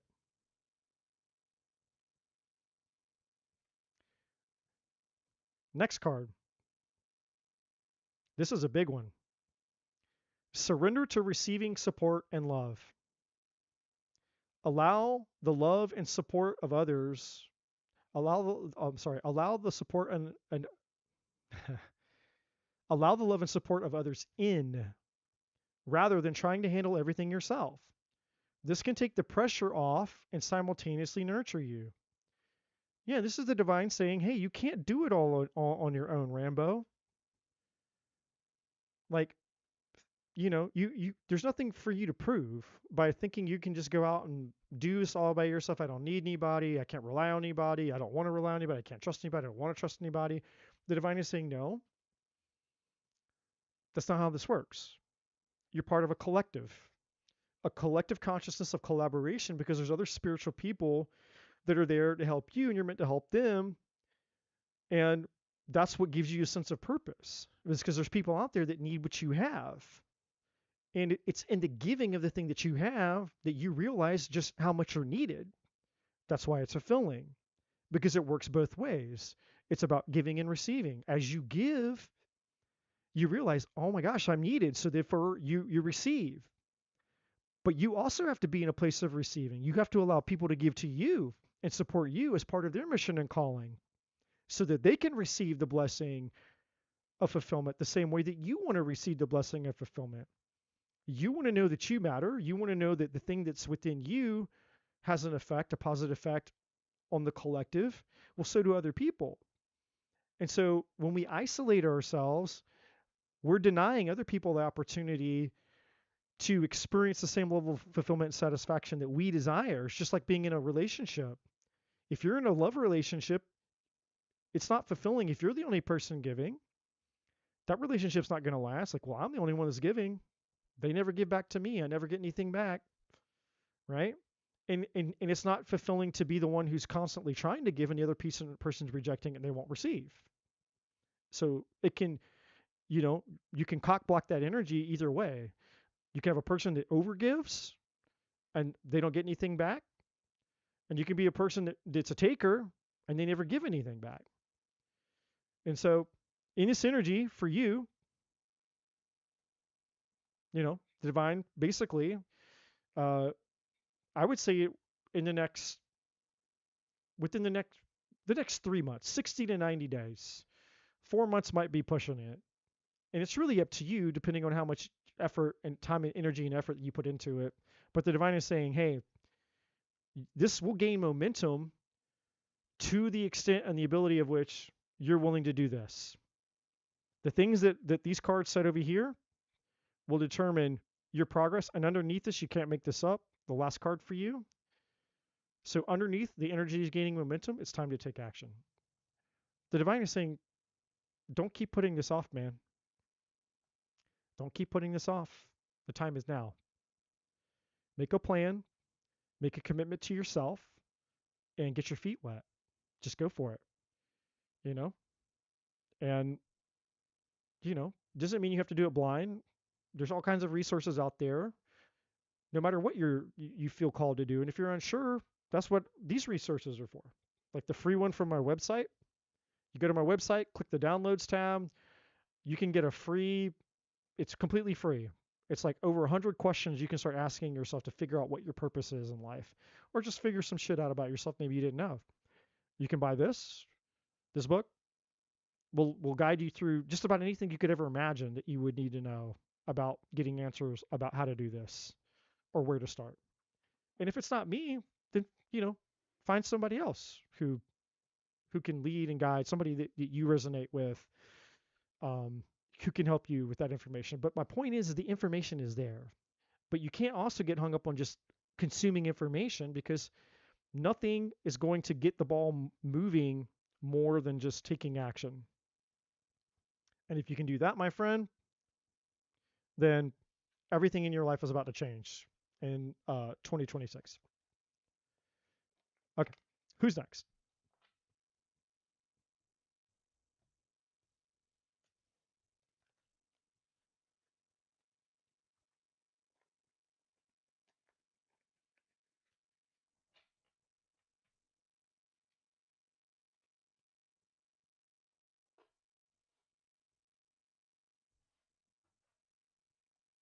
Gina, my dear friend Gina. Gina is next. All right, she knows.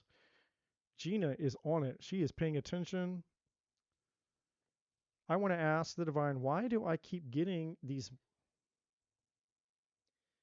men that use me and never that are never accountable for it? What's coming to me that will be positive?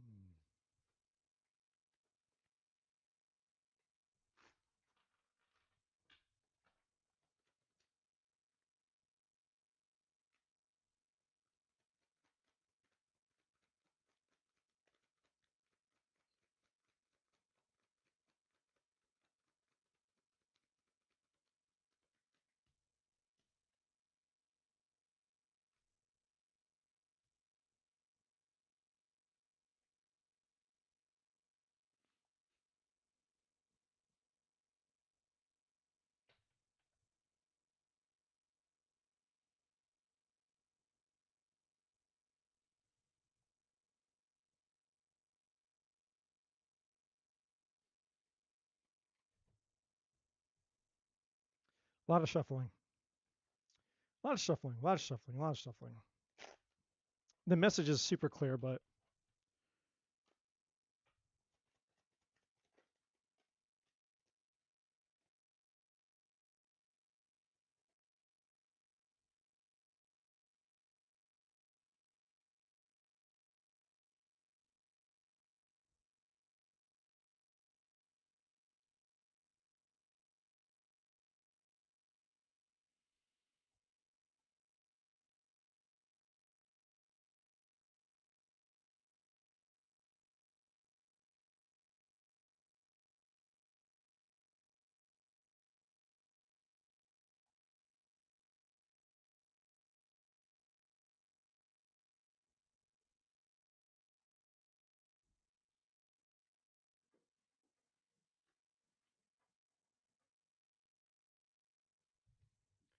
okay, Gina.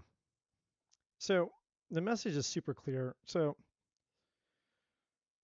the the cock block for you, the issue here, um, everything really is centered around this Nine of Pentacles, which is all about your self worth, your self esteem, how you view yourself here.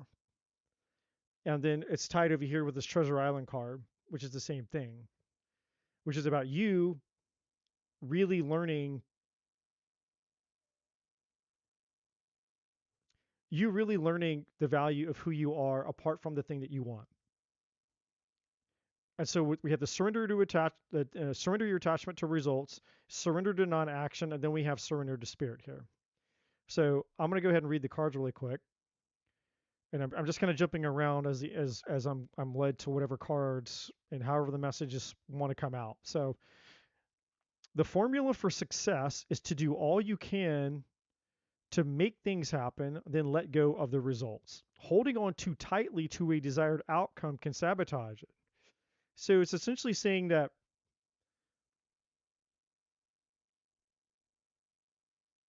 there's a confusion in, how do I say this? You're doing the work, okay? So let's just get that cleared up right out of the gate. You're doing the work,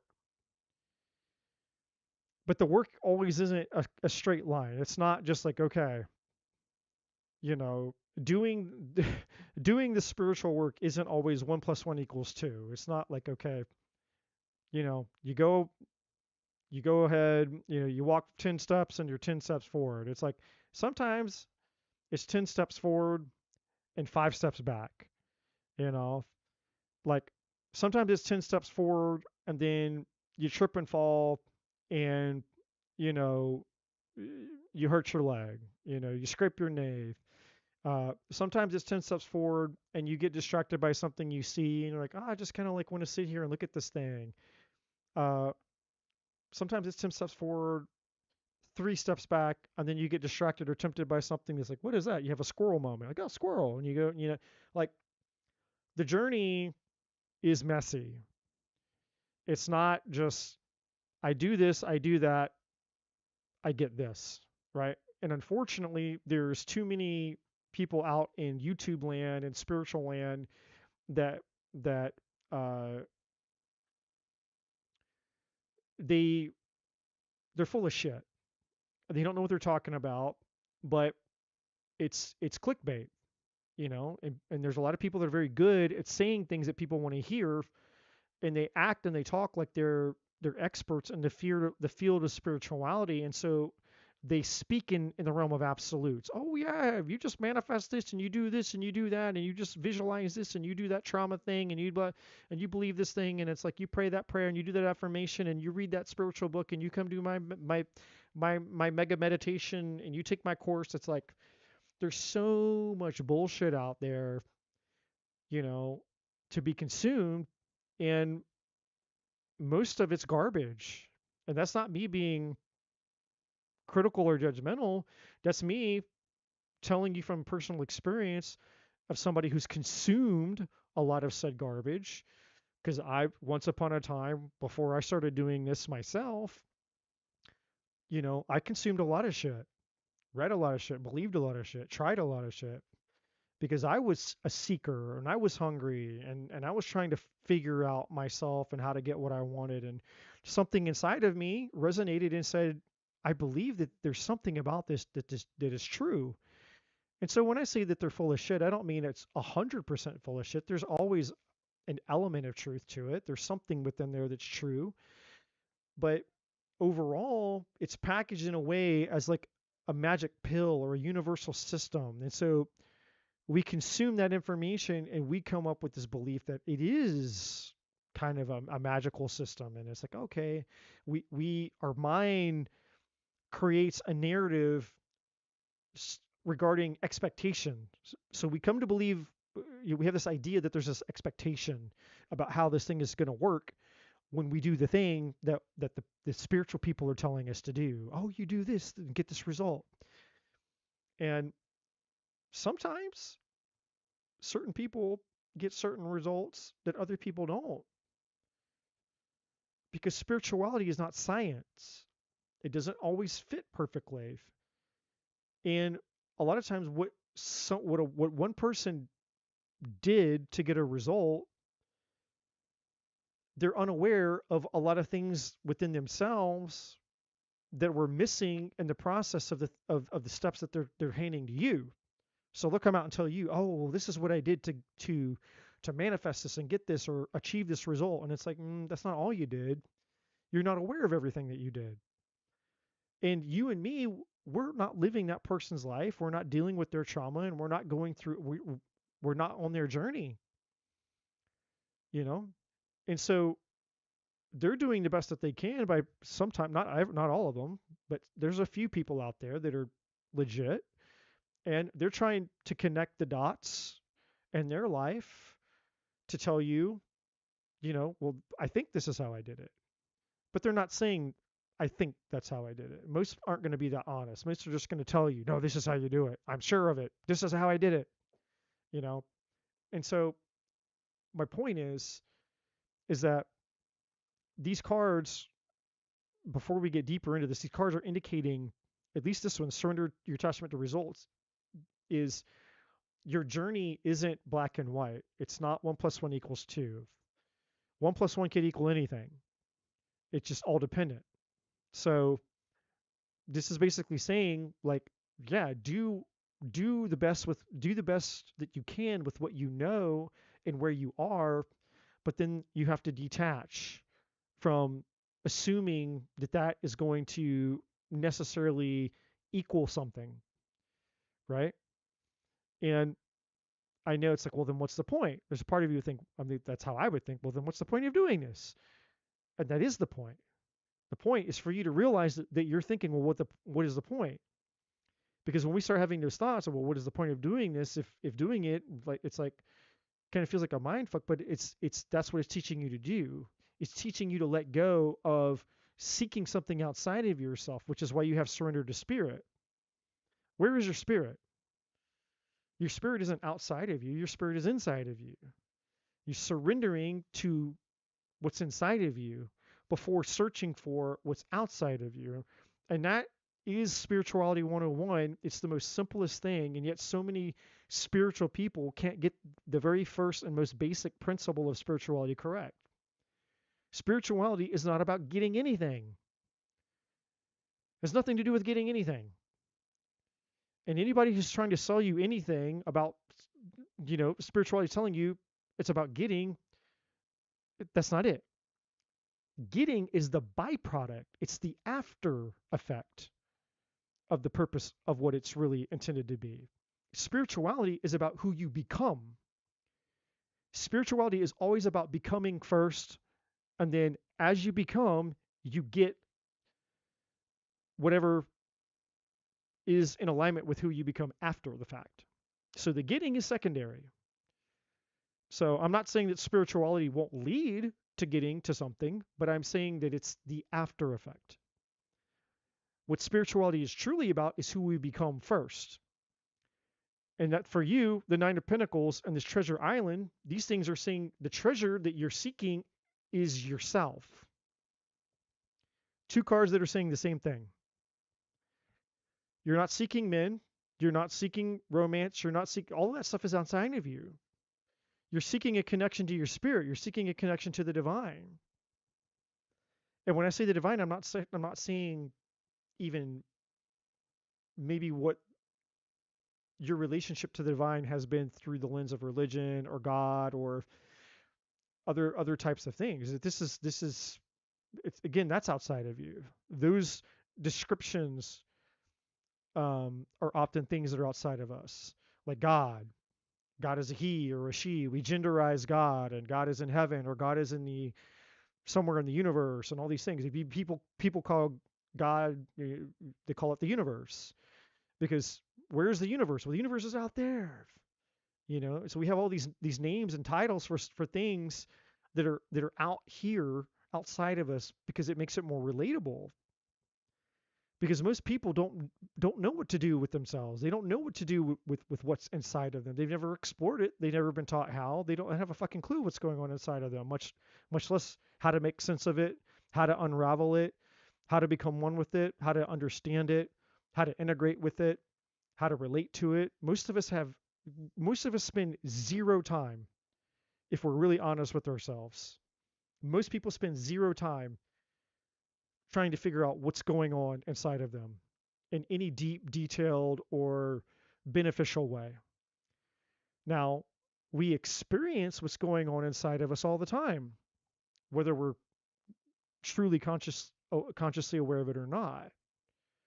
But that's not beneficial. That's just us having, you know, being human. We're experiencing something that's coming from within us. But even that stuff we don't understand most of the time. Most people don't understand their thoughts. Most people don't understand their feelings or emotions. Most people don't understand their desires. You know, like all the way back at the beginning of this reading, I guarantee you there was probably at least one person. I would bet money on it. I would bet money that at least one person didn't have an answer to a question of what do you want? Like all the way back on the beginning, when you're doing the exercise, the question was, what do you want? What do you want? Some people don't know. I don't know what I want. I know I want something. I know I want something that makes me happy. I know I want something that makes me more fulfilled than I am. But when you ask people to describe it and spell it out, they don't have a clue. I'll give you a really good example of this. When you ask people to describe themselves, like um, if you ever have to do a questionnaire or an interview, fill out a resume, or even like a dating site where you go on an online dating site or something, it's just, you have to write about yourself, fill out information about yourself. Most people, when they have to describe themselves, their mind goes blank. They don't have shit to say.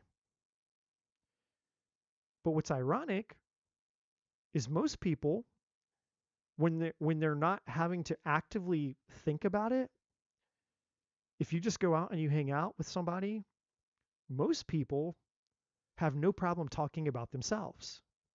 You just go out and you're just having a casual, you're hanging out with friends or something, you just meet somebody and you sit down and you're not asking them about themselves.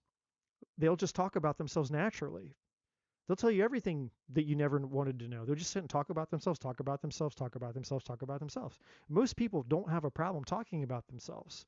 But the minute that you ask them to tell you who they are, their mind goes blank.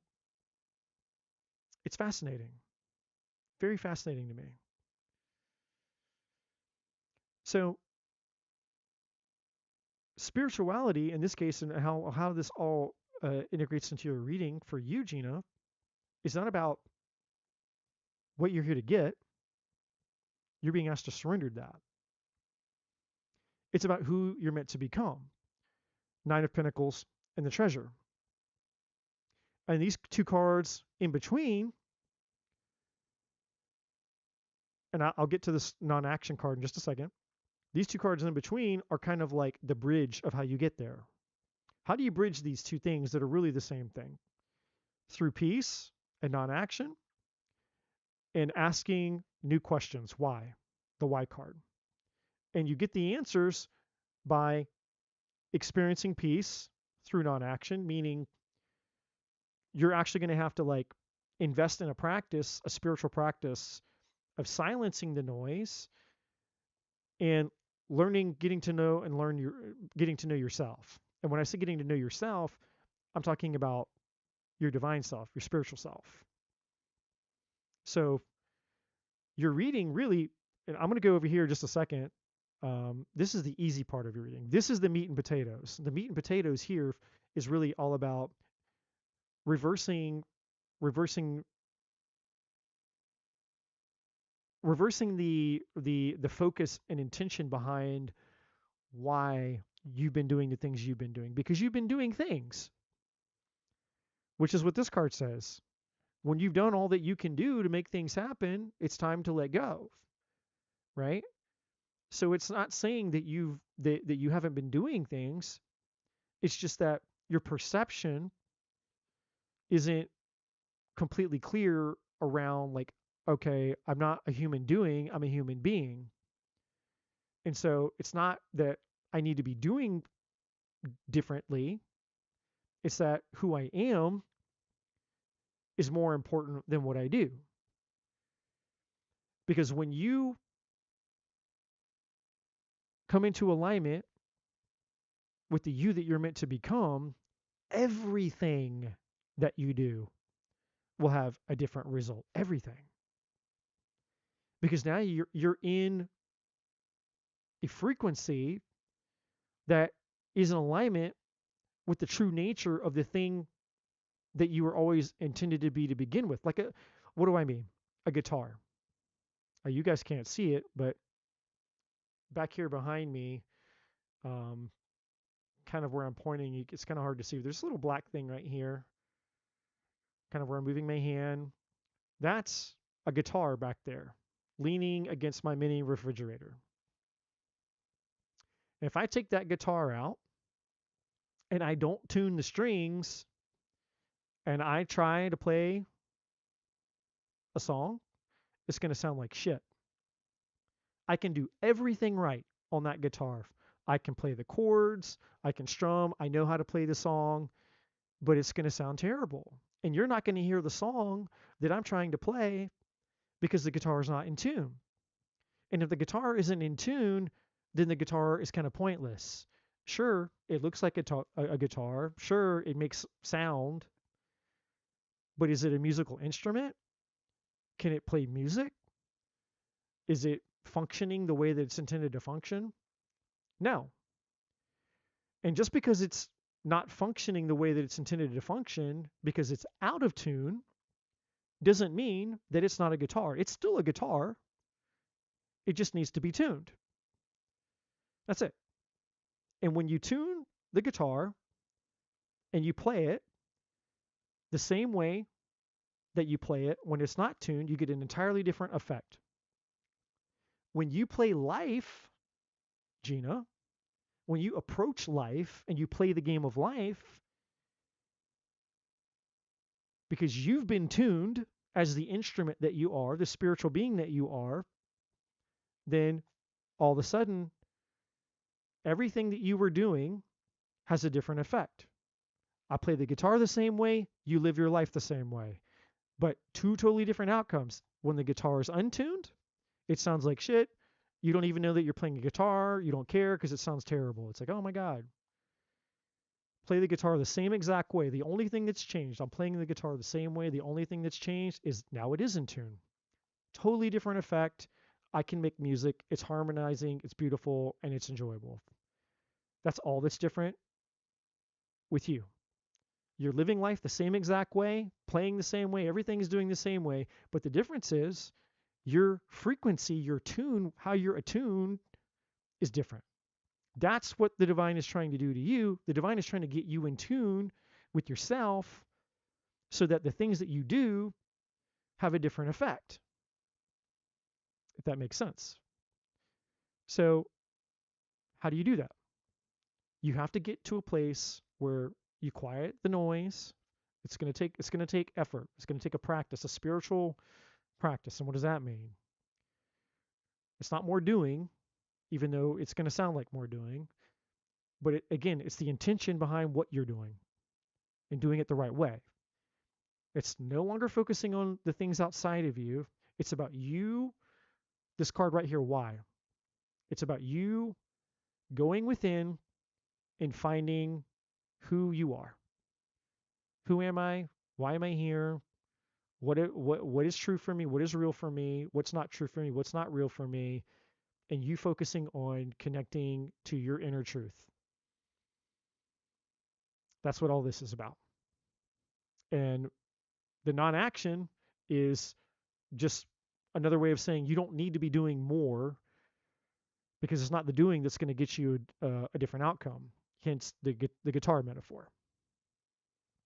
So we'll go over here, and I'm just going to go down this line really quick. You have the moon card energy here with transformation, or hold on, it's not transformation, it's shadow. This is basically saying that there's things that you can't see right now. There's parts of yourself that you can't see. This man is looking at, it's the same man holding the same wand. One is in the light and one is in the dark. So there's a part of you that you need to meet. You need to meet the part of you that's been hidden. But ironically, the part of you that's been hidden is the you that is empowered by the light.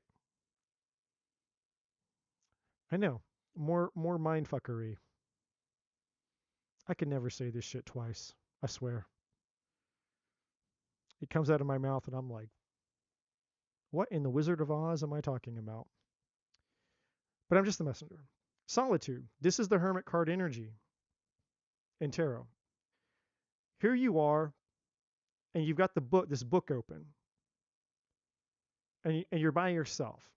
And this book represents your internal blueprint, your spiritual blueprint, your divine blueprint. This is you reading what's inside of you, for lack of better words. This is you spending time within yourself and gaining inner knowledge. This is your soul, your blueprint, your spiritual blueprint, you learning your spirit. And as you do that, you experience transformation. This is you coming out from reading the book, like She-Ra over here, or Wonder Woman. She's got the little Wonder Woman tunic or thing up here on her forehead, and you got, like, you know, wild woman hair, and you got this look on your face like, holy shit, I can't believe, like it's like that look in your eyes of awakening, like I can't believe what I've experienced. And here we have movement, choices, and decisions. And this is you going through almost like an inner gallery. Like, here you are, and here are all these different parts of yourself, like a museum or a gallery. And it's like, oh my God, this makes sense, and this makes sense, and this. Each one of these stops is like you seeing and realizing a different part of yourself. So there's all this inner world stuff that you're meant to see and explore. And you're going to become so fascinated by it, that once you get on that, once you start having these revelations and these insights and these awakenings and this awareness about yourself, you're not going to be thinking about anything else. You're going to be having so much fun, just having your mind blown that, oh my God, all this stuff is existed within me. Like, you're going to be so caught up in the new you that you're becoming, that this other stuff isn't even going to be, you don't even be thinking about it. And that's going to be the moment that the thing that you want shows up, because you're just like, holy shit, I wasn't even thinking about that anymore. And then boop. And then that's when it's going to click. You're going to be like, oh my God. So that's how it works. And you're going to put two and two together, and you're going to connect the dots, and you go, oh, I get it now. This is how what all this meant. You're really close, by the way. You're really close. So let's just talk about this really quick.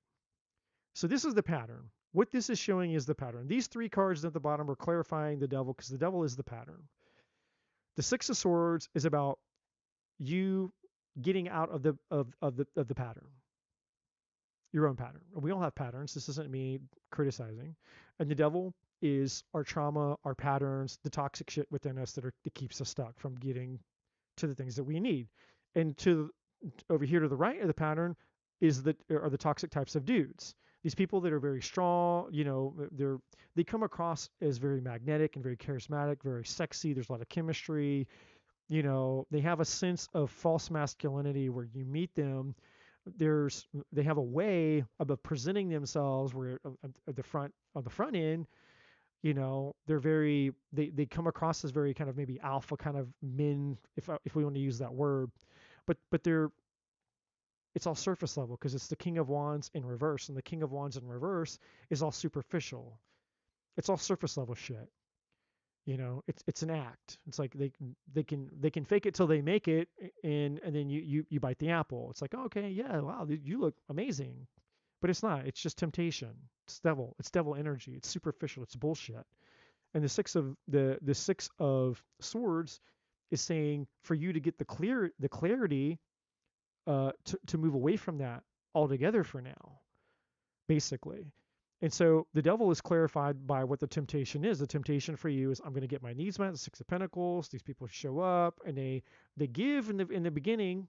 They lead you with what they give. They breadcrumb you in the beginning, and they come in here looking all knight in shining armor with their cup held high and riding their horse of chivalry. But it's the Three of Cups, and the Three of Cups, it's all fun and excitement for a time, but it's superficial energy. It's not depth. And you know that's what the pattern is you fall for the fun, flirty, hot, sexy thing. If it's shiny and it's sexy and it's yummy and it looks cool and it looks good and it's exciting, then we all have our temptation. Like we all have, just like we all have a type for something that we go for that's good for us. We all have a type for something that is our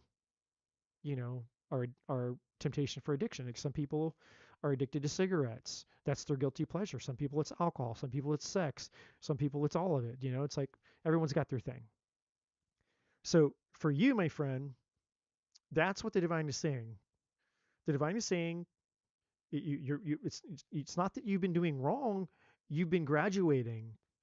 This is very important. The divine is telling me, wanting me to tell you this, to remind you this, is because the divine doesn't want you to feel defeated. Like, well, so what have I been doing this whole time? I thought I've been doing stuff. And the divine's saying, you're right, you have been doing. And the doing that you've been doing was necessary to get you here to where you are, because you needed to take those steps and you needed to graduate to get to where you are to be ready for the next step. It's a graduation process. You're going through spiritual school and you're getting close to graduating. You're getting close to the end.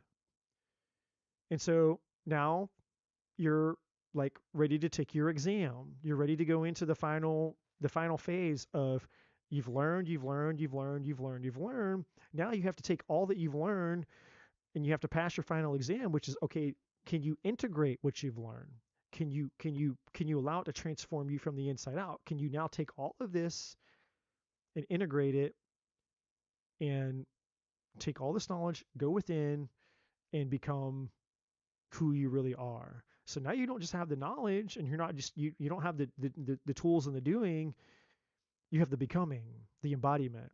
And that's the phase that you're at. It's about you embodying and you becoming, so that you can get the things that will be in alignment with you at the at the embodiment of those things, right?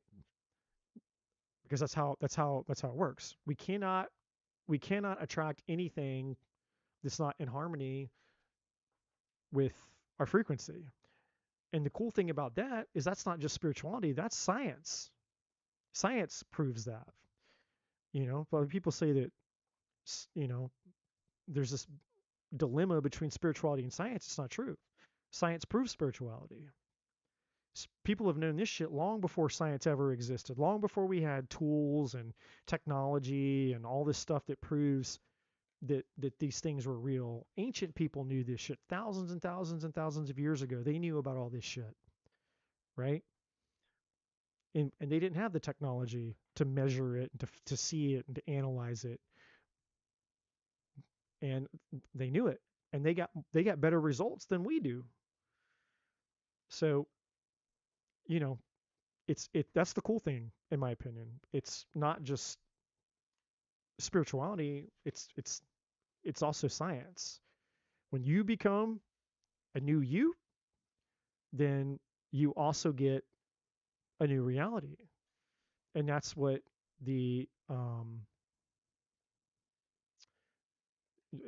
that's the answer for all of us. And you're right. It is.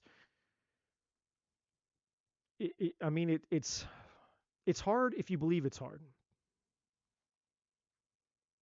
You know, you can reframe it as it's an experiment. It can be exciting. Um,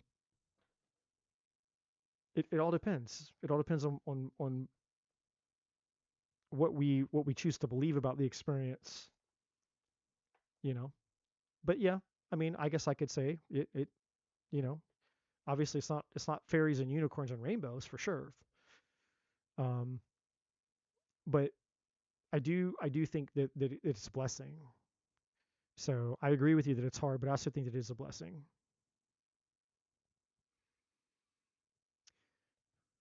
And you're welcome. And I'm glad that you're here. And who's next?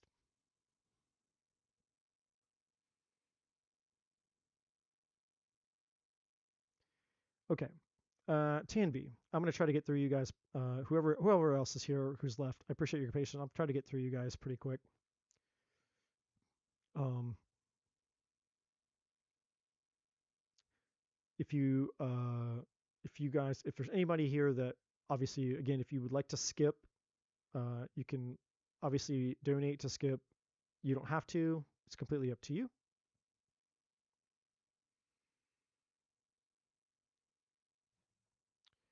So up next we have Tanvi. If you are here, Alicia, if you are here,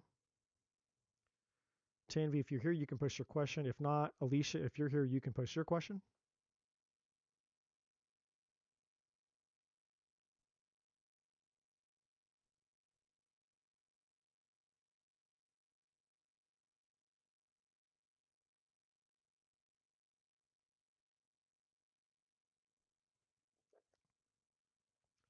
Anushka, if you're here, you can post your question.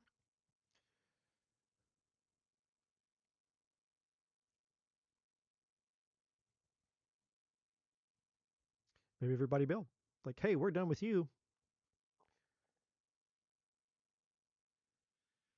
Yeah, it has been a long time. Um, I had a lot of stuff going on because I've been going through my own stuff this year. I was finishing completing this book was a must. I was just like, I cannot put this off anymore. So I just laser focused on getting this book written and completed before the new year. It's like this has got to be finished before the new year. But then I had other things going, just like everybody does. You know, my own my own personal growth, my own going through my own. I've had so many. My 2025 started basically back in June. Like the first half of my year was pretty uneventful, but from like June moving forward, it was. I mean, it just everything started to unravel.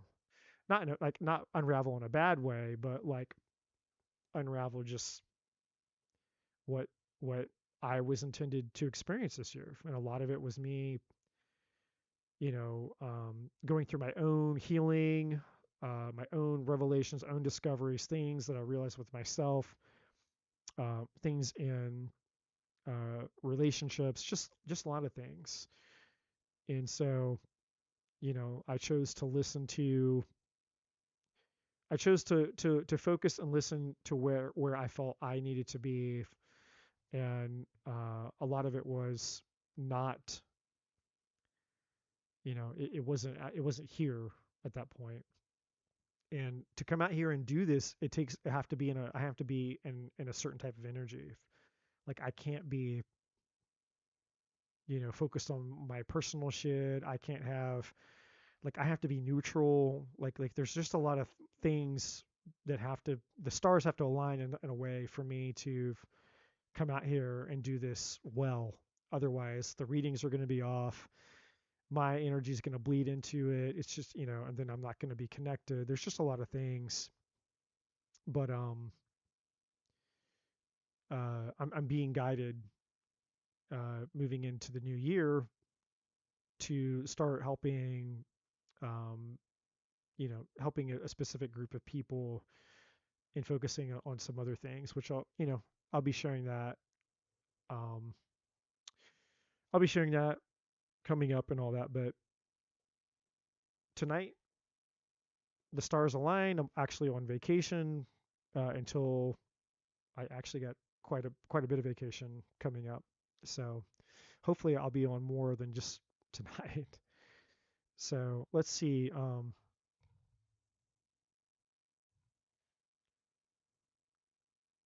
Selah, Sel- hold on. How do I say this? Salama? Salama. General reading for 2026, specifically on or regarding your job. I am jobless currently, passing through many traumas, but I am tired of jealous and envy that follows me throughout my life. I am terminated due to jealousy and envious people in the workplace. No, no need to apologize. Let's take a look at it for you.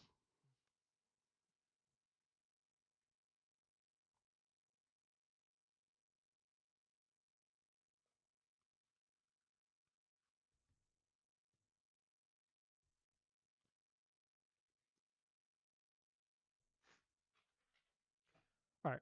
So let's start with what you need to focus on. Surrendering or changing, because all change begins with ourselves, and then we'll look at the other things. All right. Let me get the cards out really quick, because then it helps me just read all of the energy at once, which I prefer.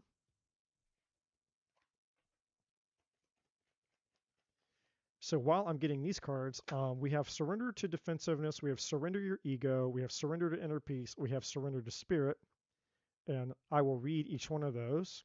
We have emotions are running high, so you're feeling very volatile, maybe very triggered about things, or just feeling maybe emotionally all over the place. We have show the world the real you. We have expect powerful change, and you also have it's time to take action. So that card's been coming out quite a lot tonight, and underneath that, the energy is gaining momentum. So yeah, I feel like this is going to be, you know, I'm not surprised that a lot of people are probably going to be getting that this year. All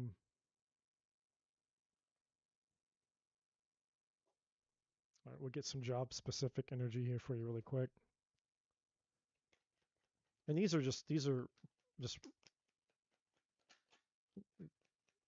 aren't really as important because again, kind of like what I was saying to Gina, it's not the result that we're after, it's who we become that what matters.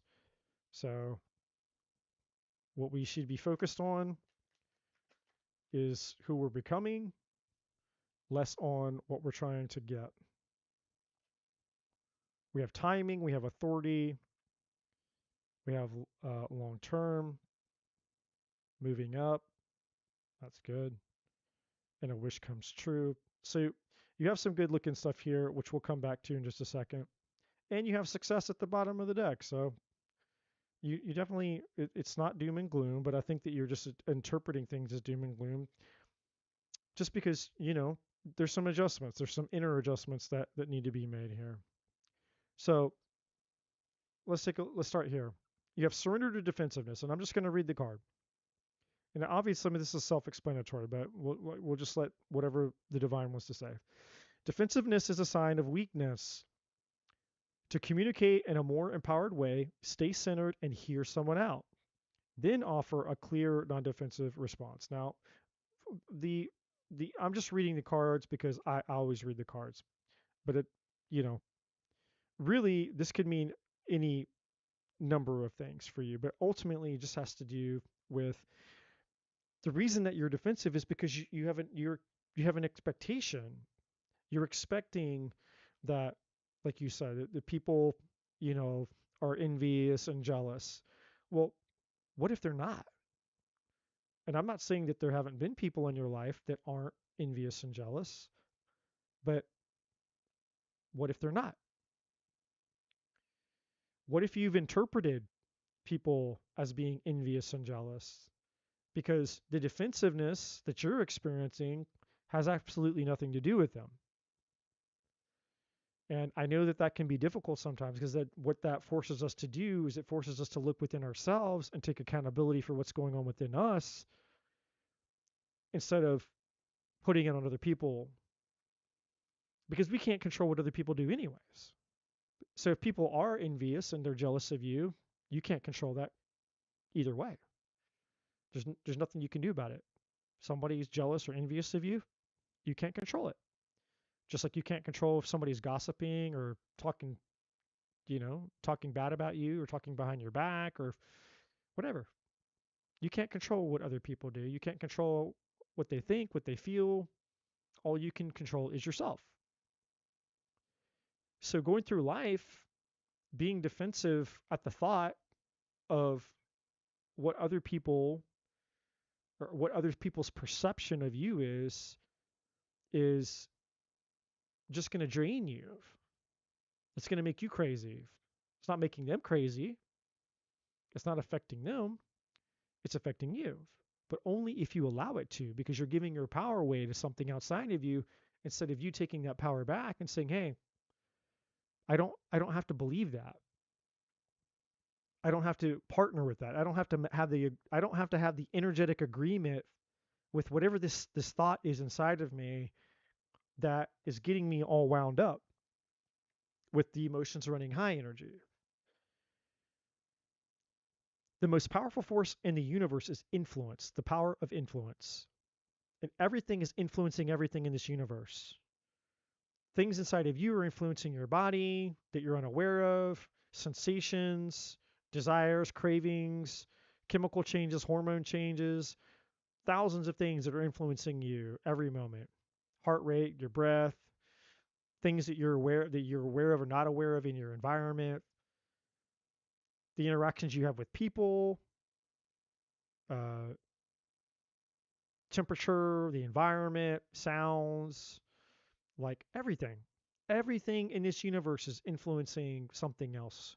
Gravity is influencing the position of the planet, how far from the sun, the seasons, you know, like everything. Everything is influencing everything. So one of two things happens for all of us.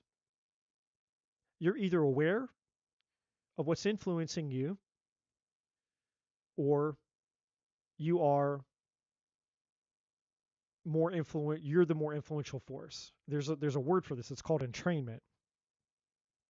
And the word entrainment, by definition, means that the more powerful form of influence will be the defining factor. In other words, whatever the more influential energy is, the energies that are below or beneath that will basically uh, mimic the stronger energy.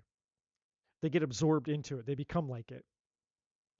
So if you have a negative thought and that's influencing you, then all of you is going to essentially align to that negative energy. Just like if you have a craving inside of you, like, for, I don't know, chocolate cake or a donut or a sweet or whatever, a candy or anything. And if you're not the one controlling that craving or that desire, then all of you is now being driven and controlled by the influence of the craving that you're having. So it's very important to understand the power of influence, because if you're not the one influencing yourself more than anything else is, then basically you're screwed, because you're just going to walk through life and anything and everything outside of you is going to be more influential to you. And so then now you're not in control of your life. You're in control of whatever force is pulling on you the hardest. Whatever energy is the strongest force that's influencing you, that's the direction that you're going to pull. You're going to be pulled in. And so now you're living your life from a place of reaction instead of living your life from the position of being a creator. And I talk about this in my book, being a creators versus reactors and the power of influence. And so you have to become aware of the power of influence in your life right now, because right now you're giving your power away, and most of it is internal. Most of it's from your thoughts and your beliefs, right? And that's what this defensiveness is, which is why we get to the second card. And the second card is saying surrender your ego. Cultivate gratitude, be of service to others, and come from your heart. A big ego can work against you, but humility will further your goals. Now, first of all, let me back up and say we all have an ego, not just you. Every single person on this planet has an ego. And your ego is here for a reason. Now, there's a lot of people out here in spiritual YouTube land that will tell you that the ego is evil, the ego is bad, and all the spiritual bypassers out there who are trying to own themselves and zen themselves out of their human body and go float through other dimensions. It's like, no, you didn't come here to float through other dimensions. You came here to be a fucking human being.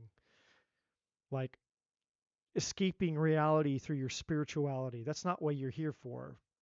You have an ego, and your ego is meant to protect you. Now, the problem is when you let the ego run the show.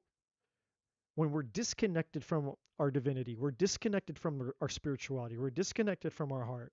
That's when it's a problem. The ego in and of itself is not bad. It just needs to be tamed by the spirit, right? When we subject the power of the ego to the will of the spirit, that's when life gets beautiful. But most people's spirit is being suppressed by the power of the ego. And we just don't know any better because nobody teaches us how to do this stuff. We have to figure it out. And it's very confusing because there's so many different people out there who have so many different opinions about how that process is supposed to be handled. So all this spiritual shit is very confusing, right?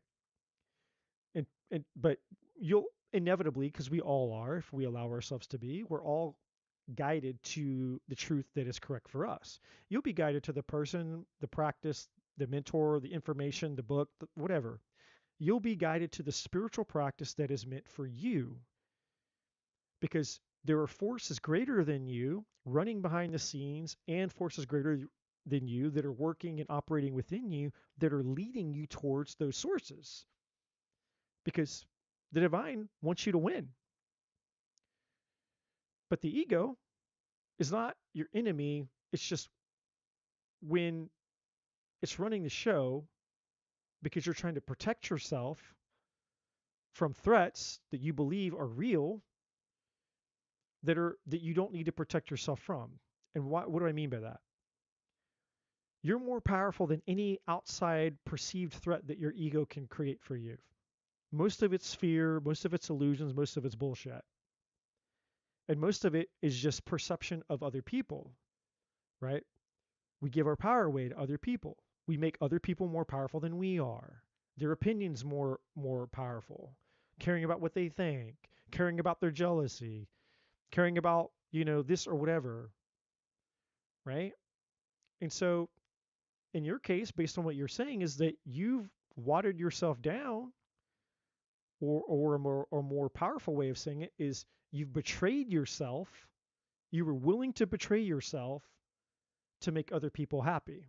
You were willing to participate in their games, whether they intended it to be that way or not, or you were willing to participate in your own mind games to betray yourself, to make yourself small, which inevitably left you powerless. So now I can't have what I want. I can't accomplish what I want to do. I can't achieve greatness. I can't be successful because I have to be small. Because if I'm not small, then people are going to be jealous of me and people are going to envy me, and then I'm going to be rejected. I'm going to be disconnected. So essentially what I'm trying to say is you put yourself in what we call a double bind.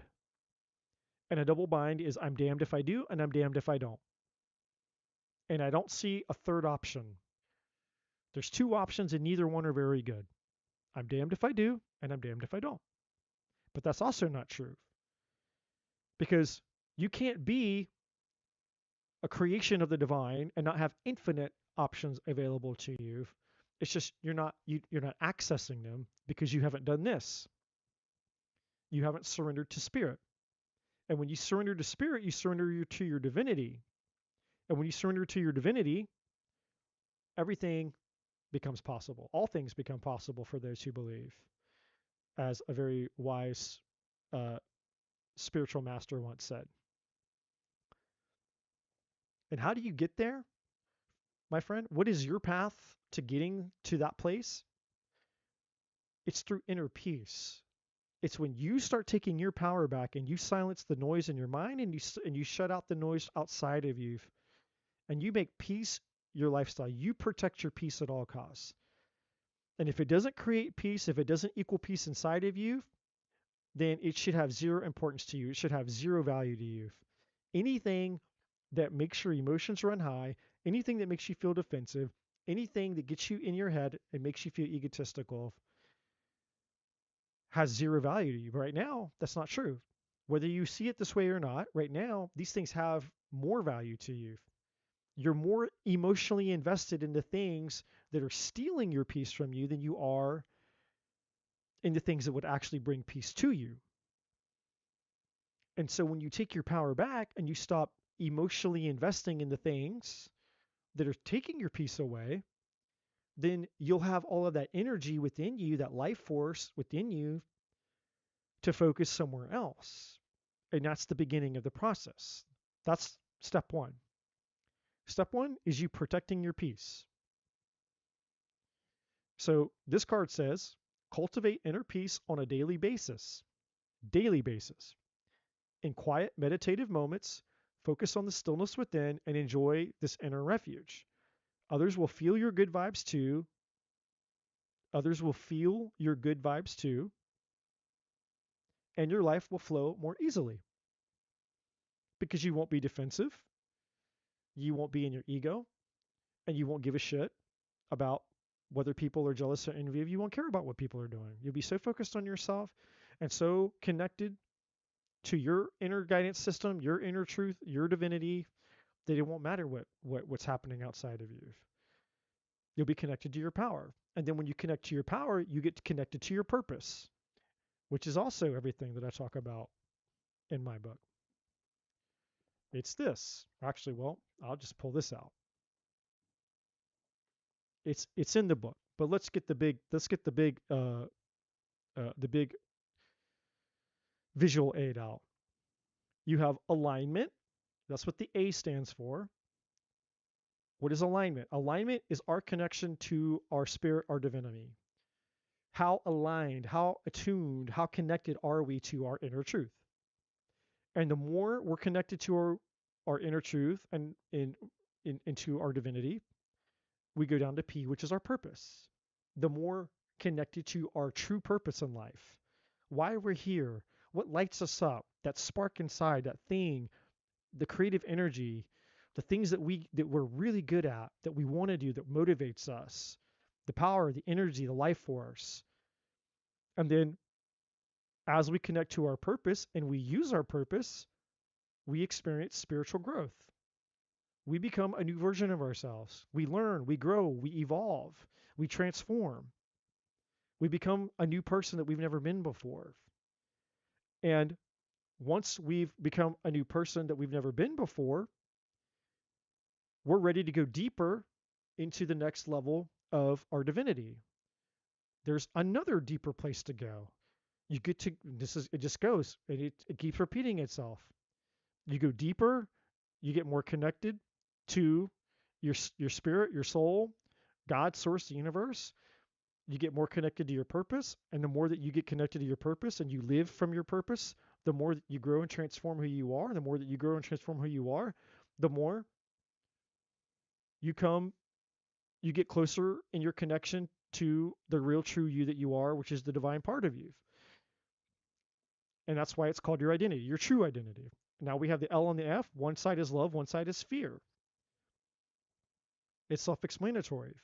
When you're operating from your divinity, you're doing this, you're living out this pattern, alignment, purpose, growth, alignment, purpose, growth. You're living this pattern from the place and source of love, then there's a whole different human being that exists as a result of that. But if you're living it out of fear, then you're fucked. That's what the F stands for. Fear equals fucked. And I don't mean in a good, pleasurable way. But when we're doing this out of love, then I could put another F over here called fulfillment. Because when you're doing this, you will start to experience fulfillment, spiritual fulfillment, not temporal fulfillment, not temporary fulfillment, spiritual fulfillment, fulfillment that lasts, fulfillment that fills up your soul.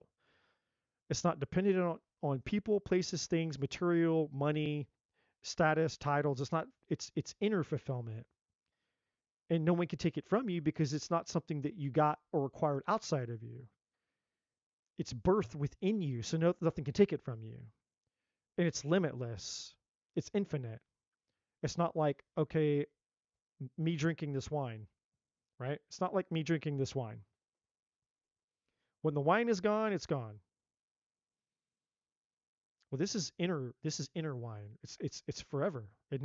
I can drink from it however much I want, and the glass is never empty. The glass stays full. So much so as I keep it full by doing what I showed in that example. So if you do that, then this is what you have to look forward to in terms of jobs and career. Timing. I'm just going to read these cards. It's all in the timing right now. Pull another card to see if you need to do it now, wait a while, or make a different decision. Well, we did pull the other cards, so these are the answers. So it's in the timing. Your success, which is at the bottom of the deck.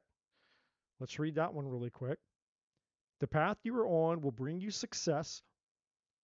The path you are on will bring you success and prosperity if you just keep going. Lots of little steps take you a long way. You're on track. These are the little steps that are leading and guiding you, and how big or small the changes are in your life. In other words, how much progress you make is dependent upon the timing of how much progress you make is dependent upon what you're willing to do or not do. It's in your hands, basically. Okay, next card, next card is authority. Clashes with the boss or a challenge to your power will compel you to respond. Choose peaceful solutions if you can. So again, this is about that defensive energy and your ego. It's basically saying you're going to get the energy that you give away is the energy that's going to give back to you. If you bring defensiveness and ego into your outer world, it's going to be reflected back to you. Then people are going to treat you with defensiveness and ego. So it's just, you're just going to get the same thing back. It's just a mirrored energy. What's next? long term. An opportunity could turn into a long term career move, or you will be asked to commit to a position in exchange for more money. So you have an opportunity to get a long term job that's really good for you. And you might make a lot of money doing it, hence the success card. But again, this all depends on what you do or what you don't do. Moving up, you are increasing your power and status. You may get a promotion or move to a better home or office. You might climb the ladder to success. See, and this is the irony. The irony is that you have this power struggle within you, when the reality is when you resolve the internal power struggle, the power that you have will be given to you, and you'll actually end up being the one that has all the power. And it won't be out of jealousy and envy and all these things. It's just you're resisting the natural thing that's wanting to be given to you. That's all it is. And what we resist persists. Look, a wish come true. This is the last one. Your wish is being granted. Let me say that again. Your wish is being granted, but it may not come in the way you expected. No worries. It is just what you need. So the divine is like, look, I've got you. Don't micromanage it. Don't try to understand it all. Don't try to put your hands all over it. Don't try to control it. Let the divine show you how effortless that this process can be when you surrender to your divinity. And again, that's all about you focusing on who you are from within. And I know that sounds so cheesy and so generic, but it's true. It's not about doing more. It's about being more. Being more of what? Well, being less of these things, being less defensive, less in your ego, and more attuned to what's inside of you and finding your peace and the power of influence. Like I said, the most powerful force in the universe is influence. You going within and finding out what's true for you in those regards. And if you do that, expect powerful changes here. And this is probably this is the card that I'm getting on here for you. Show the world the real you. Well, the real you will emerge when you go inside and you find them. Surrender to spirit. That's the you that's waiting to be found. And when you find that person and that person starts to come out of you, everything in this reading is going to come true for you. And so all you have to do is just change your strategy. Stop listening to the bullshit in your head. Stop caring about what other people think. Take sovereignty over your life again. Take control over your sovereignty of your life again, meaning I'm going to be the most powerful force of influence over me. I'm not going to let other external forces influence me anymore. I'm going to influence myself. And not from my ego alone, but through my spirit, my soul, what's my inner truth. And so your path to success and victory is completely to focus on this now. Going within, finding my inner truth, finding my inner peace, connecting to God, source, universe, my higher self, my intuition, whatever your word is for that. Connecting to love, it doesn't matter. Whatever your word is, it's all the same. But it's inside of you, connecting to your inner truth, really connecting to it, spending time with it, making that your non-negotiable with yourself. You have to love yourself and care about that enough to go connect with it and really, really integrate with it and have a relationship with it. Just like you eat every day and you sleep every day and hopefully, you take a shower here and there, you use the bathroom when you have to. Like, it needs to be just as important as every other thing. You breathe air every day. You have to. You don't breathe, you'll die. You don't eat, you don't drink, you die. It needs to be that important. This needs to be, I need to do this like it's like oxygen. And I'm not just saying that to you, my friend. I'm saying that for all of us. 2026 is the year where every single one of us needs to treat our connection with the divine like oxygen. We need it. This needs to stop being a commodity. Like this needs to be like a non-negotiable for all of us. So very powerful reading for you. You don't have to be hard on yourself. You don't have to beat yourself up. You don't have to get into all that shit. Just, you know, just release the negativity, all the negativity. Negativity of yourself, negativity of others. Because again, that's just an energy leak. You'll get sucked right into it. You don't need the negativity. Just shift your focus. It's like, hey, you know what? I'm gonna go. This is what I'm gonna go do. I'm gonna connect with, you know, with my inner truth. I'm gonna get connected with that place, my inner peace. All right, who's next?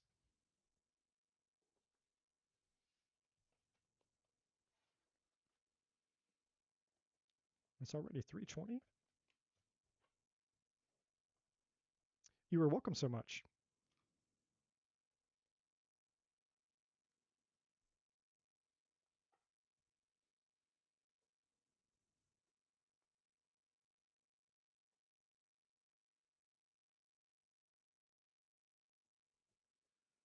Okay, so Sonali, if Sonali, you're here. If not, we have Anita.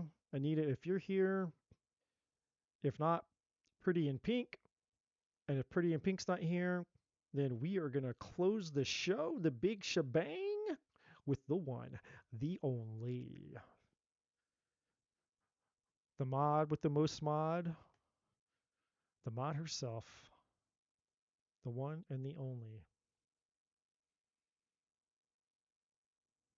My favorite human ever. My favorite Leo ever. Sonali is here. Okay. Sonali, you can ask your question.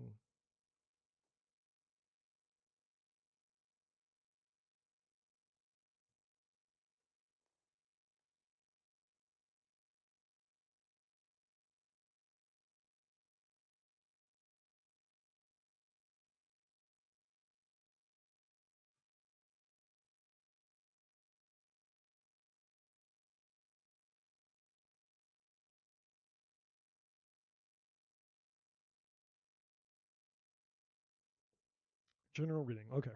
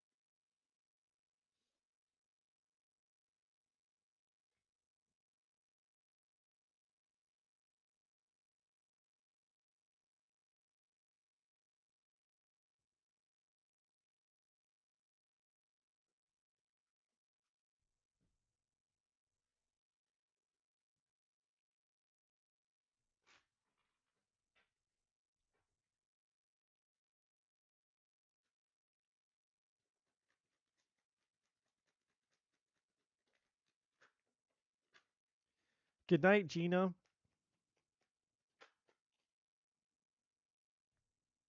Good night, Gina. I do love my mom, but I don't know.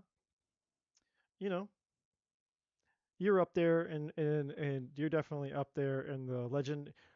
You're definitely up there with the legendary Leos. How about that? You're part of the legendary Leo club. The legendary Leo club.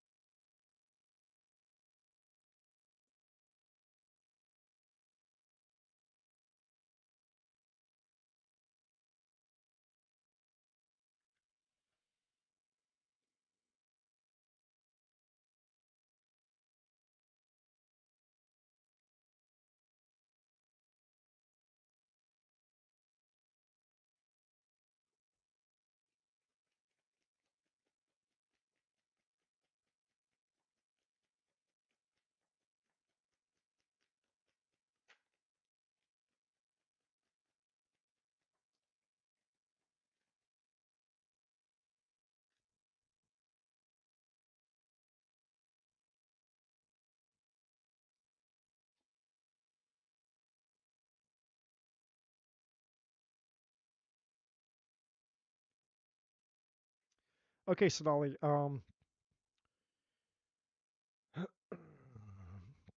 You're being this is really this is like we went completely in a totally different direction in your reading. Um, I haven't had one of these in a long time.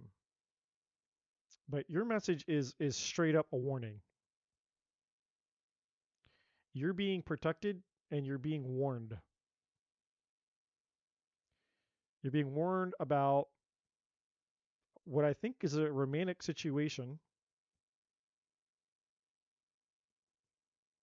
Um, there's somebody that's not good for you.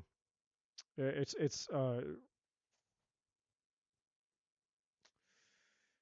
mean it's an abusive situation. We got the Five of Swords here. So these four cards are connected to this man holding a coin.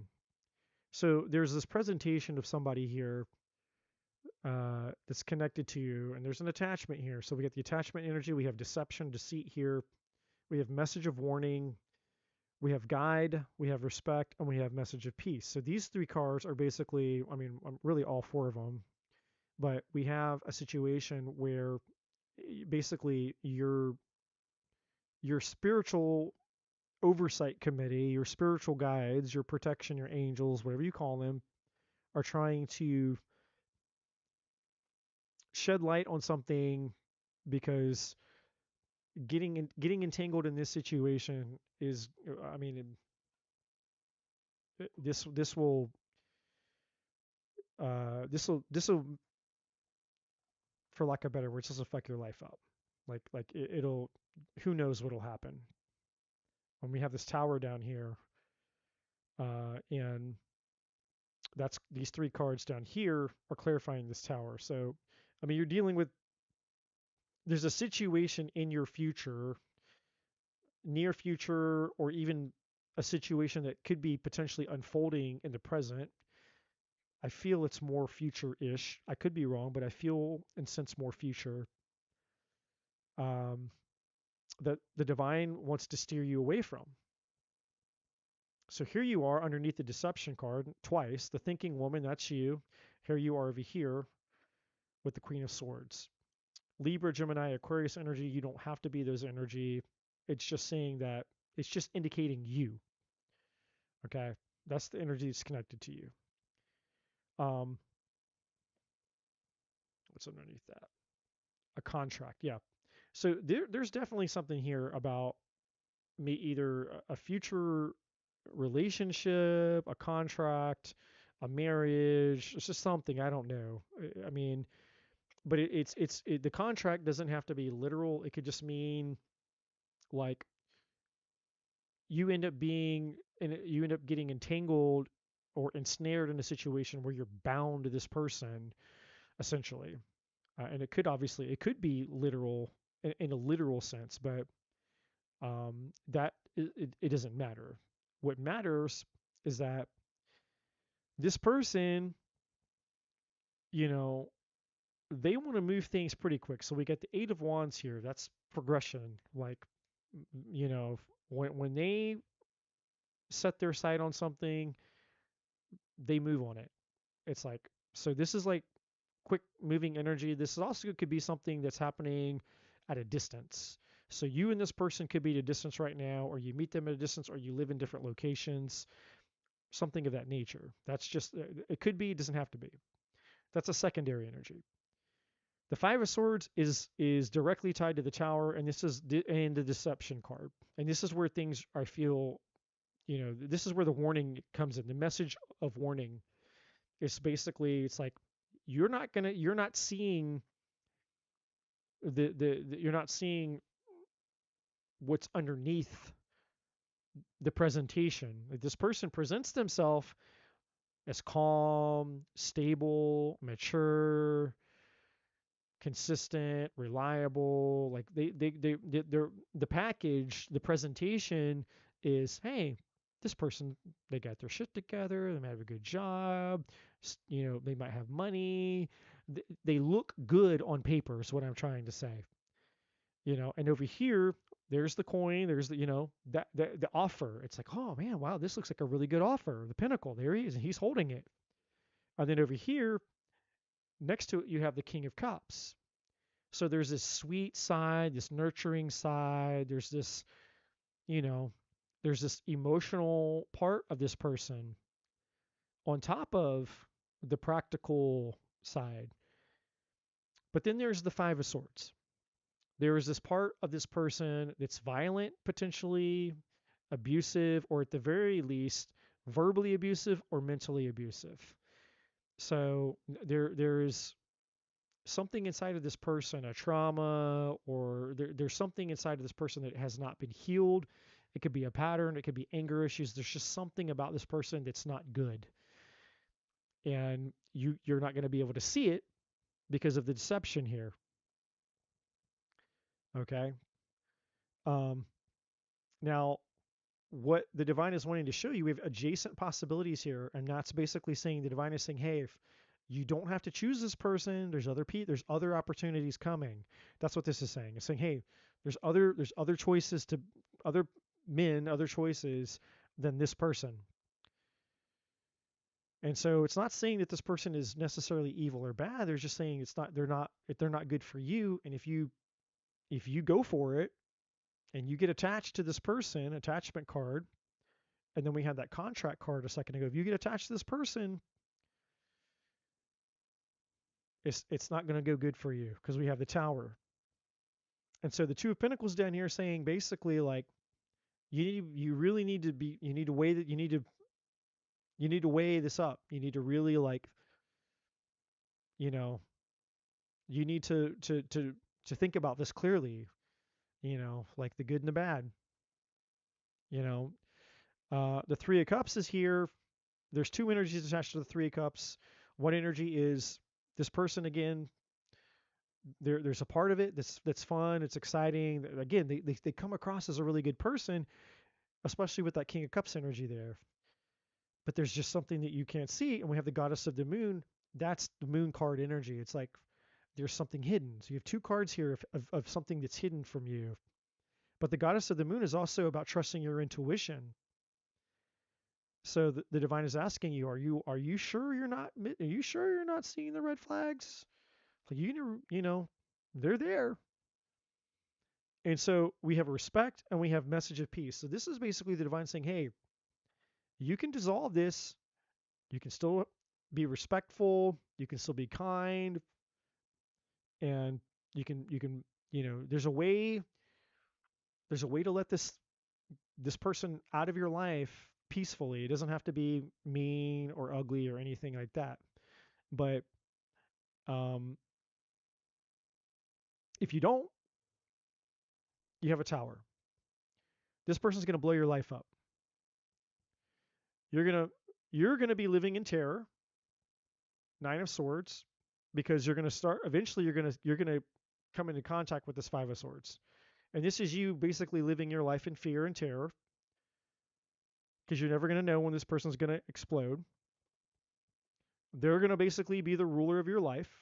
The Emperor is here, and it's interesting. Is um, there's this Six of Cups here, and there's a few energies attached to this, but basically, I feel like this is like children that you haven't unborn children that you haven't had, and you're basically going to be attached to this guy. If you have children with this guy, then you're really screwed. If you end up with this guy and you have his children, now you're attached to him for life, because then he's the parent of your child, and you're always going to have to deal with this stuff. That's one of the energies. The other energy is attached to past trauma, past this person's got past crap that they haven't, childhood stuff that they haven't dealt with. you know.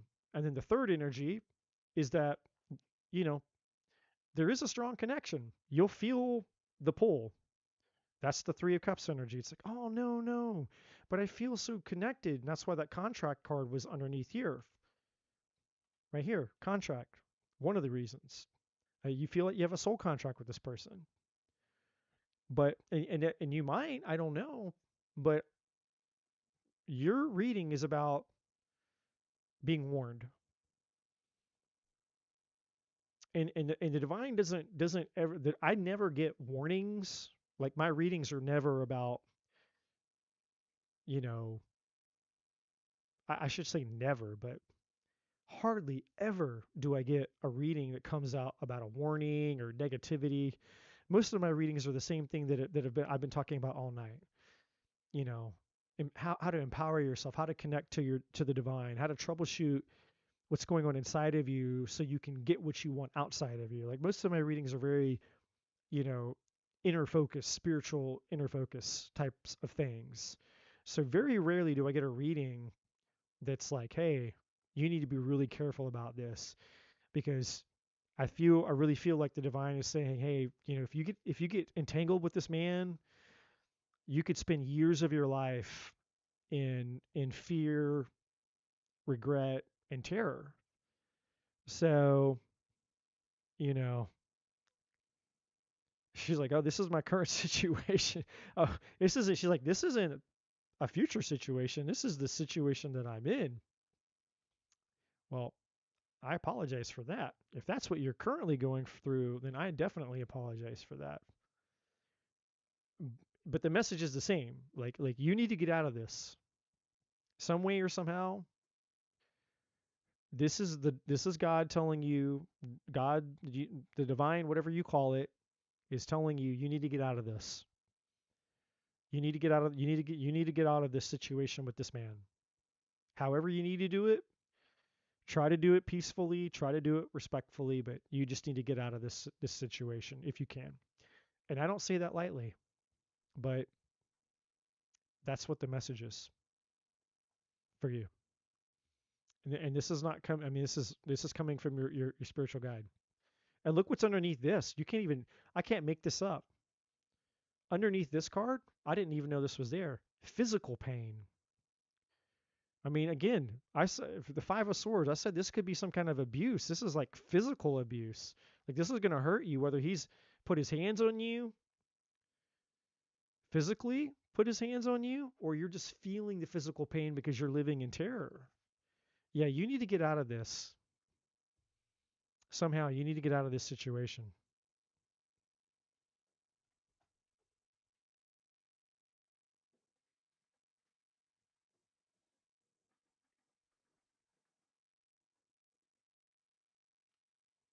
Hot and cold, hot and cold, hot and cold.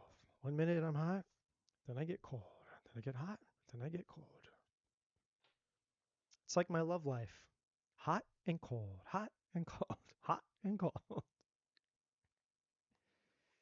Hey,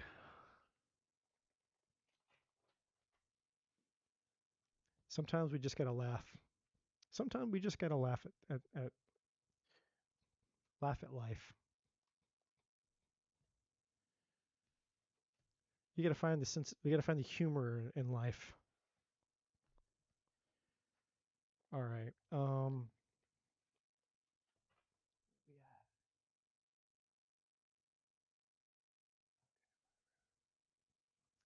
It feels like it's been longer than that. Only 5 hours and 49 minutes? I haven't done 12 hours tonight?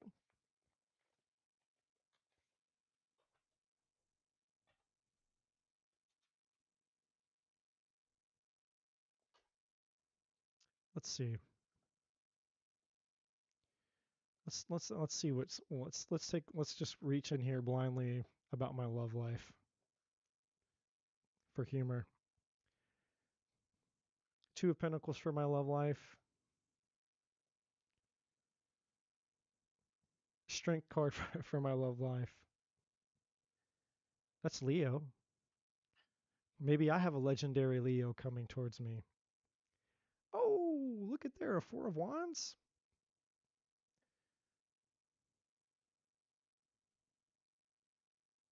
Two of Pentacles. You never know. Strength. Keep fighting the good fight. Four of Wands.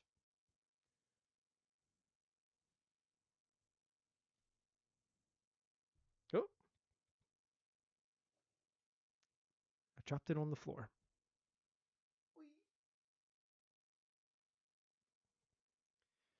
Okay. My dearest favorite, most favoritist person, my dear Jean, our moment of truth has arrived. She's like, stay strong. Stay strong. In my Braveheart voice, freedom.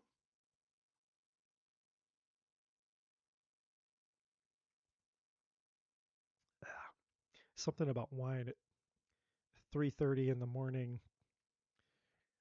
It's like when you're done, you're done. It's like, doesn't taste good anymore. Okay, where are we at here? May I ask, I don't know if that's an I or an L, but may I ask what his feelings and intentions and next actions are towards me and anything else you think I need to know?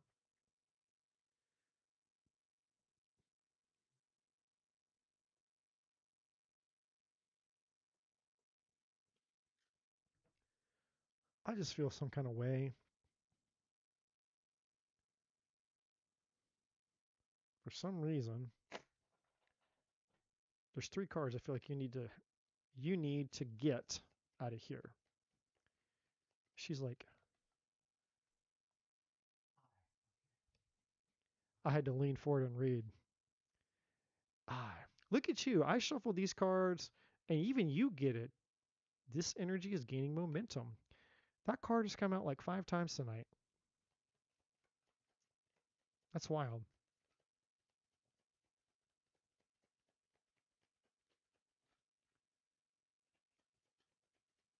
I as in igloo. Or if you're me, I as an idiot.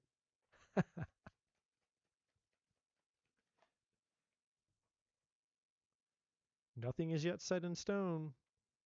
It never is with you, Gene, right? Never is. You're like me. It's never set in stone. Even when you think it's set in stone, even when you think, I got it, it's like, whoo. It's like you ain't got shit. You got bamboozled. Hopefully, you're not going to get bamboozled. Work through your fears, Scorpio. Maybe they're a Scorpio. Is I a Scorpio? Or a Gemini? The answers you need are coming. Perhaps for both of us. Perhaps for both of us. All right. Okay. I like that so far. I'm going to save the tarot for last. I know you like them tarot cards, but I like to look at some of the. Oh, shit, look at that. She's like, he is a Scorpio. I told you that from the start and you didn't listen. Did you? Did I miss it? Hold on. Obviously, I did if you did.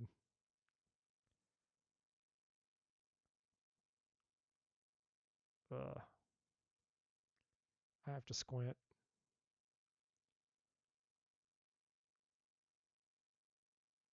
Hmm.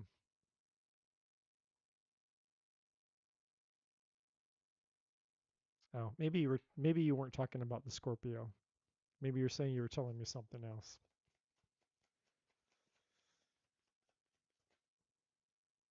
We all did. Your whole chat. Yeah. I know a lot of chatting.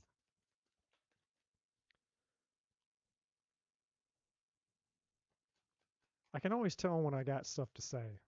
And that's like when I know that I'm supposed to be on. I feel it. I feel it coming. I'm like, okay, I'll think about it. I'll check in. I'll be like, do I need to do readings?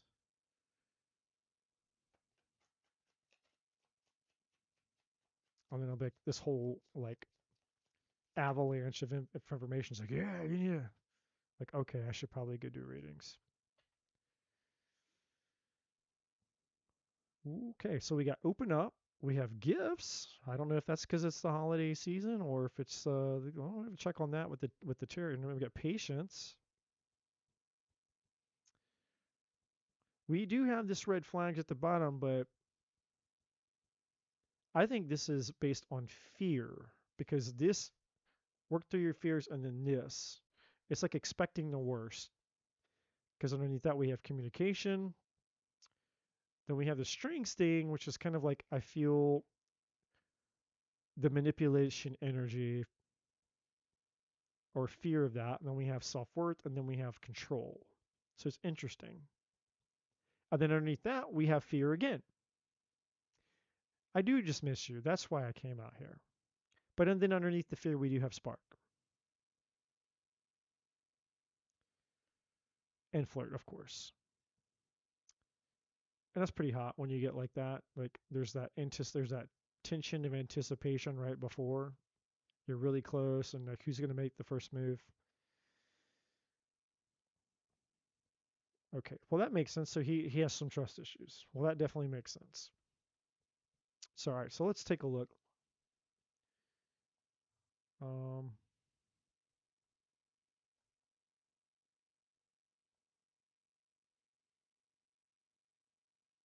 I'll use this one.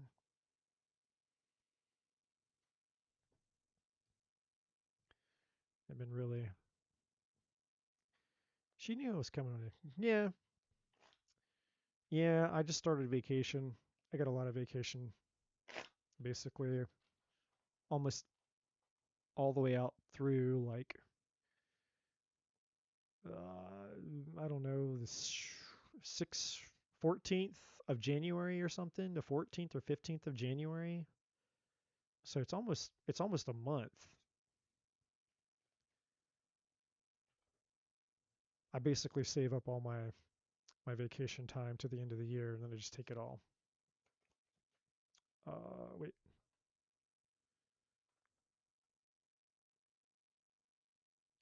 Let's look at the fear first. What's that? We'll look at the fear and then we'll look at what you can like what you can we'll look at I'll look at a few things.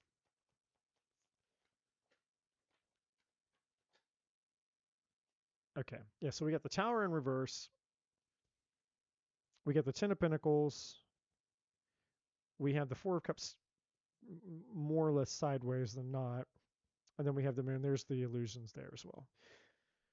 Bottom of the deck, we have Strength and Courage. There's the King of Pentacles. We got the Devil here. The Two of Wands, Eight of Pentacles, Five of Cups, and something. So something obviously happened to this person. Obviously. They have trust issues. I'm going to look at this Devil real quick. I think the Devil obviously is tied to him. It's going to obviously probably tied to the Moon energy as well, and the Tower in reverse. So basically, this is all like this person is trying to avoid whatever happened in their past with the Tower in reverse. Like they're trying to, it's self-preservation. And so they're afraid to commit here because this is almost like a Two of Pentacles energy with the Four of Cups sideways. So they're trying to play it cool, like they don't want to act too interested, but they are interested. They want to take, they want to take the opportunity, but they're still apprehensive. So they're kind of in between right now because of the fear and whatever the Devil and the fear. They are looking for something long term now, which is ironic with the Ten of Pentacles. So why is the Devil here? And this the strength energy here at the bottom of the deck was the care and compassion that's tied to this patience card. Okay, that was the Magician that just fell on the ground. The Death card. So there was an ending. But it's also calling for transformation on his part. In other words, he's going to have to face this fear Excuse me. And then there's the betrayal. I'm sorry. Seven of swords. Obviously, maybe he was cheated on. You said there was trust issues, so at the very least, that's trust issues. Maybe he was cheated on. He's going to have to face his fears, but obviously something ended in his past as well. Ten of swords at the bottom of the deck, so definitely something painful happened to him at the very least, if not a literal betrayal.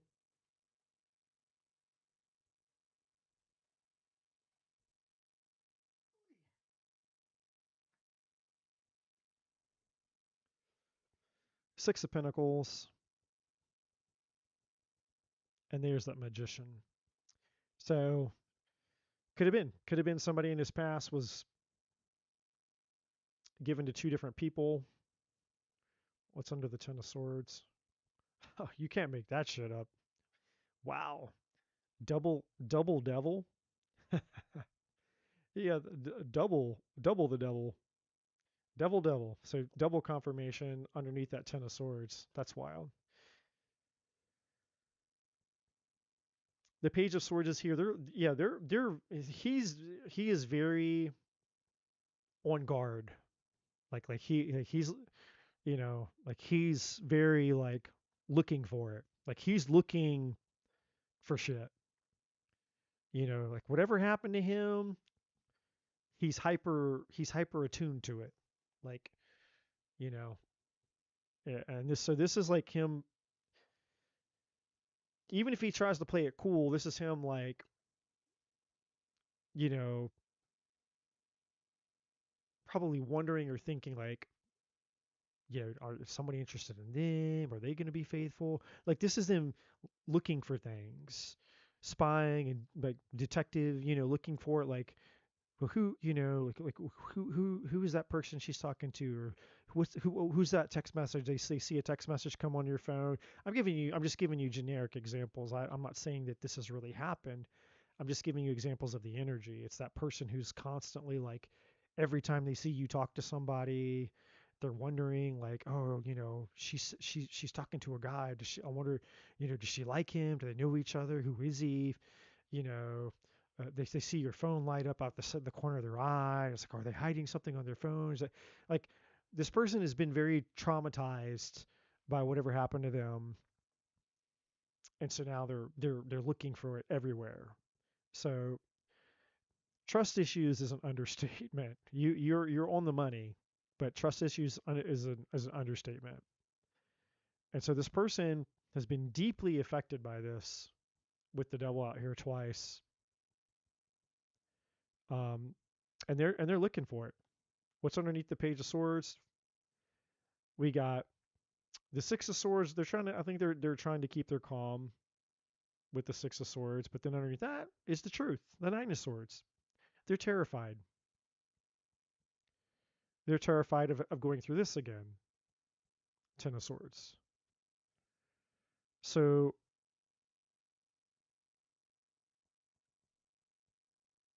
all of that tied to the double devils, tied to the fear um, that they need to confront with the moon. So the moon and the work through your fears, that's his energy. And this is the backstory. So obviously you were already on the money with that. Um, Ironically though,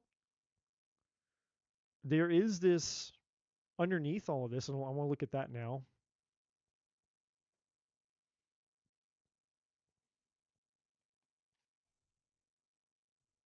There does seem to be genuine romantic interest. Question is this devil energy and this fear moon energy, is it going to be too much for this person to handle? Are they going to be ruled by it, or are they going to push through? But how do they feel about you? Let's start there. How does this person feel about Gene specifically?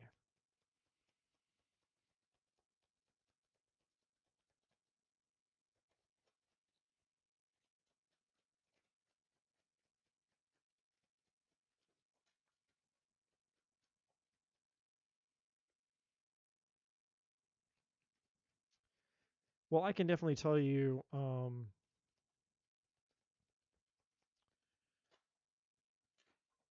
Whoa, that one flew way the hell out of there.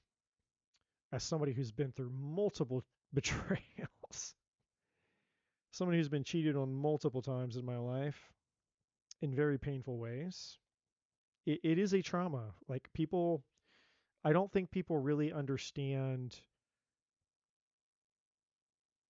the impact that cheating has. I mean, it's a mind fuck, and it's really really difficult. You know, it's you and you can't help it. Like it's you can't help the trust issues that come with it. And unfortunately, it's up to the person who's been cheated on to heal from it. Like nobody else is going to do the healing for you. It's just like it sucks. It's like you get fucked over and you get left with the tab, and then so you got to go do the work to heal from the thing that somebody else did to you. Which there's lessons and spiritual growth. All that stuff is true. So it's just part of like anything in life. There's a lesson that comes with it as well. But I think that just a lot of people underestimate the seriousness of the seriousness of the effects that cheating has. I think most people just think that, oh my God, I got cheated on, fuck them, blah blah blah. It's like, it's deeply painful, and I mean, in a lot of ways, I think it might be similar to like I don't know, like a sexual abuse or something. It's like someone violates you in a way that um what's the word I want to use? Someone violates you, and it's an imprint. It's like it's not something you can just think. You can't think your way out of it. It's a trauma. You literally have to heal from it.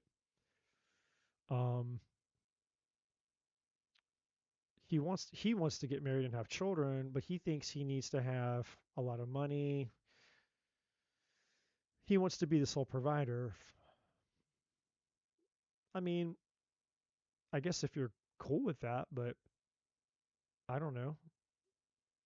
I mean, I know you want to have kids, so if like if you're cool with just being the mom, but I always caution men with that. Like, you don't get hung up on that. Like, if I don't make a lot of money, I'm not successful. It's like that's not true. You can't let that become a hurdle because then you've turned that role into being your god instead of you realizing like, hey, I need to just like everything I've told everybody tonight. It's like you're not what you do. That doesn't make you who you are. Like you need to find you. You need to become a man first and connected to your spiritual truth, and then whatever you do will be sufficient, and you'll love doing it, and you'll get the blessings and the benefit of making money. And the irony is women, at least the ones that are healthy, they don't give a shit about that. Like they don't give a shit about your bank account. They give a shit about who you are and the character integrity of the man that you are, and the other stuff will figure itself out. So a lot of men are doing they do more than well enough for what most healthy women could ever want. So that's like a self-esteem thing for guys that think they gotta like be a bajillionaire. Cheating is a cardinal sin, absolutely, and people need to quit being so horrible to one another. Absolutely agree with that. Um, I have never been cheated on. Well, hopefully, hopefully you never will ever experience that. I pray to God you never have to experience that. Thank you. I hope that never happens to me because it's not something that I would want to do to someone else. Absolutely. And when you enter another person's life and you choose to make theirs worse, that's a horrible human. Yeah, it's a level of selfishness, self-deception, and illusion that I can't wrap my mind around. And no matter how much spiritual shit that I throw at it, I can't wrap my mind around it. I just don't get it. Like I just don't understand. I mean, I understand life is complicated. I understand relationships are complicated, but if you're miserable, then just go get out. Go be single, right? Like if you're like, let's say you're married, right, and you're miserable, well, just fucking get a divorce. And if the other person that you're cheating, the person that you're cheating with, if they're miserable, then get a divorce. And people make all these excuses about why they can't do it. Well, I'm doing it for the kids. I'm doing it for this, or I don't want to leave. When I've had it's like, no, you're a coward, is what you are. You're just a fucking coward, And they think that it's this false humility, this false integrity of like, oh, I'm being such a good person. Look, I'm cheating, and I don't want to hurt my children. It's like, no, you just paid it forward to your children, and basically, you just taught your children how to be a shitty human being like and just thinking that because it's hidden now, well, what's going to happen when it comes out later? Oh, look, mom or dad is a cheater. Great, that's acceptable. Like it's just like I said, there's no logic that I can come like there's nothing logical that makes sense to me about that. And none of it makes any fucking sense to me. Um, yeah, you have to both create a safe space and communicate with one another. And people project their pain exactly, exactly. And basically, like you knew, and this is what pissed me off about people in relationships. I'm kind of a little bit on a soapbox here, but anybody that doesn't understand that a relationship is a risk when you get into it, like you're delusional. Like all relationships come with a risk. And no matter what somebody says to you, I love you forever, for better or worse, until death do us part. That's fucking bullshit, man. Nobody, there's not a single human being on this planet, and I will debate this with anybody until the cows come home. There's nobody on this planet that can promise another human being that they're always gonna be there no matter what. Like that's insanity. I mean, that's like you could die tomorrow. You could have a heart attack, drop dead. You get struck by lightning. A million things could happen to you. It doesn't have to be cheating. You know, people act like they don't know that. You choose a person, you choose a set of problems. These are the set of problems that you chose, and it's up to you and your partner, to figure it out. And one of two things will happen. You will either agree to figure it out together as a team, or you won't.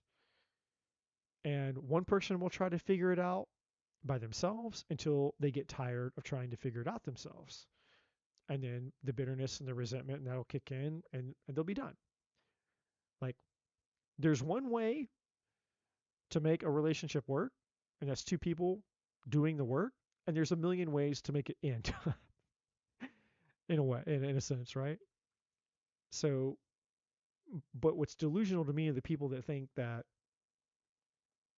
like, it, like you didn't know it was going to be a challenge at some point. Like it's not always going to be fantasy fairies and fucking rainbows and unicorns, you know?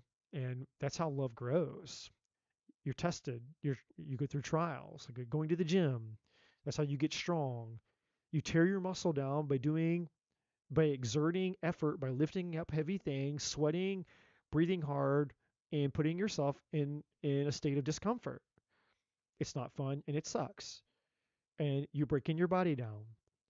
But then when it heals, if you're doing it right, then you build muscle, you build strength out of stretching, and just most people just don't understand. And what's ironic to me, and then I'm going to shut up on my soapbox, but what's even more ironic to me is just how many examples that we have in the world. It's like there's more failed relationships, there's more examples of failed relationships in my opinion than there are of any healthy relationships. It's like just look around at all the failed relationships everywhere. Most people come from divorced homes. Most people's marriages are falling apart. Most people end up getting a divorce, if not multiple divorces. It's like, how much evidence do you need of the amount of dysfunction that we call normal. And I think it's because we gaslight ourselves by thinking it's normal. So therefore it's like people who watch the news all the time, they become desensitized to war, to suffering, to pain, to murder.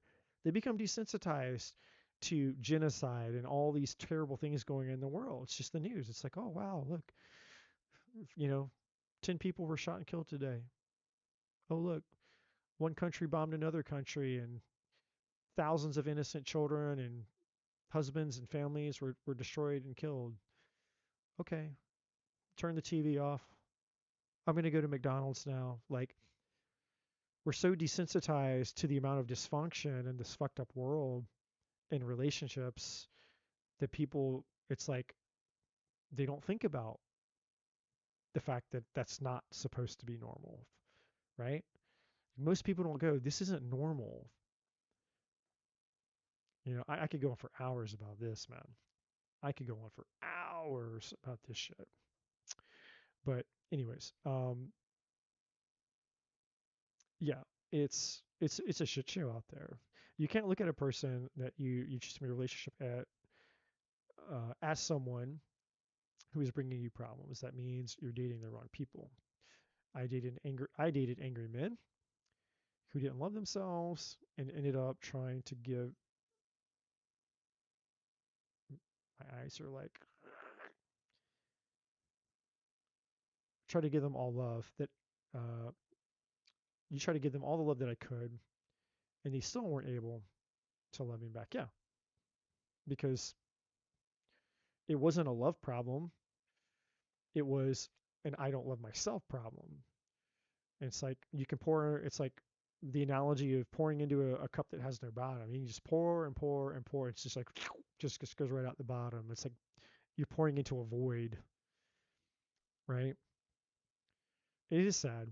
And I've dated women like that. I've done the same thing. They weren't necessarily angry, but they were miserable on the inside and they were unhappy and unfulfilled. No amount of I could treat them, worship their fucking soul, and give them the stars, the universe, and everything in between. It's never going to be good enough because they weren't good enough within themselves. So back to his feelings for you. Um, the bottom of the deck, he's definitely in this feeling it out energy right now. The Three of Pentacles is here. Okay, let's skip that. Strength is here again. So he feels a calm with you. There is the cliche, he is trying to work up the courage, and that's twice it's hot here in the reading now. Strength is here, and then strength is here. Was it over here? No. Okay. I thought it was maybe a third instance of it, but no. So yeah, there is the courage that he's trying to not let his anxiety and fear override the opportunity. So he's trying to hang in there.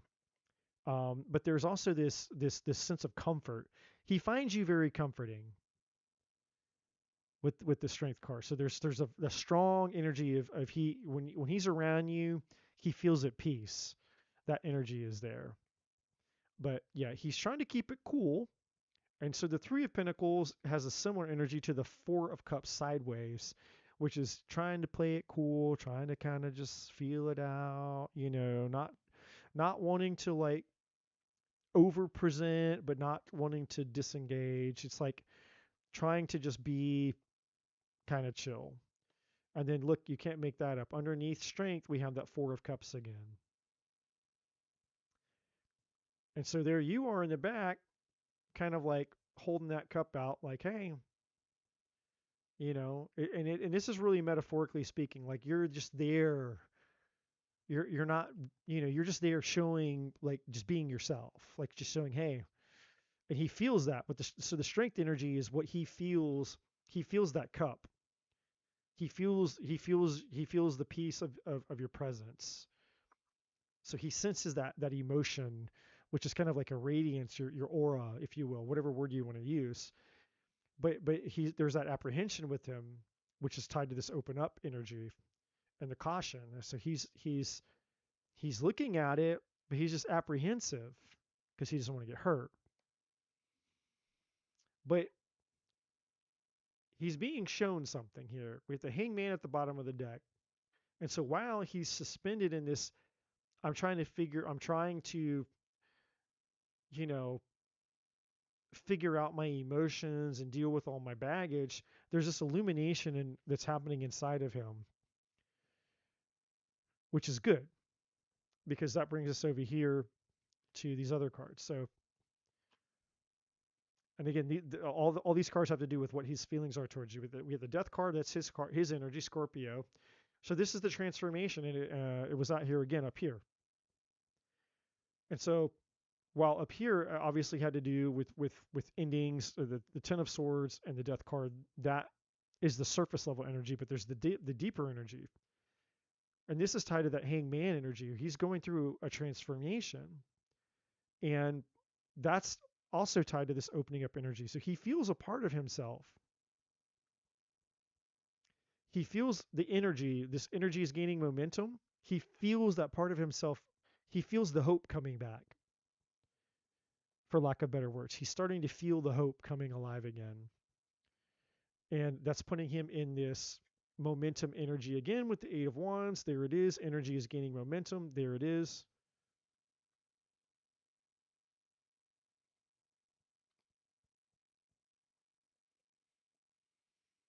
That's him starting to get, he's starting to feel that hope and that desire pulling him towards you, I think. And he knows he wants to have, like you said, he does want to get married. He does want to move forward despite his apprehension. There he is in his logic, though. He's trying to logic his way through this. He's trying to keep his emotions out of it with that Four of Cups over here and then the Four of Cups sideways. He's trying to stay logical about it for now because that feels safe. But he's going through a transformation whether he wants to or not. So him meeting you is intended to transform and change his life one way or the other. The Death card and the Wheel of Fortune is a major transformation, whether he wants to or not. But the Wheel of Fortune is also good karma for him. So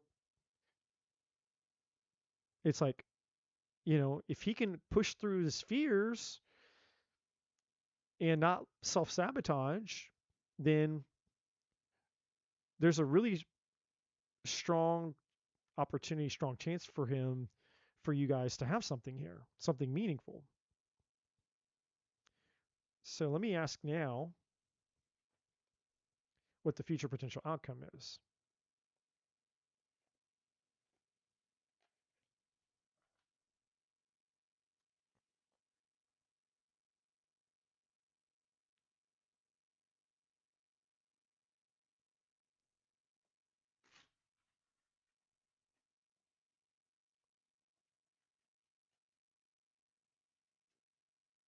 What's the future potential outcome?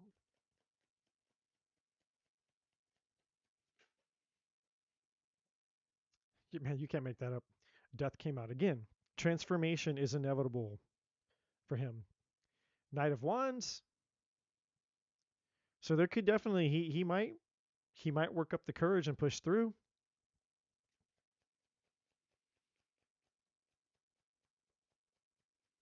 That's the Knight of Wands without the impulsivity. So that's not him being impulsive. That's him being more courageous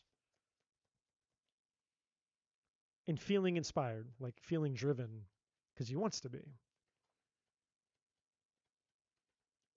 Definitely more of a pursuer energy.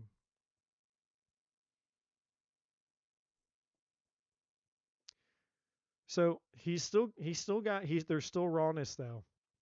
So we got the Three of Swords, that's his pain, and that's what's tied to the death energy, the transformation.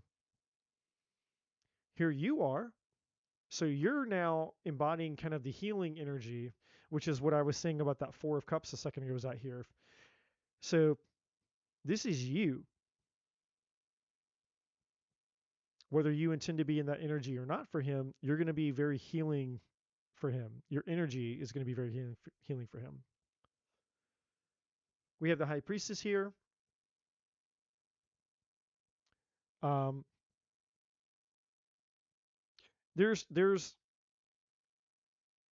there's an opportunity for kind of more of a, if he can open up, there's a spiritual, you know, a spiritual connection there that he's not aware of.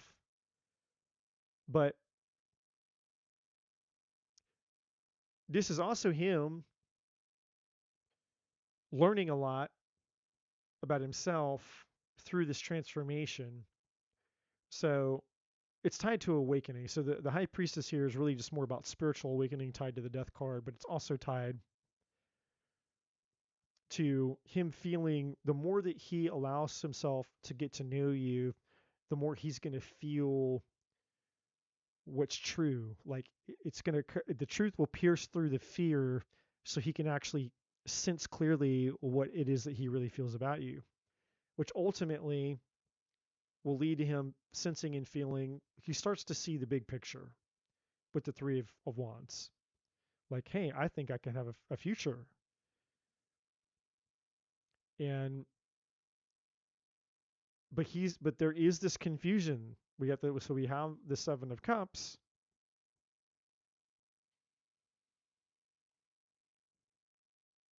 and the confusion comes because there's still some of this self-sabotage within him. There's that fear with the Eight of Swords. So it's like, you know, two steps forward, one step back. And then on the inside, we have the Five of Wands, which is his internal conflict, because he feels pulled in a lot of different directions. Like one side of him is like, yeah, I do it. One side of him is like, no, don't do it. One side is like, yeah, I do it. One side is no, don't do it. So, but all of that, this Five of Wands, I think boils up into the Death card, the transformation energy. So, what is what is the advice for you? That's the near future potential outcome. So what is the advice for you? I feel like the advice for you is this Queen of Cups. What just you doing what you want, like you just being yourself, really. But I don't want to just leave it super generic like that. Okay, really quick. I was trying to teach him how to tap into his psychic abilities in practice, but I don't know his progress. Well, see, even that kind of even that, like all of those types of things are gonna help him get connected back to his heart, which is what matters. Sometimes I wonder if I am just supposed to help people transition into higher vibration and they're like, me and you both. I feel like I'm like the catalyst of all my ex's spiritual awakenings, or showing them their trauma, or coming into their life to show them that they need to heal. I don't know. Like I feel very similar to that though.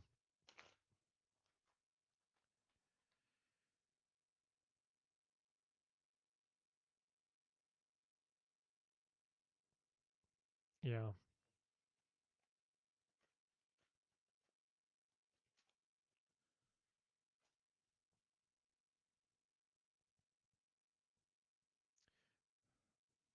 It's that tower that wanted to come out again. There's that Nine of Swords. That was, see, it's still wanting to bring out his energy here. All right, so let's take a look at what you need to focus on specifically. What's in your highest good to do? Oh, there's more above that. I'm sorry. Thank you for telling me. I think he spies on me and okay. I think he spies on me and has his friend spying on me.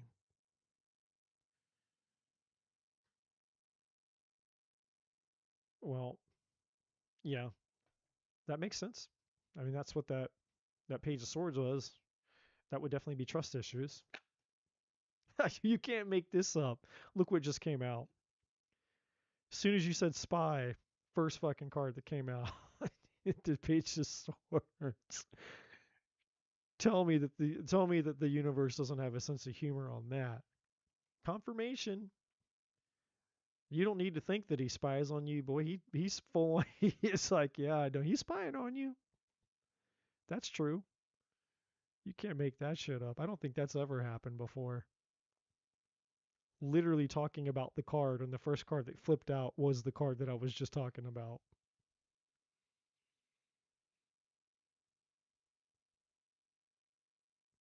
Okay, so yeah, just I guess just realize, know that he's definitely spying on you.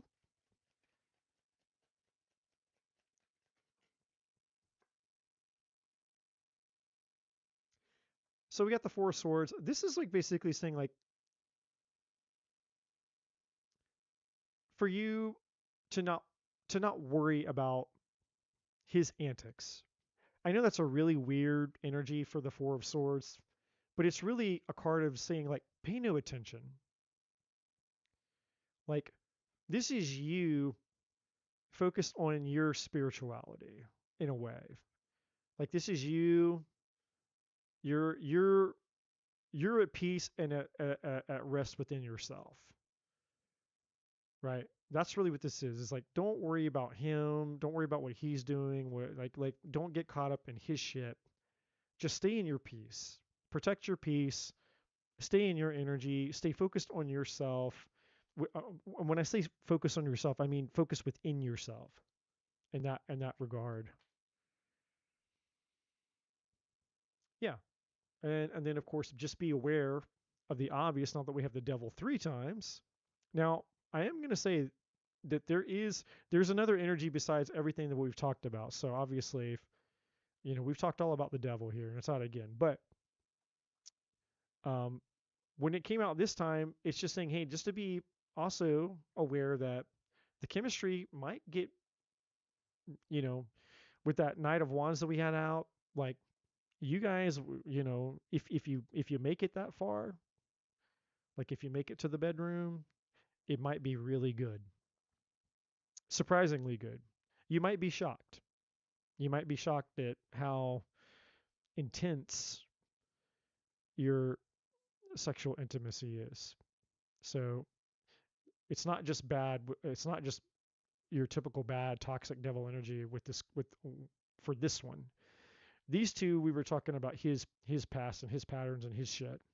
This one is still obviously telling you to be aware of the obvious, but it's not the only energy with this one. This one's also saying, hey, if you guys make it to it might be really good. And here you are again. She's like, we're both pervy. That's what I'm saying. So you guys are gonna like have a great. It's gonna be awesome. If you make it to the bedroom, it's gonna be really good. And this is what I was saying when I before a second ago when I said I think uh, I literally said because the Queen of Cups came out and I said this is your energy. And I said I think that this card really is how I would summarize what you should be focused on. It's all wrapped up into this Queen of Cups. It's just you being yourself because the way that you are and your nurturing energy is what's actually going to help him heal.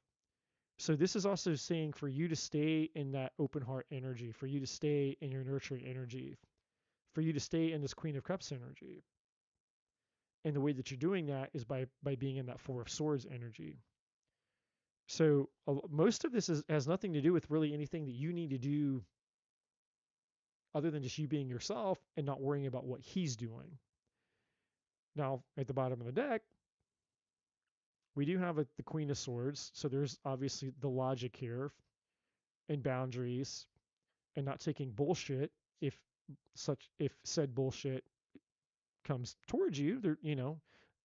So this is basically saying, hey, if the devil turns toxic and it's like the devil wants to come out and he wants to trauma all over you, that's when you have to put the sword up and say, hey, dude, it's all fine and dandy.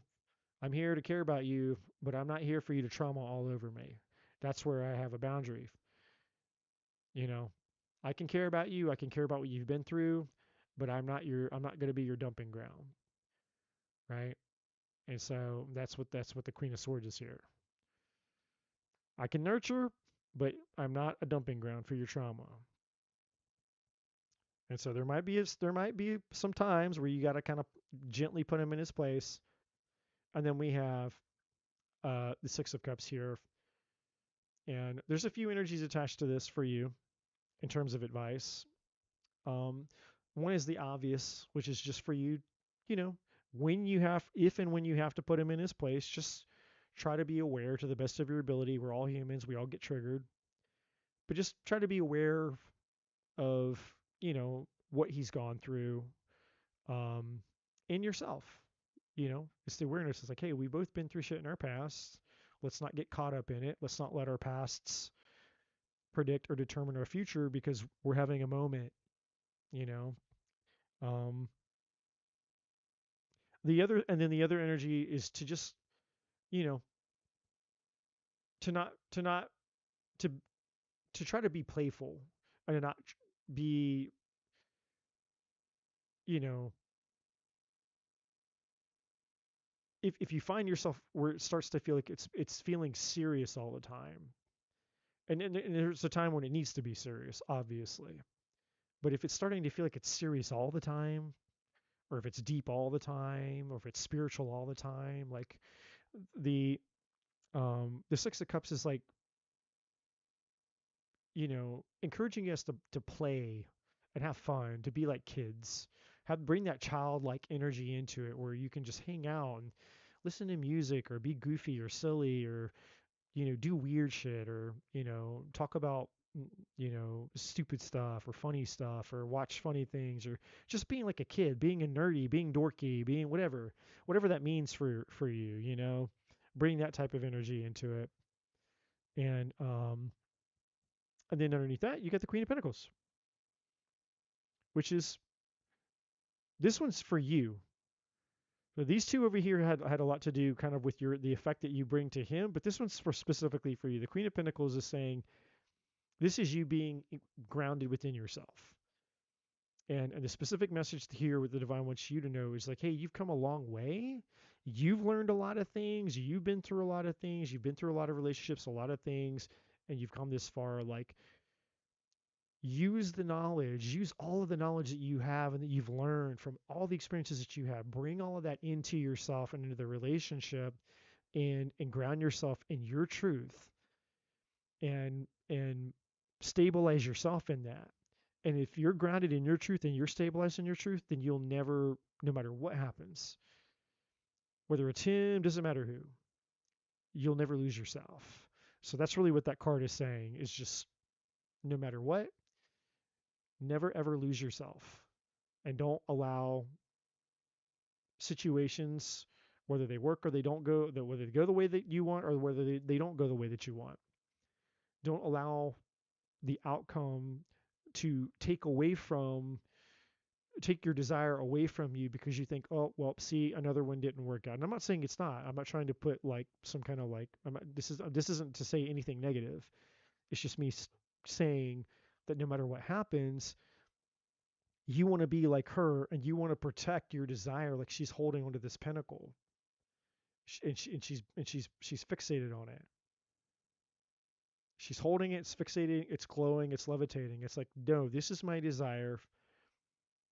It's the Ace of Pentacles from the divine. It's the thing that you want. It's the tangible representation of your desire. And she's embracing it. And the divine is saying for you to be relentless in that, no matter what happens to you. For you to be relentless in holding your desire, no matter how many times, no matter what happens, how many relationships don't work, how many times it's and I know it's exhausting and it sucks when you have to, put yourself back out there. I'm going through something similar to myself right now. I was in a relationship for 6 months, and you know, all of November I had the best month after a lot of. And she's been through a lot of trauma. I've been through a lot of trauma. You know, and 2 steps forward, 1 step back, 2 steps forward, 1 step back, and then we had a almost a perfect November. All last month was almost perfect, and then some shit hit the fan. about a week ago, and I just, you know, I just had to draw a line in the sand and saying, hey, we have to have a healthy relationship moving forward. Like we can't keep doing this back and like we can't keep dipping back into these patterns. And we're both aware of it. It's just we need to take it more seriously than we've been taking it. And so it takes leadership. And so I had to step up and say, look, this is what I need from you moving forward, or I can't move forward. And it wasn't anything unreasonable. It's just I need boundaries, in the relationship, and I need to feel like you're moving in the same direction with me. I need to feel like, you know, that the energy is mutual. Just very common sense things. And, you know, she didn't like that. And, so I put the ball in her court and I said, well, you know, these are non-negotiables for me because I'm not going to keep doing this back and forth shit because she's had trauma, and so she's a fearful avoidance. So she has both. She gets anxious and then she gets fearful. She gets anxious and then she gets fearful. And I get it. I've been through my shit too. But it's up to you to get a hold of your pattern. I can't do the work for you. So I put the ball in her court. I told her what I needed and stepped back. And that was a week ago, and I haven't heard from her since. And I don't know if I will hear from her. I don't know. But, you know, I say all that to say that it sucks because I invested 6 months. I care about her. I love her.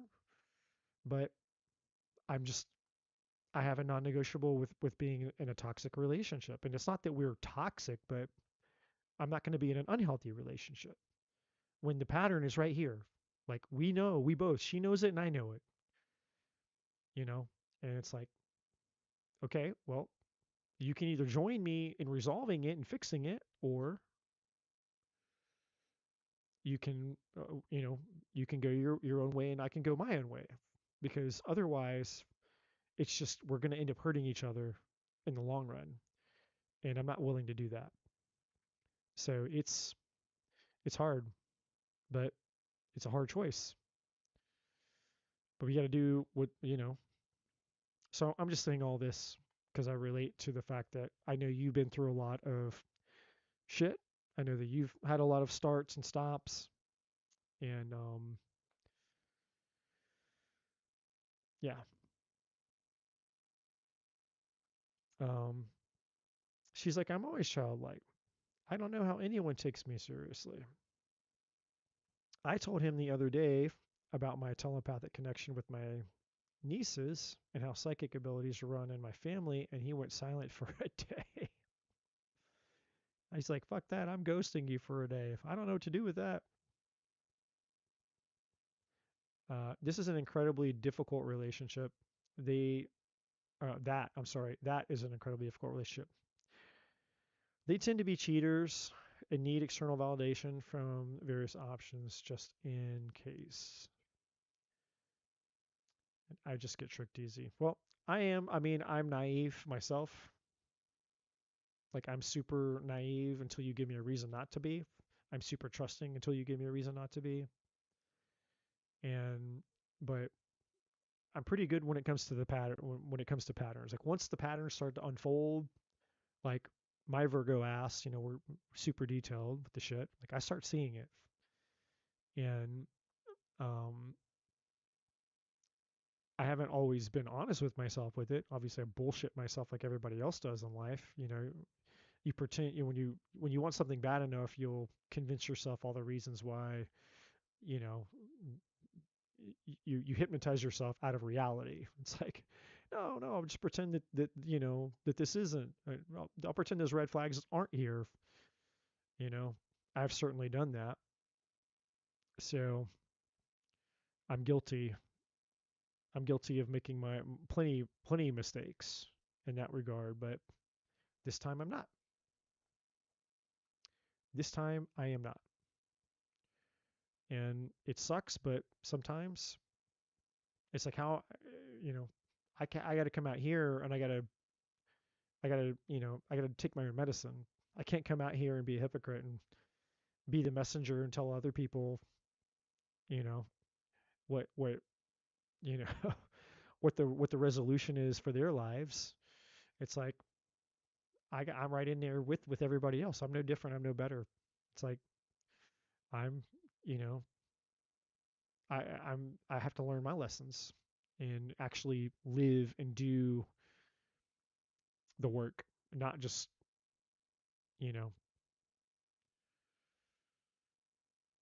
not just know what the right thing is to do, but actually go do the right thing. Deep down, you know that she wasn't the one, but you wanted to connect.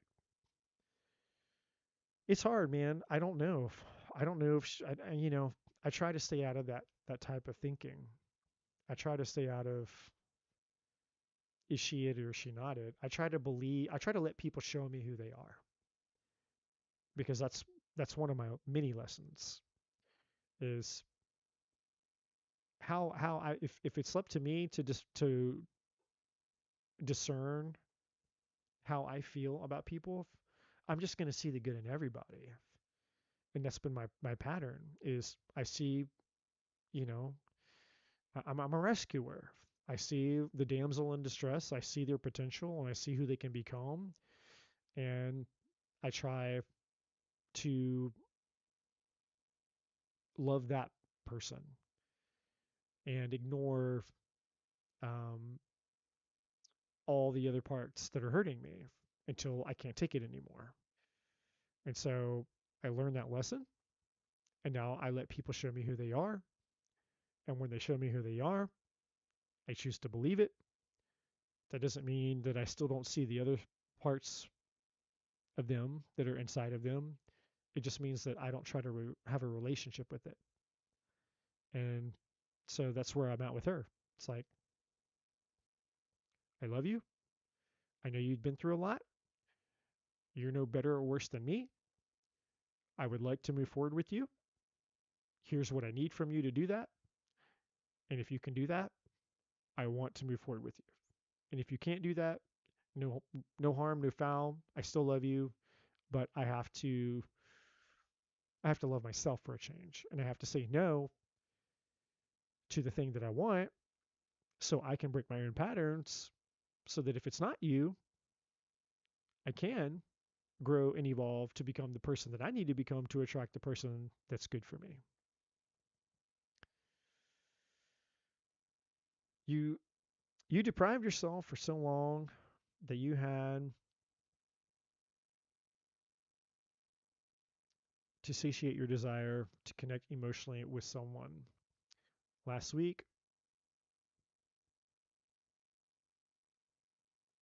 I talked about my horrifying dream about wars, death, natural disasters, and a world becoming a mess. And the very next day, the news exploded with all of it, and it hasn't stopped. Yeah, and that's like the blessing and the curse of having the channel, right? Which is what I'm going to be focused on this year. Um, Basically, almost almost everything is taking me into being focused on highly sensitive people, which something that I've always known I'm a highly sensitive person, but I didn't know what that meant. I thought being highly sensitive just meant being empathic. Like, oh, I can feel other people's feelings and emotions. It's like, well, highly sensitive people can be empathic, but that's not really all that it is. You know, it's you having a highly sensitive nervous system, and you can't be in the world the same everybody else because everything affects you 10 to 20 times more than it does the normal person. You can't be with just a normal person in a relationship. I mean, some people can, but we feel things differently. We experience things differently.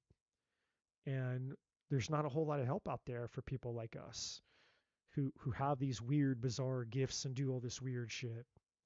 Um, and we feel everything, and it's super intense. Like, there's not a lot of people out here who are specialized in that, that are just strictly focused on helping those people, not just spiritual people or, you know, deep feelers. Like, it's a very specific group of people, and that's what I'm going to be. That's the direction and the clarity that I received this year about what I'm supposed to be doing. And so everything that I'm doing moving forward in 2026 is going to be focused on that, essentially. But he must think that I'm a freak show. Well, he's going to think you're a freak show when you get into bed with him. We will see how long that will last for you. Have you really learned your lesson? Stop trying to fix people. You're lovable yourself, but you think you need to fix someone so you have value. Well, I used to do that a lot. Hey, Elaine. Hope you're doing well. It's good to see you. But yeah, I used to do that.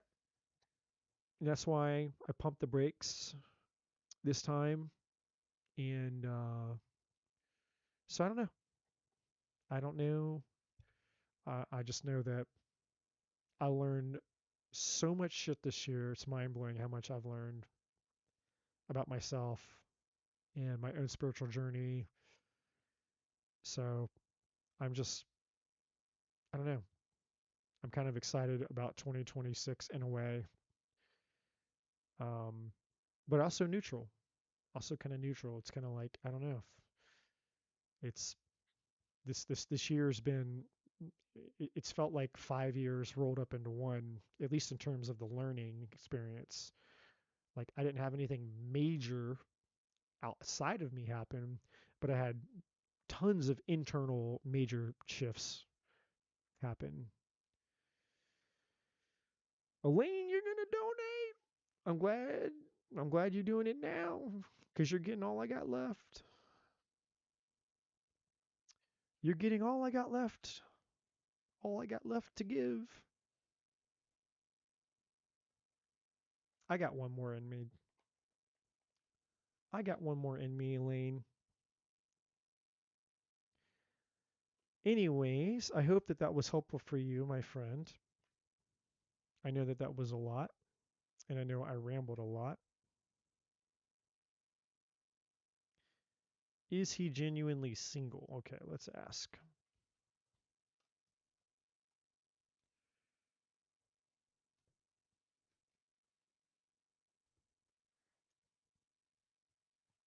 My eyeballs.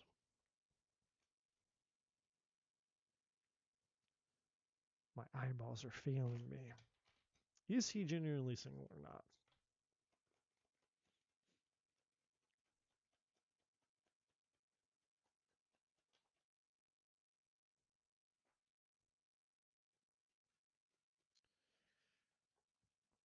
I heard very clearly in my mind, yes, we have the Hermit card, solitude, but then we have the Two of Pentacles. So let's see.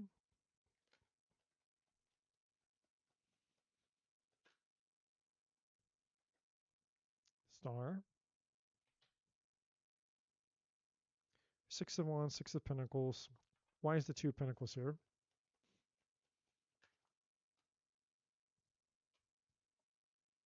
Ace of Cups,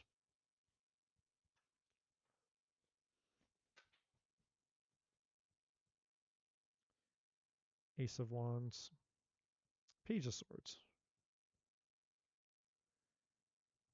Magician, Six of Wands. I think he's thinking the same thing about you. You're thinking about him.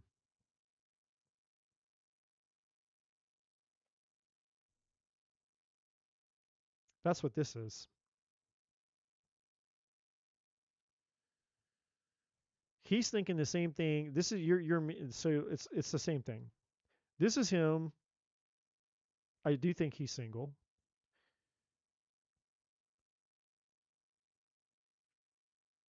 And this is him not knowing if you are entertaining something else because the Page of Swords came out again, which was like what, the third or fourth time this has come out?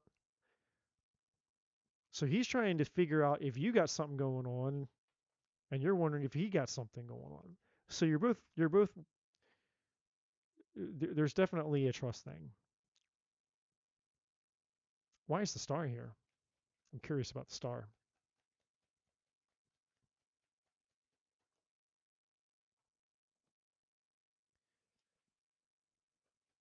Eight of Swords in reverse. Yeah, getting out of your head. Six of Pentacles.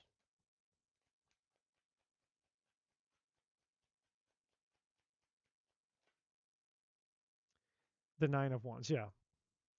So that's part of the wound. The Nine of Wands. Bottom of the deck, there he is, Scorpio, King of Pentacles, King of Pentacles, King of Cups, and the Seven of Pentacles. It's like he wants to plant the seed, but he's looking. He's holding that pentacle and he's got the hoe. No pun intended. He's got the hoe. He's got the pentacle, and he's like he's looking at the ground. Is it safe for me to plant in the ground? So so this is the wound. The Nine of Wands is talking about the trust issues. Um, the star is basically saying, hey, this is green light. Hermit is single, two pentacles, Ace of Cups, Ace of Wands, Page of Swords is you're both doing the same thing. You're both wanting to know if the other person's got something else going on. And the divine is saying, hey, it's a green light if you want to, but you both need to stop doing this. Basically. Like, so I don't see any deception here. Underneath the Seven of Pentacles is the Nine of Cups. Underneath that is the Ten of Wands. Underneath that, Knight of Swords. Underneath that, Ten of Cups. So, nothing bad, nothing negative, and I think that he's single.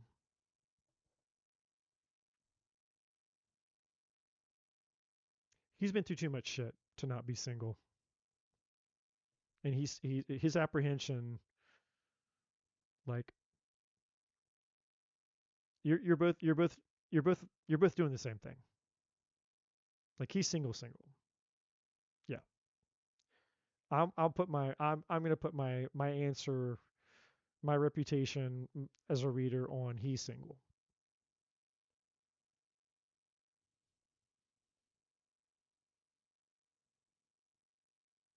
Underneath, the answers you need are coming. You were good enough. And underneath, you were good enough. Don't let pride get in your way, which is that Eight of Swords.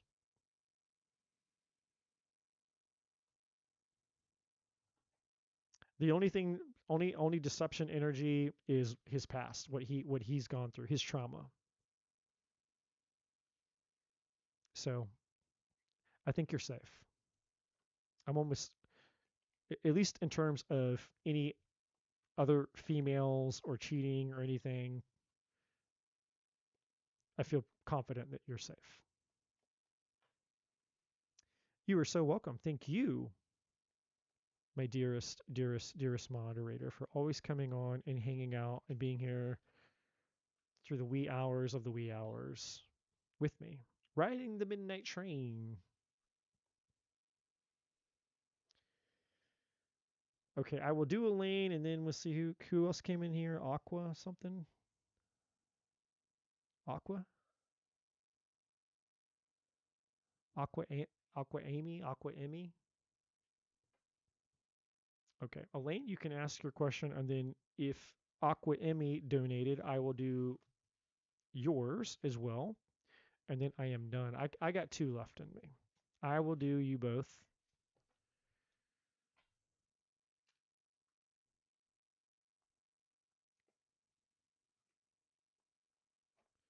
not at the same time. That would be kinky.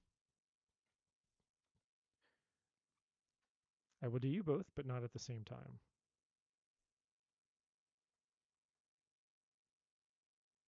I'm a gentleman. I will do you one at a time.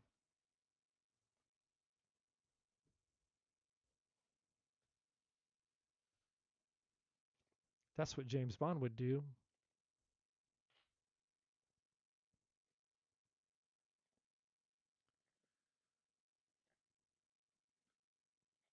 I need to double check and make sure my link tree is updated. I haven't checked that because I updated my website. I've updated so many things. I need to make sure that that's working the way it's supposed to. Thank you. That's a good mental note. Okay, Elaine, what is spirit giving guidance for I'm for I'm not confused about my life anymore. So I'm not confused about my life. Am I guessing what you're saying? Okay. Let's try to unconfuse you.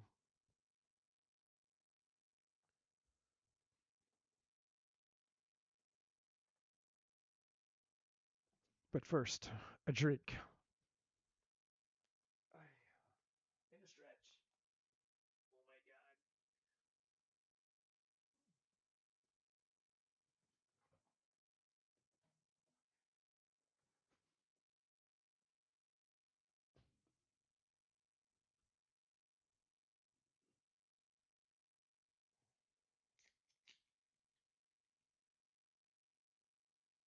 Cheers.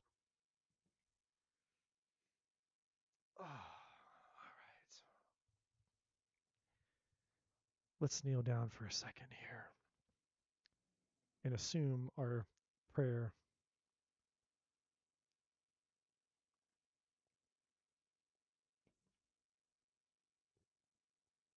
What do we want to use?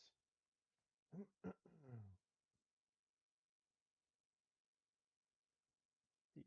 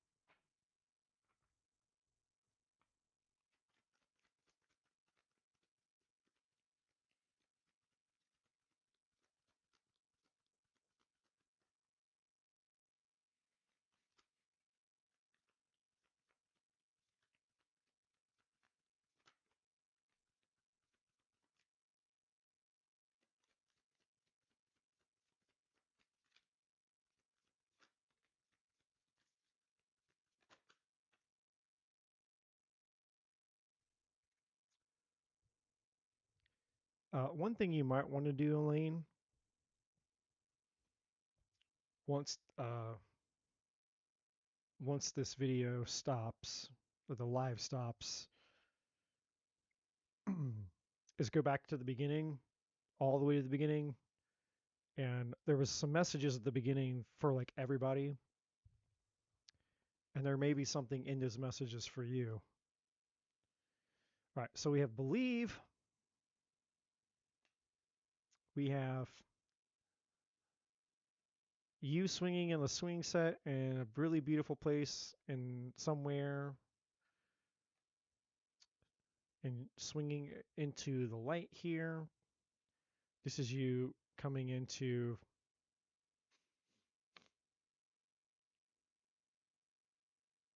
kind of like having a spiritual awakening. Okay, wow. I didn't realize that was a whole. I see what I did. That's the split. Okay. I was like, whoa, I didn't pull that many cards. All right. You have pleasure here. There's a few energies that are attached to that. And we have radiance and we have the phoenix, which is tied to your spiritual awakening over here. The phoenix rising from inside of you, coming out of you, your spiritual abilities, your path, all the things uh, about to be revealed to you in many ways. Then we have impeccability. We got this book here of knowledge.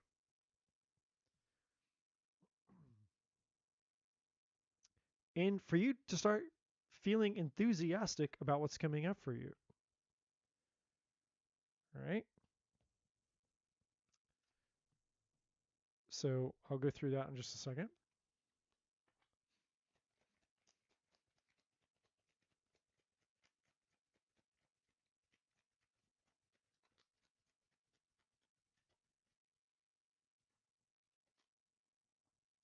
All right, we have focus.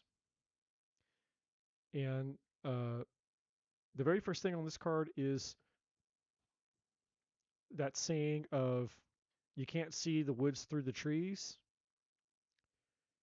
So it's saying to not get bogged down in all of the confusion and all of the like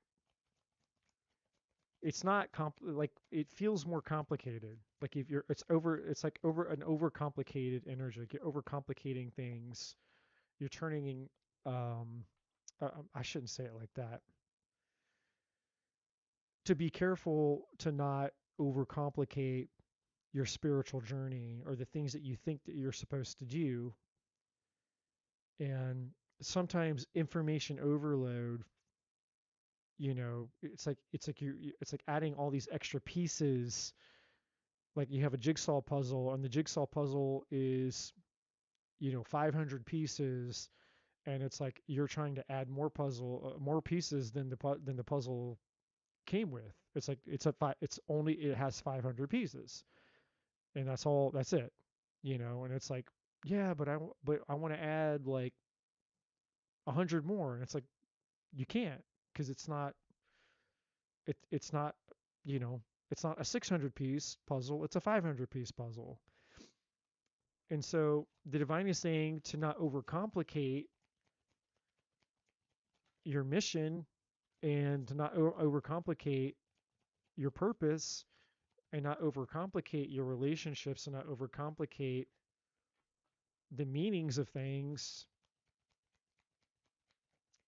um, because they don't have to be complicated. In other words, if it feels complicated and it feels confusing, it's probably because you're creating the complication and the confusion. That's not coming from inside of you. Clarity is part of your divinity. When you're truly connected to your source, like when you're truly spiritually connected, you get answers. Um, it doesn't add more to it where it's like, oh, I thought I had it figured out, and then I got this other thing that came to me, and now I just feel like I'm right back to square one. I'm confused all over again. That's when you know that it's too much. It's information overload. And that's when, in my opinion, you would want to step back and say, okay, I need to chill the fuck out on, you know, trying to get information and get revelation, because there's a part of you, and you know how I am, my friend. I always tell you the truth. I'm never going to give you sugar-coated readings. I have to tell you the truth. There's a part of you where you're not trusting yourself. And that's why it's so confusing for you. You got to trust yourself. You have to trust your own intuition. You have to trust your own inner guidance. And that can be really scary. It's scary for me. I come out here and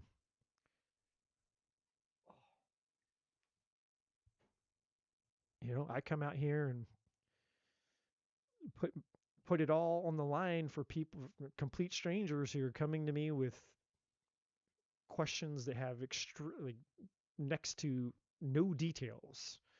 I have absolutely nothing to work with but a question. They give me a question, and I have no idea a lot of times what it's about, what it's regarding. I don't get to get more details. I don't interrogate them. It's just here. I got the teeny, the smallest amount of information possible. And I choose to trust in the gift that I've been given to connect to a source greater than me, to allow whatever that message is to flow through me, because I'm just the channel for the message. And I trust that.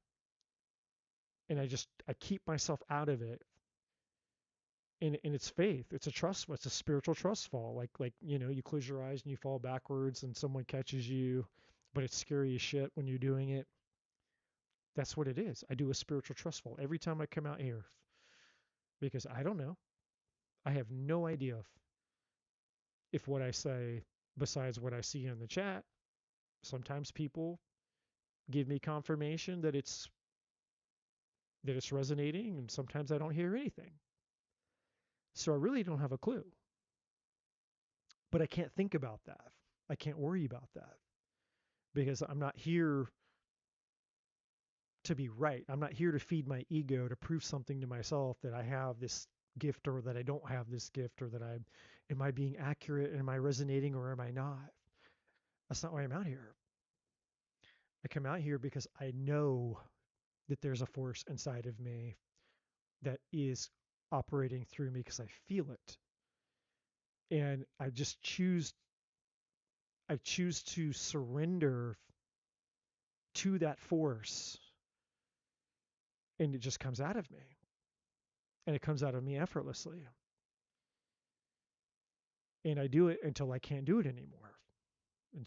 I've literally, I shut down and I just can't do it anymore, for the most part. And so the reason I'm sharing this with you is, ideally you will want to get to a similar place within your own self-trust, to where you're not worried about right, wrong, too much, too little. Like, you just operate. And when it's not about you or your fears or your doubts or insecurities, you just serve.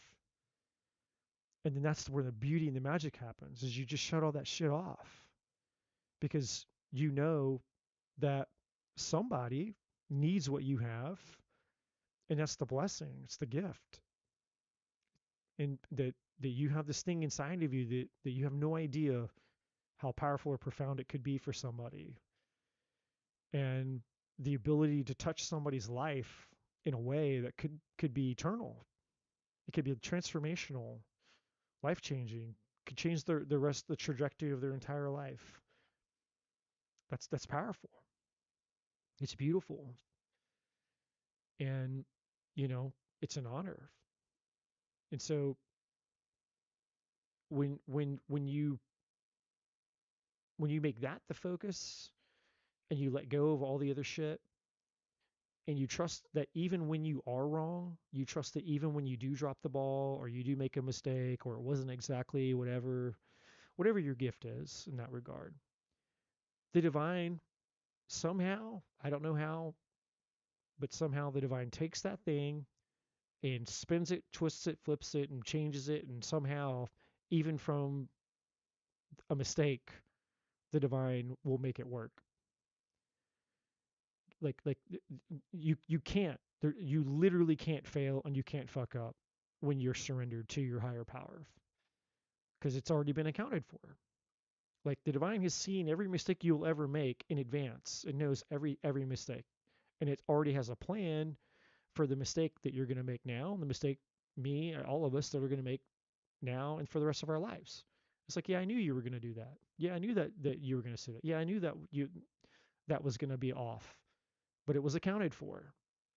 So I have a plan for that. God, source, the universe, whatever you call it, has a backup plan for the backup plan for the backup plan for the backup plan for the backup plan for the backup plan. There's infinite backup plans for all the other backup plans. So if the first thing fails and it goes to the second thing, and that fails and that fails and that fails, it doesn't matter. You could fail 100 times in a row. There's still a backup plan for that. That's what's cool about it. That's why you can just let go and go, hey, doesn't matter, because there's a backup plan. And the next part beyond that is, you're not responsible for somebody else's spirituality. You're not responsible for somebody else's life. You're just here to be like me. You're just here to use your gift, and you did your part. You're just responsible for using your gift and doing your part. and then letting go of the result. That doesn't mean doing it carelessly, which I know you wouldn't, the same way that I don't do this carelessly. When I show up 100%, I give 100%, and I give every ounce of my being to this. And I do it with truth, and I do it integrity, and I do it to the greatest ability and capacity of my skill, wholeheartedly. And because I know with in full conscience that I'm doing it that way, I know that I have peace about the fact that whatever happens, it's what it's not my responsibility. I've done my part. My part is complete. I came, I was the messenger, I provided the messages, and that's it. I gave the guidance. I was here to honor the divine and allow the divine to use me for the highest good of those who came here. That's it. And then I shut it all down and I go back to my life and doing the other things like everybody else does, you know? So you're not responsible. So take the pressure off of you. Learning to trust yourself is just taking the pressure off of yourself is just as important learning to trust yourself. So, you know, don't overcomplicate it. Don't pressure yourself and just don't take extra responsibility. Your responsibility is just within yourself and with your gift and doing it with integrity. And if you're doing it with integrity, then you can trust the divine to do the rest. I know that was a lot. I know that was a mouthful, but I really feel like you needed to hear it because a lot of the things that a lot of the confusion and a lot of the turmoil, a lot of the stuff that you're questioning has a lot to do with that. And if you just took the pressure off of yourself, then you would trust yourself more. And so it's just, hey, like, I know it feels intense and I know it feels like a lot and I know it feels like, well, I don't want to, I don't want to be wrong. I don't want to hurt people. I don't want to do the wrong thing. It's like, you can't unless in your heart you have an intention to do the wrong thing because the divine's got your back. If you're operating out of love and integrity and responsibility, the divine is honoring you and is holding your hand. So much so as you're intentionally, keeping that connection with the divine current because we have free will too. And so like when I sit down in the chair, I invite. It's an invitation. The divine doesn't just jump on me and go, okay, he's sitting in the chair. Here I come. It's like, no, I sit in the chair and I'm like, okay, I am open. Here I am. Use me. Speak through me. Like now, I open it fully open to the fullness of the divine coming through me in that moment. It's an invitation. And because I invite it, it comes. Because we have an agreement, we have a trust, a relationship. I trust it and it trusts me through free will. So again, I know this is a lot, but I felt again these are the messages that I'm getting for you. So we have focus, we have the butterfly. This is you. This is mirroring the phoenix energy, you coming out of the cocoon, but it's also beauty here. And the beauty is tied to the pleasure, which is also tied to the enthusiasm. So there's a lot here that the divine wants you to basically, to summarize, is saying, just relax. Like, like chill out. Just chill. Like, go take a vacation. When was the last time you did this? When was the last time you did some self-pleasure? When was the last time you took a vacation or you got in a jacuzzi or you took a bubble bath or, you know, you bought a fancy vibrator or something. I don't know. Like, when was the last time you just chilled out? and just treated yourself to whatever, something pleasurable, whatever that is for you, spoiled yourself in some way. It doesn't have to be like bajillions of dollars of self-care, but just something. The divine is saying, hey, you know, getting out of the seriousness and getting out of the intensity of it all and the pressure of it all, and shifting and getting into just chill and calm and peace will bring clarity faster than anything else will. It's turning down the noise in your life. And that's not, it's not a deep philosophical answer, because most of this shit isn't for you. Most of this is very, very basic stuff. It's not deep, it's not philosophical, it's not life changing. Like, you don't have to go read the next Eckhart Tolle book, you know, and like immerse yourself in the power of now, like, and get all the spiritual wisdoms of all the great philosophers and teachers. It's like, no, you know, just go enjoy yourself, eat some fucking cake, take a bubble bath, and, charge your vibrator and have fun. Like that kind of thing. It's just like a simple thing, turning down the noise in life by enjoying life. Your life is intended to be pleasurable, Elaine. It's meant to be enjoyed. And that's one of the things moving into 2026 that the divine wants you to start experiencing more of, is internal pleasure. I mean, external pleasure is good too, but internal pleasure, you actually enjoying and experiencing your life. Like the small things, stopping and smelling the roses, stopping and going, wow, that's a really pretty butterfly over there. I like butterflies. Maybe it's painting. I don't know. Do you like to paint? Do you like to cook? Just some mindless thing that you get pleasure from.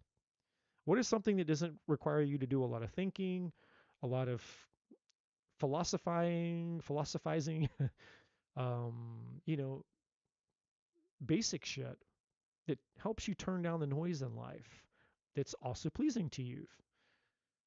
Is it knitting? Something that's almost mindless. I mean, I guess technically nothing is truly mindless. You got to do a little bit of thinking, but what are some things in your life, two or three things that you enjoy that are almost mindless? You could do them pretty much with your eyes closed, but you enjoy them. And if you're not sure, you could take something up, right? So believe. This is the divine basically saying to you, you don't have to reinvent the wheel, Elaine. I've already told you everything that you really need to know. This is the divine saying to you, I've already told you everything you basically really need to know. It's just trusting yourself. And the self-trust comes to the believing, is you just need to believe it. You just need to believe it. And I know that we, especially when we're getting our spiritual feet wet, as we're getting our spiritual feet wet, we want the reassurance. We want reassurance.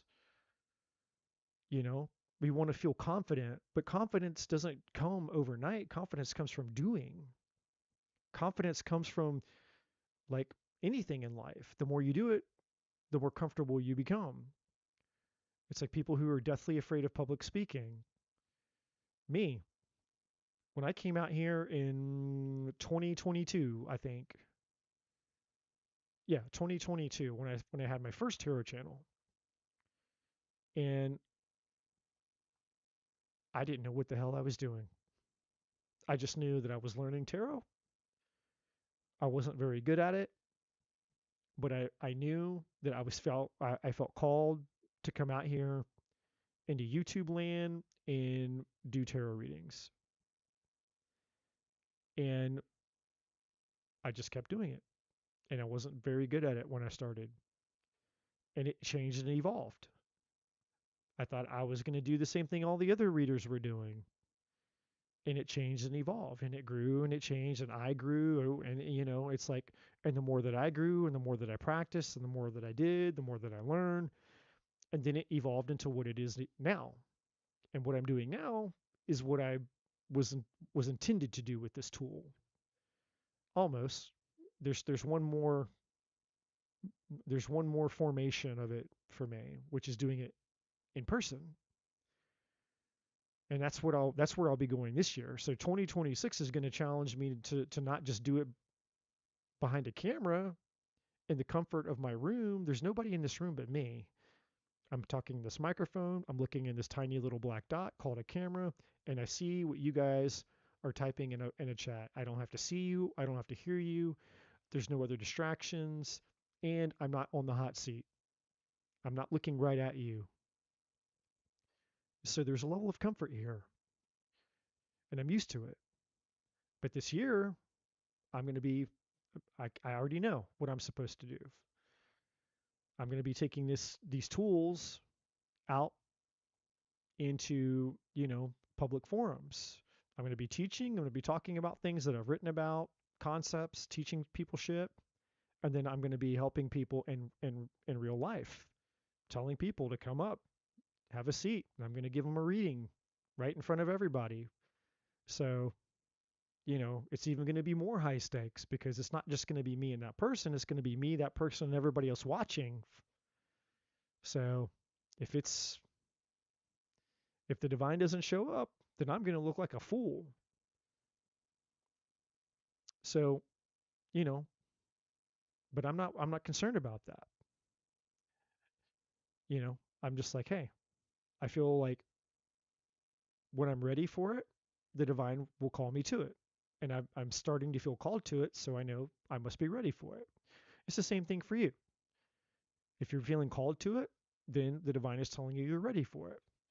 So just do the thing and not stop worrying about doing the thing. You know. So we talked about the focus. The butterfly and the phoenix is you in this light. This is you emerging. It's a spiritual awakening to your truth, where what you've been told and what you've been thinking finally comes together through experience. These two worlds collide. What you've now acquired, spiritually speaking, is now expressed through experience. And that's the only way. It's the only way everything that all the information you've received is finally going to click for you. Is the moment you step out and you start doing it, instantaneously, you're going to go, oh my God, now I get it, now I get it, now I get it. That's why I was told that. And that's why I was told that. And that's why all these things are immediately going to start connecting in the way that they're meant to connect. And they're not connecting right now, which is partly why you feel confused because you're missing the element of the doing. You just haven't done it enough yet. But that's about to change for you. Birth and rebirth,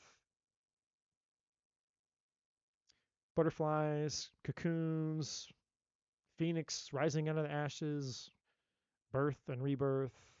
Yeah, just more confirmation. More confirmation that the next version of you that you're meant to become is the version of you that you do. So you've been in the receiving mode, the learning mode. We got the book here, the impeccability. There's the book of knowledge. All that treasure of information and knowledge that's been you've been absorbing. All of that internal information is now about to come out of you. And that's your gift being expressed in the world. Partnership, you have a soulmate, a soul contract. I don't know if this is with your twin flame or somebody else. I don't know. But you're not going to be doing this journey by yourself. At some point, you will have an opportunity, and we all have free will.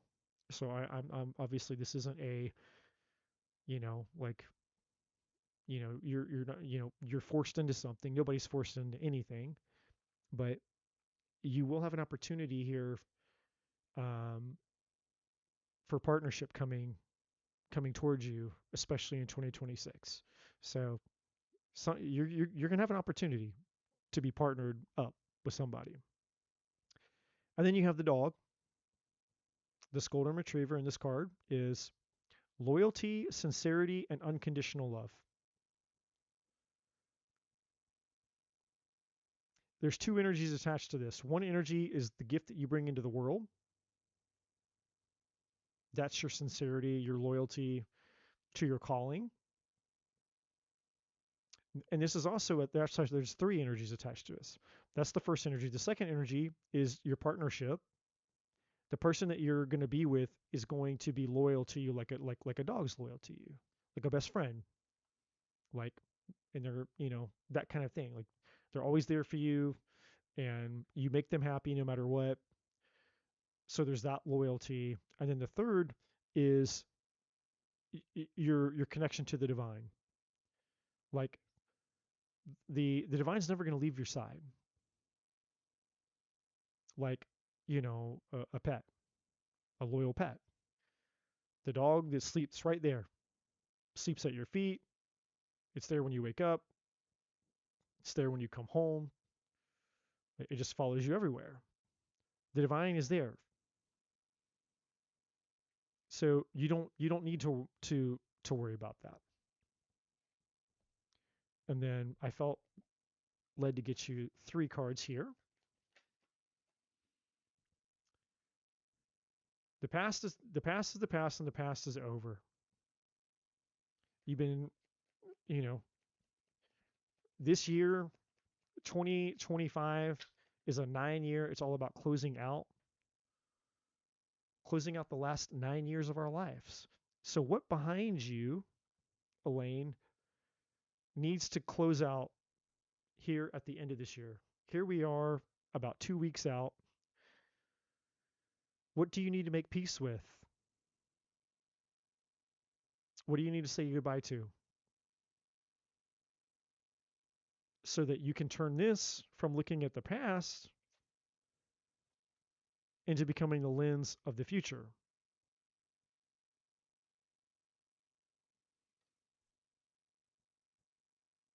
And we have timing, and what the divine is saying is that it's time. Everything has its time and its season and its place in life. Now is the time.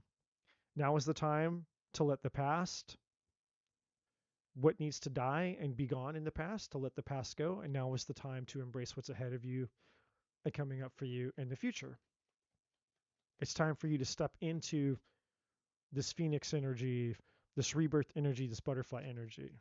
It's time for you just to just be the spiritual being that you are, and use your spiritual gift. It's your coming out party. 2026 is your coming out party. And then lastly, recovery. There's 2 energies attached to this. One is all this up here, pleasure, chilling out, focusing on yourself, turning down the noise. And the second energy is you're here to help people heal. You're a healer of sorts. And look what this, in this image, it's kind of hard to see a little bit, but this woman is sitting on this bed. She's got this book. She's got this moon up here in a lantern, like the Hermit card in tarot. And her whole bed, everything about her is illuminated. Everything around her is illuminated by her energy. And that's how you will be. Everywhere you go, you will be a source of illumination everywhere you go. Your light will shine everywhere, so to speak. Your knowledge, your wisdom, your healing aura. So this is the path that you're on. This is what you're meant to be doing right now. It's and to not overcomplicate it anymore. No more overcomplicating it. Turn the noise down and trust. You're doing exactly what you need to be doing. You know everything you need to know. You're not missing anything. The confusion is just overstimulation. It's just you've received too much. It was a 500-piece jigsaw puzzle, and you were trying to add 100 more pieces to it so that you could feel safe enough to trust yourself. You were trying to give yourself confidence building up this confidence within you when you can't there's not a substitute for it. You just have to go do it. And the first few times you do it, you're going to do it scared just like me. You're coming out here, and even now I come out here and sometimes I'm like, you know, there's a little bit of anxiety cuz I know what's at stake.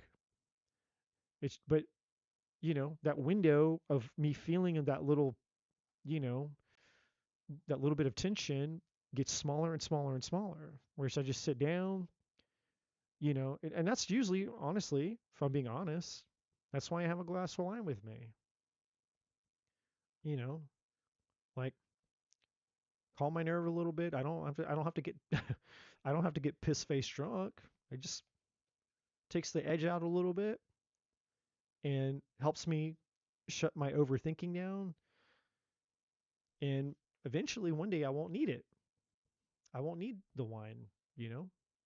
But it's not just that. I do actually enjoy having a glass of wine, but you know, it does help. So I don't know if this is helpful for you, but hopefully something in this is helpful. And don't forget, once you might come back later, once the live is over, everything's been uploaded to YouTube, go back to the beginning and the rewatch the messages that were at the beginning, because I feel that there's some messages there for you as well.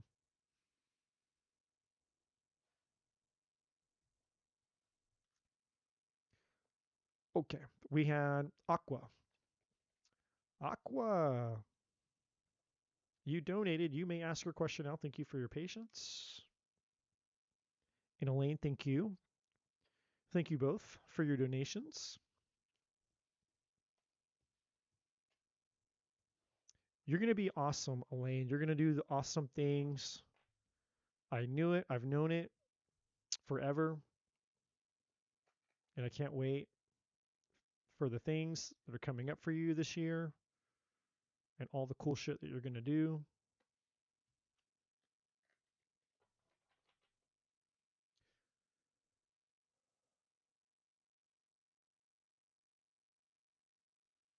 What is my cousin Jenny going through that she's taking it out on me?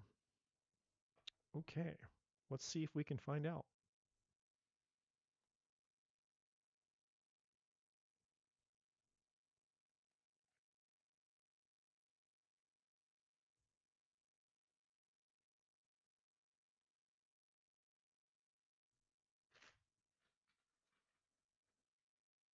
That was terrible.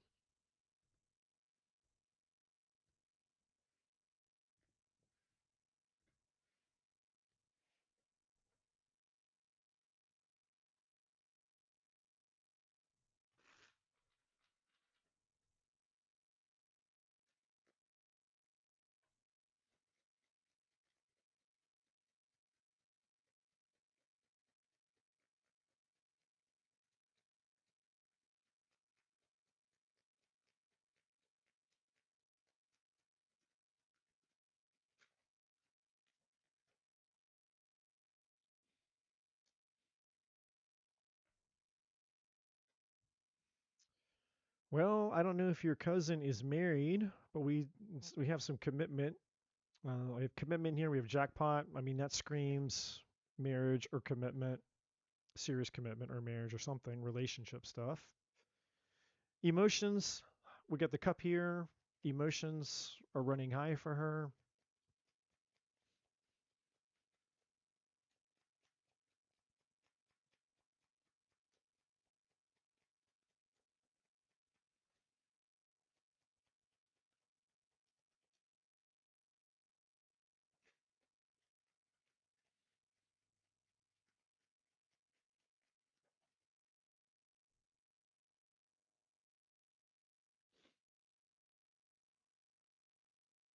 Hmm.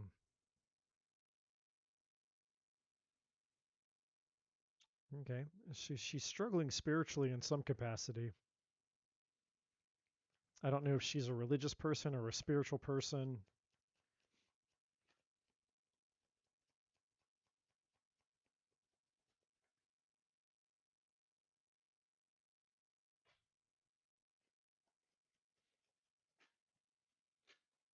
Ooh, okay, yeah. The void. Okay. We got the void and we have awakening. Procrastination. I don't know if that procrastination is her or somebody else who's been dragging their feet. Picking up on something to do with children too.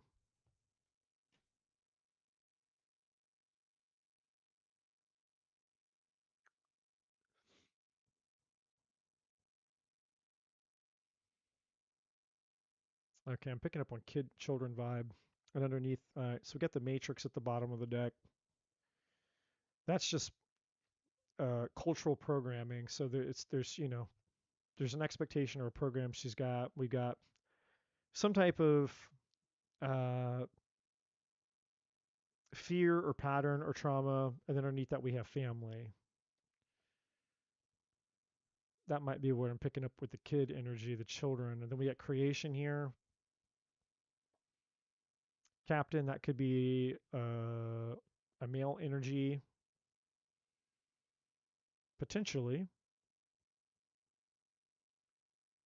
I feel like a male energy that's attached to them, but they're it's more of an authority. And then we have trauma underneath that.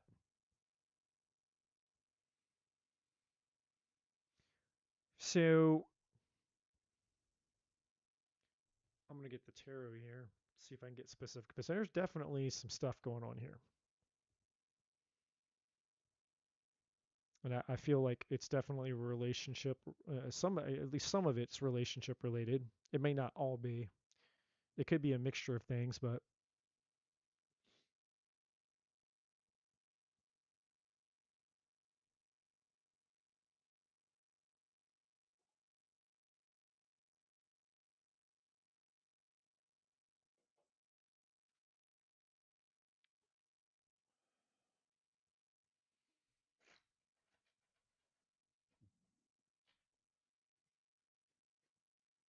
all right. Give me some more clues here. What's going on with this? Okay, so somebody failed to follow through, or there was a failed manifestation, or there could have been even a manipulation here.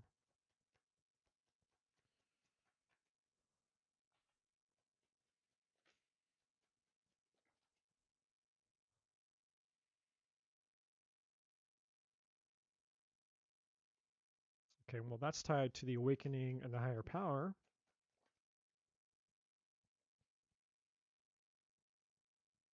Oh,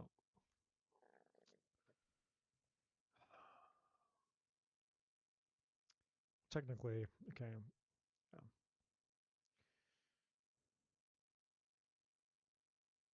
There's something that needs to be let go of. There's conflict at the bottom. What is this? We have more child energy coming off the sun card, but it's also about seeing something clearing or seeing something clearly or a truth here. We have independence here or self-worth.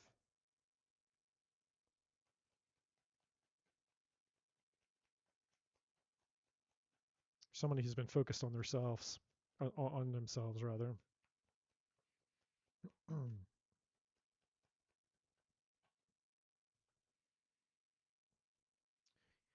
All right, King of Pentacles in reverse. So yeah, somebody was not. Oh, okay. Well, and the plot thickens. We got a King of Swords upright.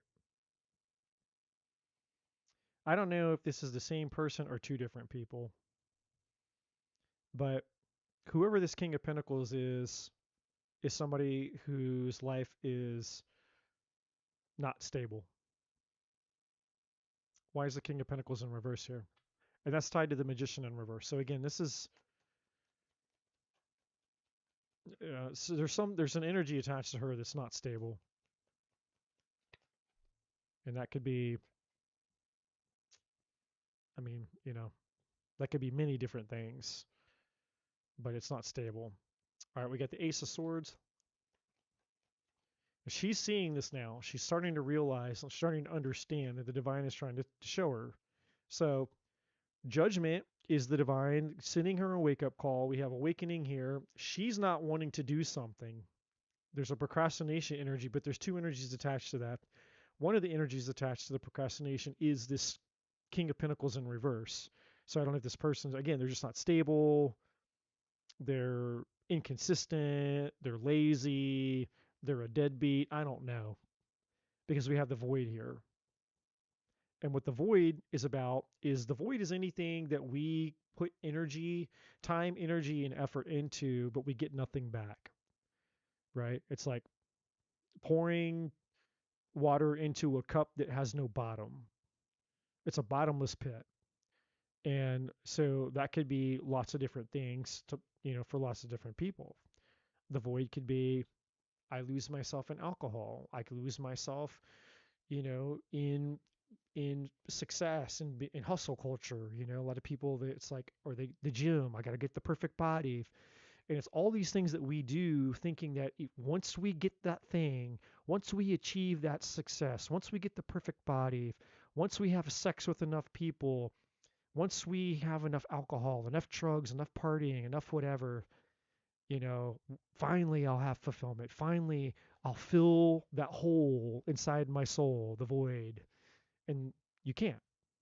The only thing that fills the void is a connection to the divine, a connection to your higher power, right? And so something in her life is she's got this hole in her life, and she's pouring and pouring and pouring and pouring her energy into the void. And so she's now awakening to the fact that she's having an awakening to a realization, a come to Jesus moment, if you will. Ace of Swords is the Ace of Truth. The Judgment card is a wake up call, and the Sun is the illumination of the truth.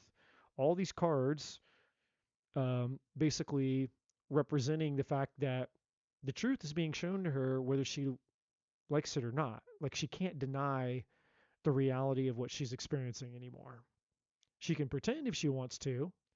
And again, like I said, part of the procrastination energy is her not wanting to do anything about it because she was committed in some way. We have this commitment energy there. She believed, she bought into that, um, there was something here that she thought she could create with this person. She thought that she thought she had hit the jackpot here with the jackpot energy, which is the same thing as the Ten of Pentacles, basically. She was emotionally invested.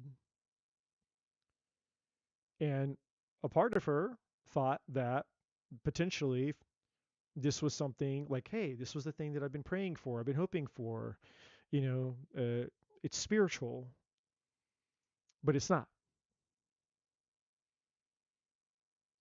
And this person is stuck in life. They're stuck in the matrix. They're stuck in their programming, the false beliefs, the false identities. And she's gotten away from herself. So who she was, she lost herself in this. She's lost herself because she's a spiritual person. Whether she, that could be spiritual, could mean a lot of different things to a lot of different people. But she had, I would say she was closer to God, you know, or maybe she was spiritual. But this has derailed her, and it's taken away from herself. She's lost herself in this. And now she's confused because we got the moon card at the bottom of the deck. A lot of illusions, a lot of things that weren't real. She's coming to the illusion, the sun is shining light on the illusions. The Ace of Swords is shining light on the illusions. And the Five of Cups, there's grief now. And this was tied to this King of Pentacles as well. So there's two energies attached to the Five of Cups. One is her own grief that's attached to what she's now realizing is the truth about something that's not working out the way that she expected it to or thought that it would. But the second energy is this tied to him, which he's spiritually bankrupt and he's empty because something he lost, something that happened to him, has put him in his own loss where he's trying to fill his void with something. And who knows what that is for him. But there's another energy here with this, and I don't know. I think these are probably the same people, but two different sides. So you see this logical side of them here with the King of Swords, where you know he's very combative. Um, he this but he's also very persuasive. I feel, but his lifestyle, whoever this person is, he could potentially a smooth talker here. So because of the Magician cards in reverse. So I think that this person knows what to say to keep your cousin in limbo, but the reality of the person that they are is this King of Pentacles in reverse. That's the best way I know to describe that energy.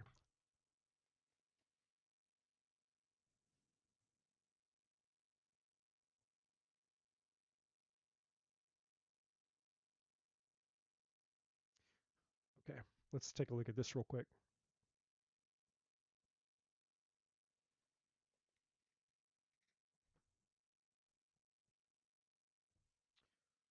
All right, so what is your cousin?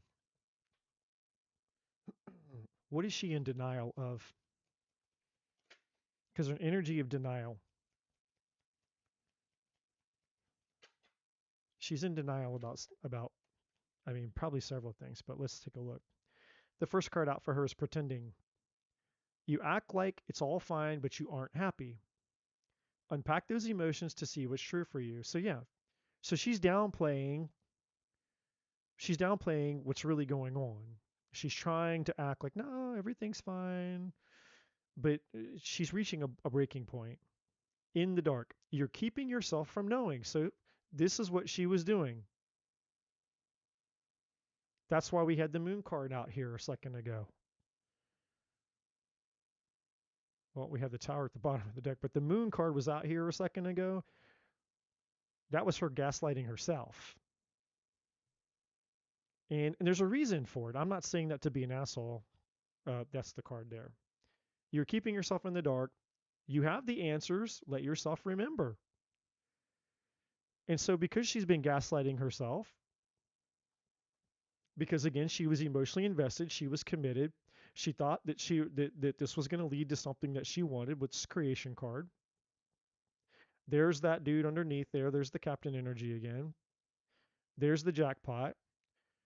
It wasn't easy for her to see all of this and go, oh shit, now that the truth is coming out, now that I'm seeing it clearly, and I'm going to wake up call here because, her higher power is basically blowing this huge ass trumpet in her face and saying, hey, I'm going to make it so clear to you that you can't deny it anymore.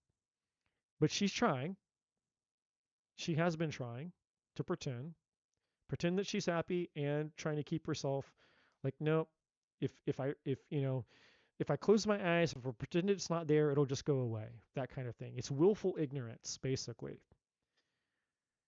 And part of that is because it's through is a pattern of self-preservation, because the pain that she'll feel from feeling stupid, that she didn't see this the whole time, is actually worse than deep down knowing the truth and being in denial of it. And that's why she's so irritated. The reason that she's so irritated around you and other people is because she's beating herself up on the inside silently for what she knows is true. She's just not ready for the full truth. She's not ready to completely, embody that truth, because that means she'll have to beat herself up more than she feels that she can handle. Because she feels like if she punishes herself, then maybe people won't be as hard on her as she's being hard on herself, which actually makes me feel emotional because, you know, she's just being really difficult and hard on herself for something, for being human. That's it. She's just being fucking human. And I mean, it's part of her lesson. I mean, this is a part of a lesson that she's having to learn. But to be that hard on yourself and having to just accept, and it's not all her fault. That's the other thing. It's not all her fault. She had, you know, she was dealing with this dude over here. Hurt people hurt people.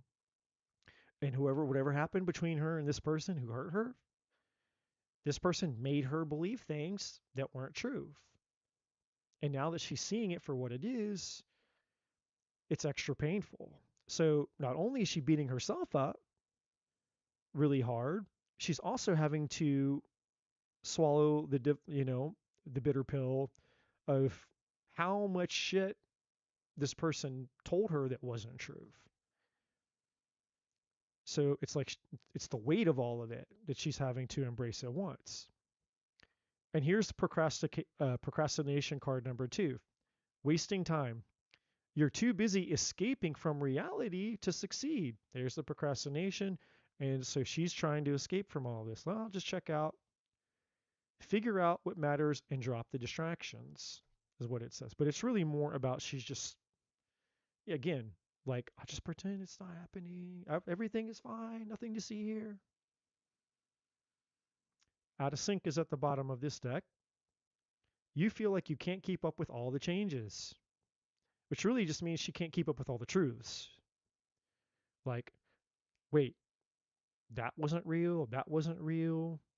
Like, and so it's a lot for her, and she's not processing it well right now. Um,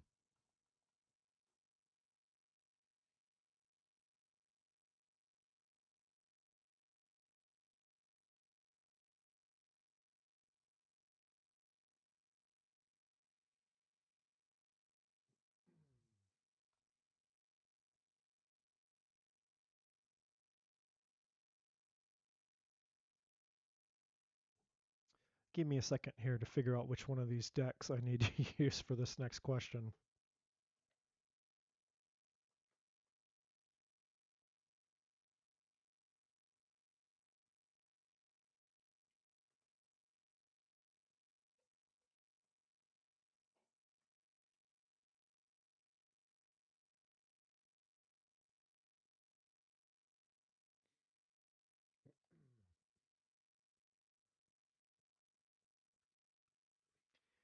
I mean, this this was supposed to be I mean, you're reading, but of course, all of this is about your cousin. So really, it's her reading. The irony of all of this is really this is her reading, but at least you get insights into what's going on potentially inside of her that's causing her to be the way that she is. All right, so what does she need to surrender? What does your cousin need to surrender right now? And then I want to know where this is supposed to be taking her.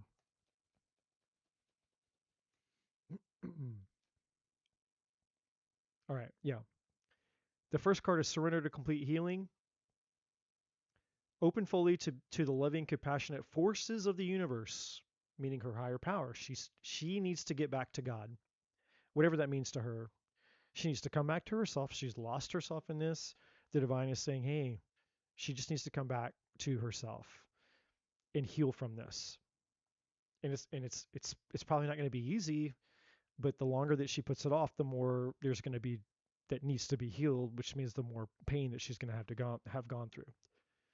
Let me finish reading the card. Open fully to the loving, compassionate forces of the universe that support your physical, emotional, and spiritual healing. Surrender to miracles. Be open to miracles occurring in your life. Feel and know that these events are real. Let go of any resistance and banish any doubt that miracles can happen. And really, this is just I believe that you know, she's going to take this really hard and is taking it really hard. She's pretending, hiding, but it's affecting her in a way to where it's potentially creating this belief inside of her that you know my life is ruined. This is the worst thing that's ever happened to me. Woe is me. Like, I'll never recover from this. Like, she's, and I'm not saying that it's not bad for her, but it's almost like she's blowing it out of proportion already. Like I'll never recover from this. Like, in her mind, it's catastrophic. When this surrender to miracles is really saying, the divine saying, no, it's not.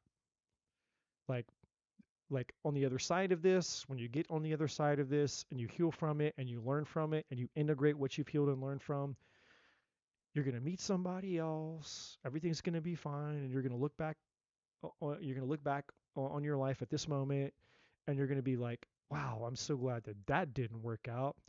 And she's going to look back and go, what was I thinking? I can't believe that was even me. Like, that's going to be her reaction and her thought process in that. Give me one more in a bottom. Potentially. I mean, obviously, that's if she chooses that path. Surrender to setting limits. It's like a boundaries card. She doesn't have any boundaries. It is healthy to set boundaries in relationships. Practice expressing your needs and remember that no is a complete sentence. Yeah. And that's exactly what I was saying about this magician in reverse and whoever this person is, the King of Pentacles in reverse. She was probably a people pleaser and she was so invested in this that this person just had free reign over her heart and her mind. And I feel like she was gaslighted. And I don't say that lightly. Yeah, people throw around terms and everybody's a narcissist, everybody's this and that. It's like, I'm I don't say I choose my words specifically what I'm trying to say. And I do feel like that this person, they knew that they were gaslighting your cousin. And this is why this goes back to everything I was saying about your cousin and how she feels about herself. Surrender outdated beliefs about yourself. So again, I don't know if she grew up in a strict house. I don't know if she grew up in religion.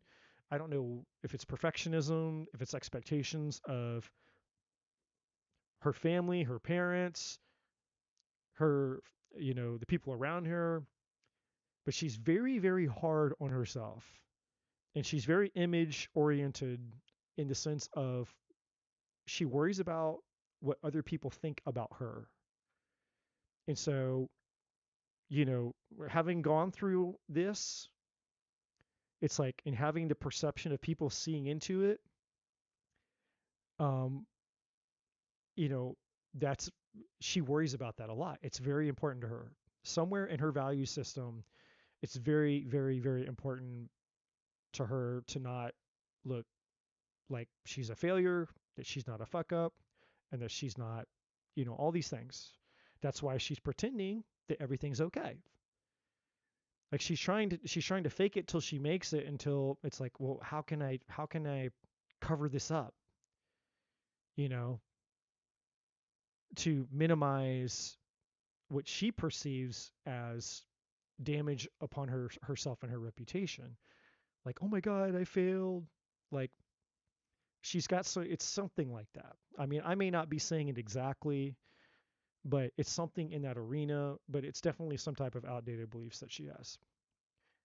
And this card says, let go of limiting ideas about yourself that originate from the past. Then you can own your power and soar in your life. So now let's look at, uh, since you're my last person, because I literally My back I cannot sit in this chair any longer. I'm going to pay for this. I'm going to pay for this in about 5 or 6 hours. Hopefully my sciatic nerve won't flare up on me. And that's my fault. That's nobody else's fault. That's my fault. I need to stretch more. Okay, so this is her current energy. She's in this woe is me, orphaned energy. My life sucks. I'm ruined. It's bad. I feel alone. I feel betrayed. Nobody understands me. I failed. I fucked up. That's, you know, and that's part of the lesson, because that's the question that I'm asking, is what's she supposed to learn from this? And it's that's not true. So this energy that she's in, that she's embodying, is part of the lesson that she's meant to understand. It's like, that's not true.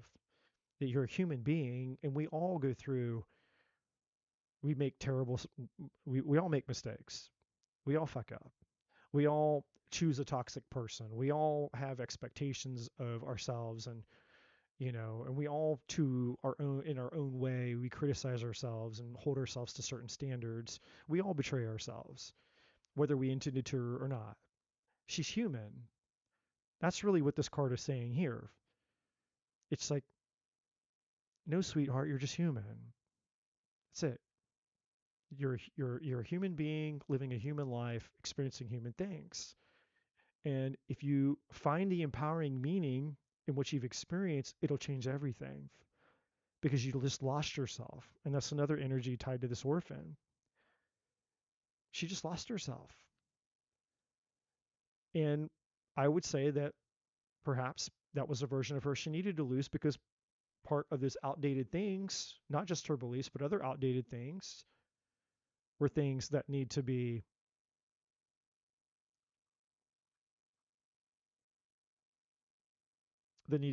lost. A leg up. This is about support. This is about her needing to ask for support and accept help, instead of trying to isolate and act hyper independent and I don't need anybody. It's like, no, this is exactly the time for you to do the opposite. And under the bottom of the deck, it's mending. Everything's going to be okay with the breathe card.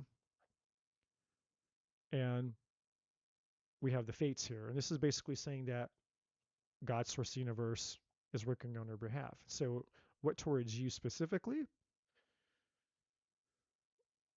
What towards you specifically is just that when people are hurting, the people that are closest to them become the punching bag.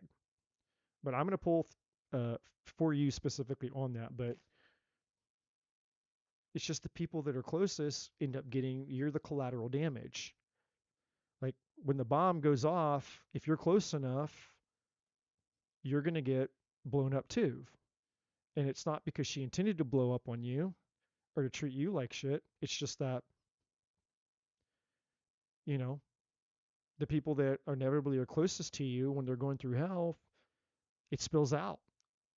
Their issues spill out into the life around them, the people around them. So, but specifically, why? Give me 3 cards.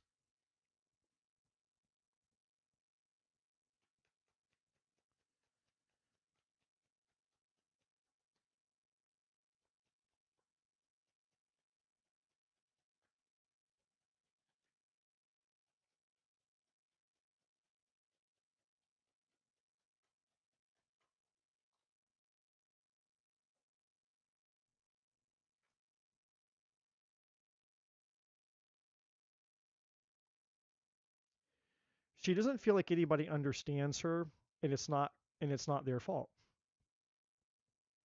She's doing the woe is me, but she's trying to protect herself. She's trying to protect her integrity by spinning a story that nobody understands me. Nobody understands what I'm going through.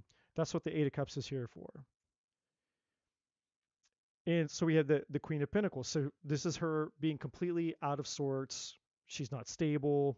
And so you can see now that the Queen of Pentacles is out here now, and it's matching the King of Pentacles in reverse. So she basically just took on all of his energy. So he handed her his STD. And when I say STD, I'm talking about his spiritually transmitted disease. His spiritual bankruptcy from the void, he gave it to her. And so now she's spiritually bankrupt. Now she's in the void. And so she's just taken on his energy and his shit, and she's projecting it onto you and onto other people because she's angry at herself. She's got this woe is me mentality going on.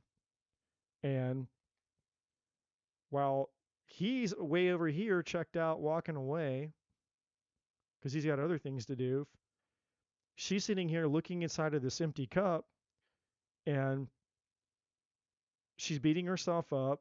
She's pissed off at herself. She's got all these mixed emotions, and it's like she's she's hypnotized. It's like she's on a drug, and he was her drug. And so when you're trying to come towards her, whether it's with love, compassion, or with whatever, she's in this, the moon. She's in her darkness. She's in an illusion. She's hypnotized. And she's completely caught up with all this. And there's a part of her that's projecting onto you, but there's a part of her that's protecting herself from people that want to come and take her out of the illusion, because she doesn't want to come out of the illusion right now. She may not admit that, but it's true. She's holding onto this cup, and she doesn't want to put it down. She doesn't want to let it go.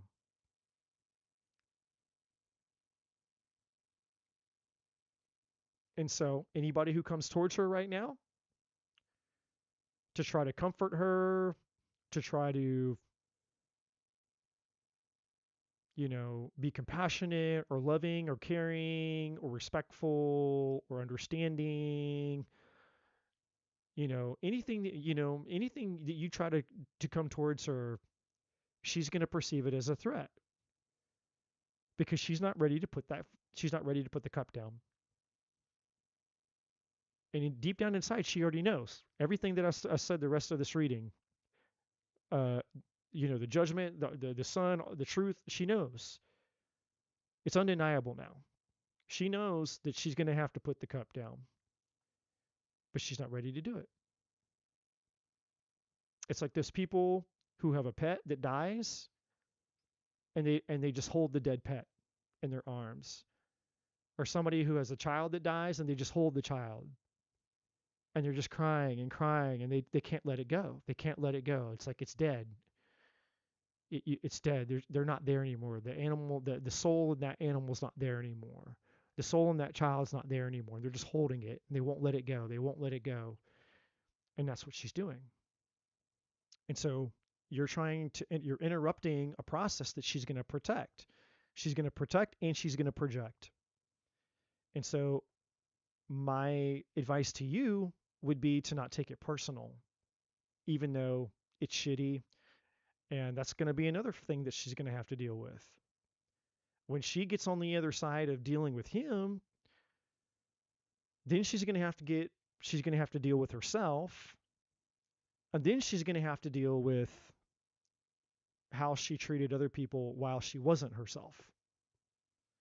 So the best thing that you can do is see it, because you're outside of it, and be understanding, so that when the time comes and she tries to clean up the damage that she's done to the people around her, it won't be so hard to do, because you'll be able to say, hey, I knew you were going through a lot of shit, and I knew it was hurtful. I'm not going to lie and tell you that it wasn't hurtful, but I understand, and that, I love you, I care about you, and I was here for you, and I'll always be here for you, or whatever you want to say, if that's how you feel. Obviously, I'm not telling you what to say. I'm not telling you how you should feel. I'm just saying, to answer your question about why she's treating you that way, is because she's not herself. She's not herself. And it's not personal. So don't take it personal because it's not about you. And if you take it personal, then you're going to go and kick her basically when she's down. And that's not your fault that she's down. That's her shit. But, she is down. With the Five of Pentacles and the Orphan card, she's down. And so if you get angry at her, even if she deserves it, you're still kicking her when she's down because she's hypnotized. She's not herself. It's like she's on a drug. Your cousin isn't, she's not in there. There's a whole other energy inside of her that's possessing her, which is what he did to her. That's why she's matching his energy. King of Pentacles in reverse, Queen of Pentacles in reverse. So I mean, I can see both sides.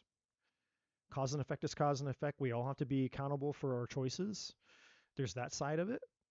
But I also feel very, compassionate because she's human. And I've been through shit. I've made mistakes. I've pissed people off. And so, you know, you're not asking me for my personal opinion, but I'm the one with the microphone. And so I would say, what would love do without betraying yourself?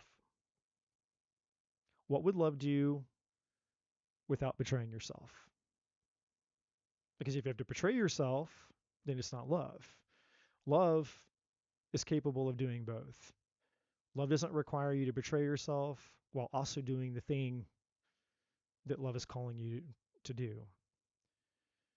So, don't take it personal if I were you, and, what would love do from there?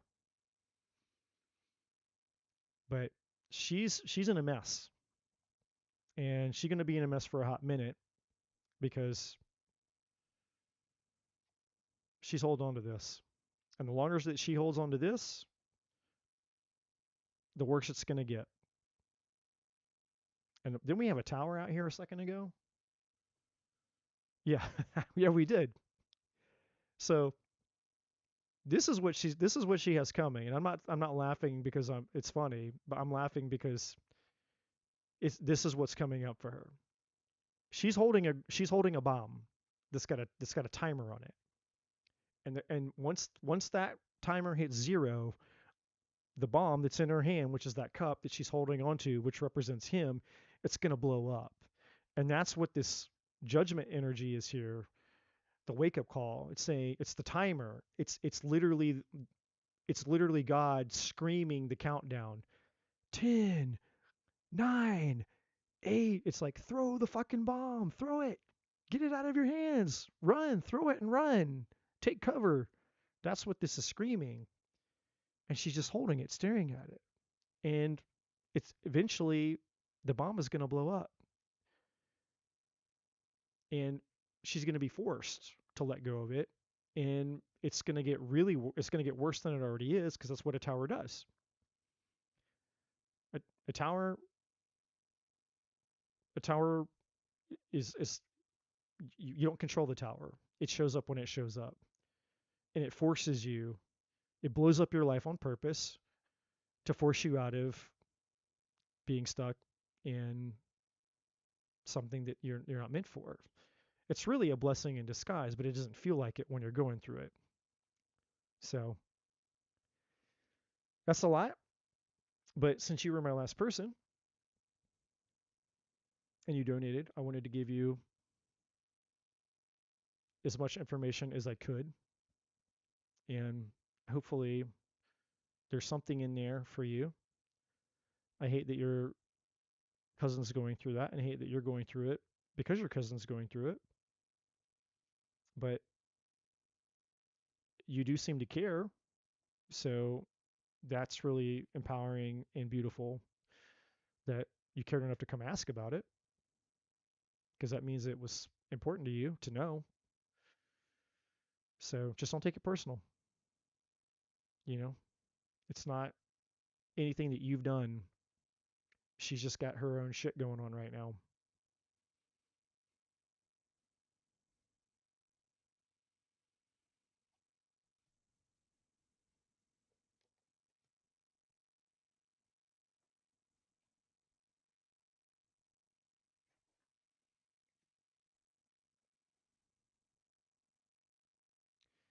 And you're welcome.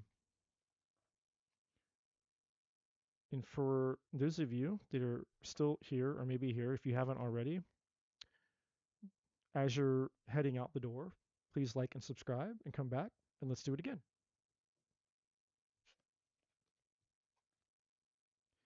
And if you missed the beginning of the reading, come once this once I end the live, go back. It'll take some time to post because it's a long reading. Come back and watch the beginning because there's a lot of things in the beginning that some people who came in later will want to hear. Some messages that were for everybody that you might have missed out on that are very relevant for moving into 2026.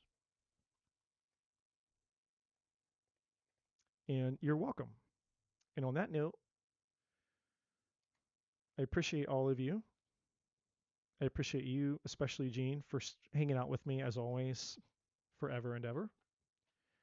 I'm going to go to sleep. What is it, 6:30? No, 6:13. Okay. My eyes are glazed over. I'm going to go stretch my back and hope that I don't get sciatic spiciness and then go to sleep. But love and light to you all. Thank you very much. And for those of you, if anybody wants to book a personal or private reading while I'm thinking about it, that information is in the description box below. Is my email. You can send me an email if you have any questions about anything. And yeah, I hopefully I'll be back soon. I am on vacation. I plan to be on at least a few more times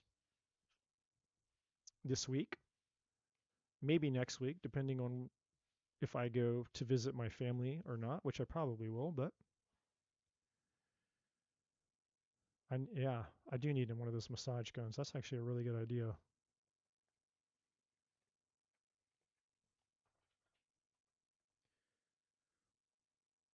I need my future female to be a massage assassin. A massage assassin. And she can rub me down, son.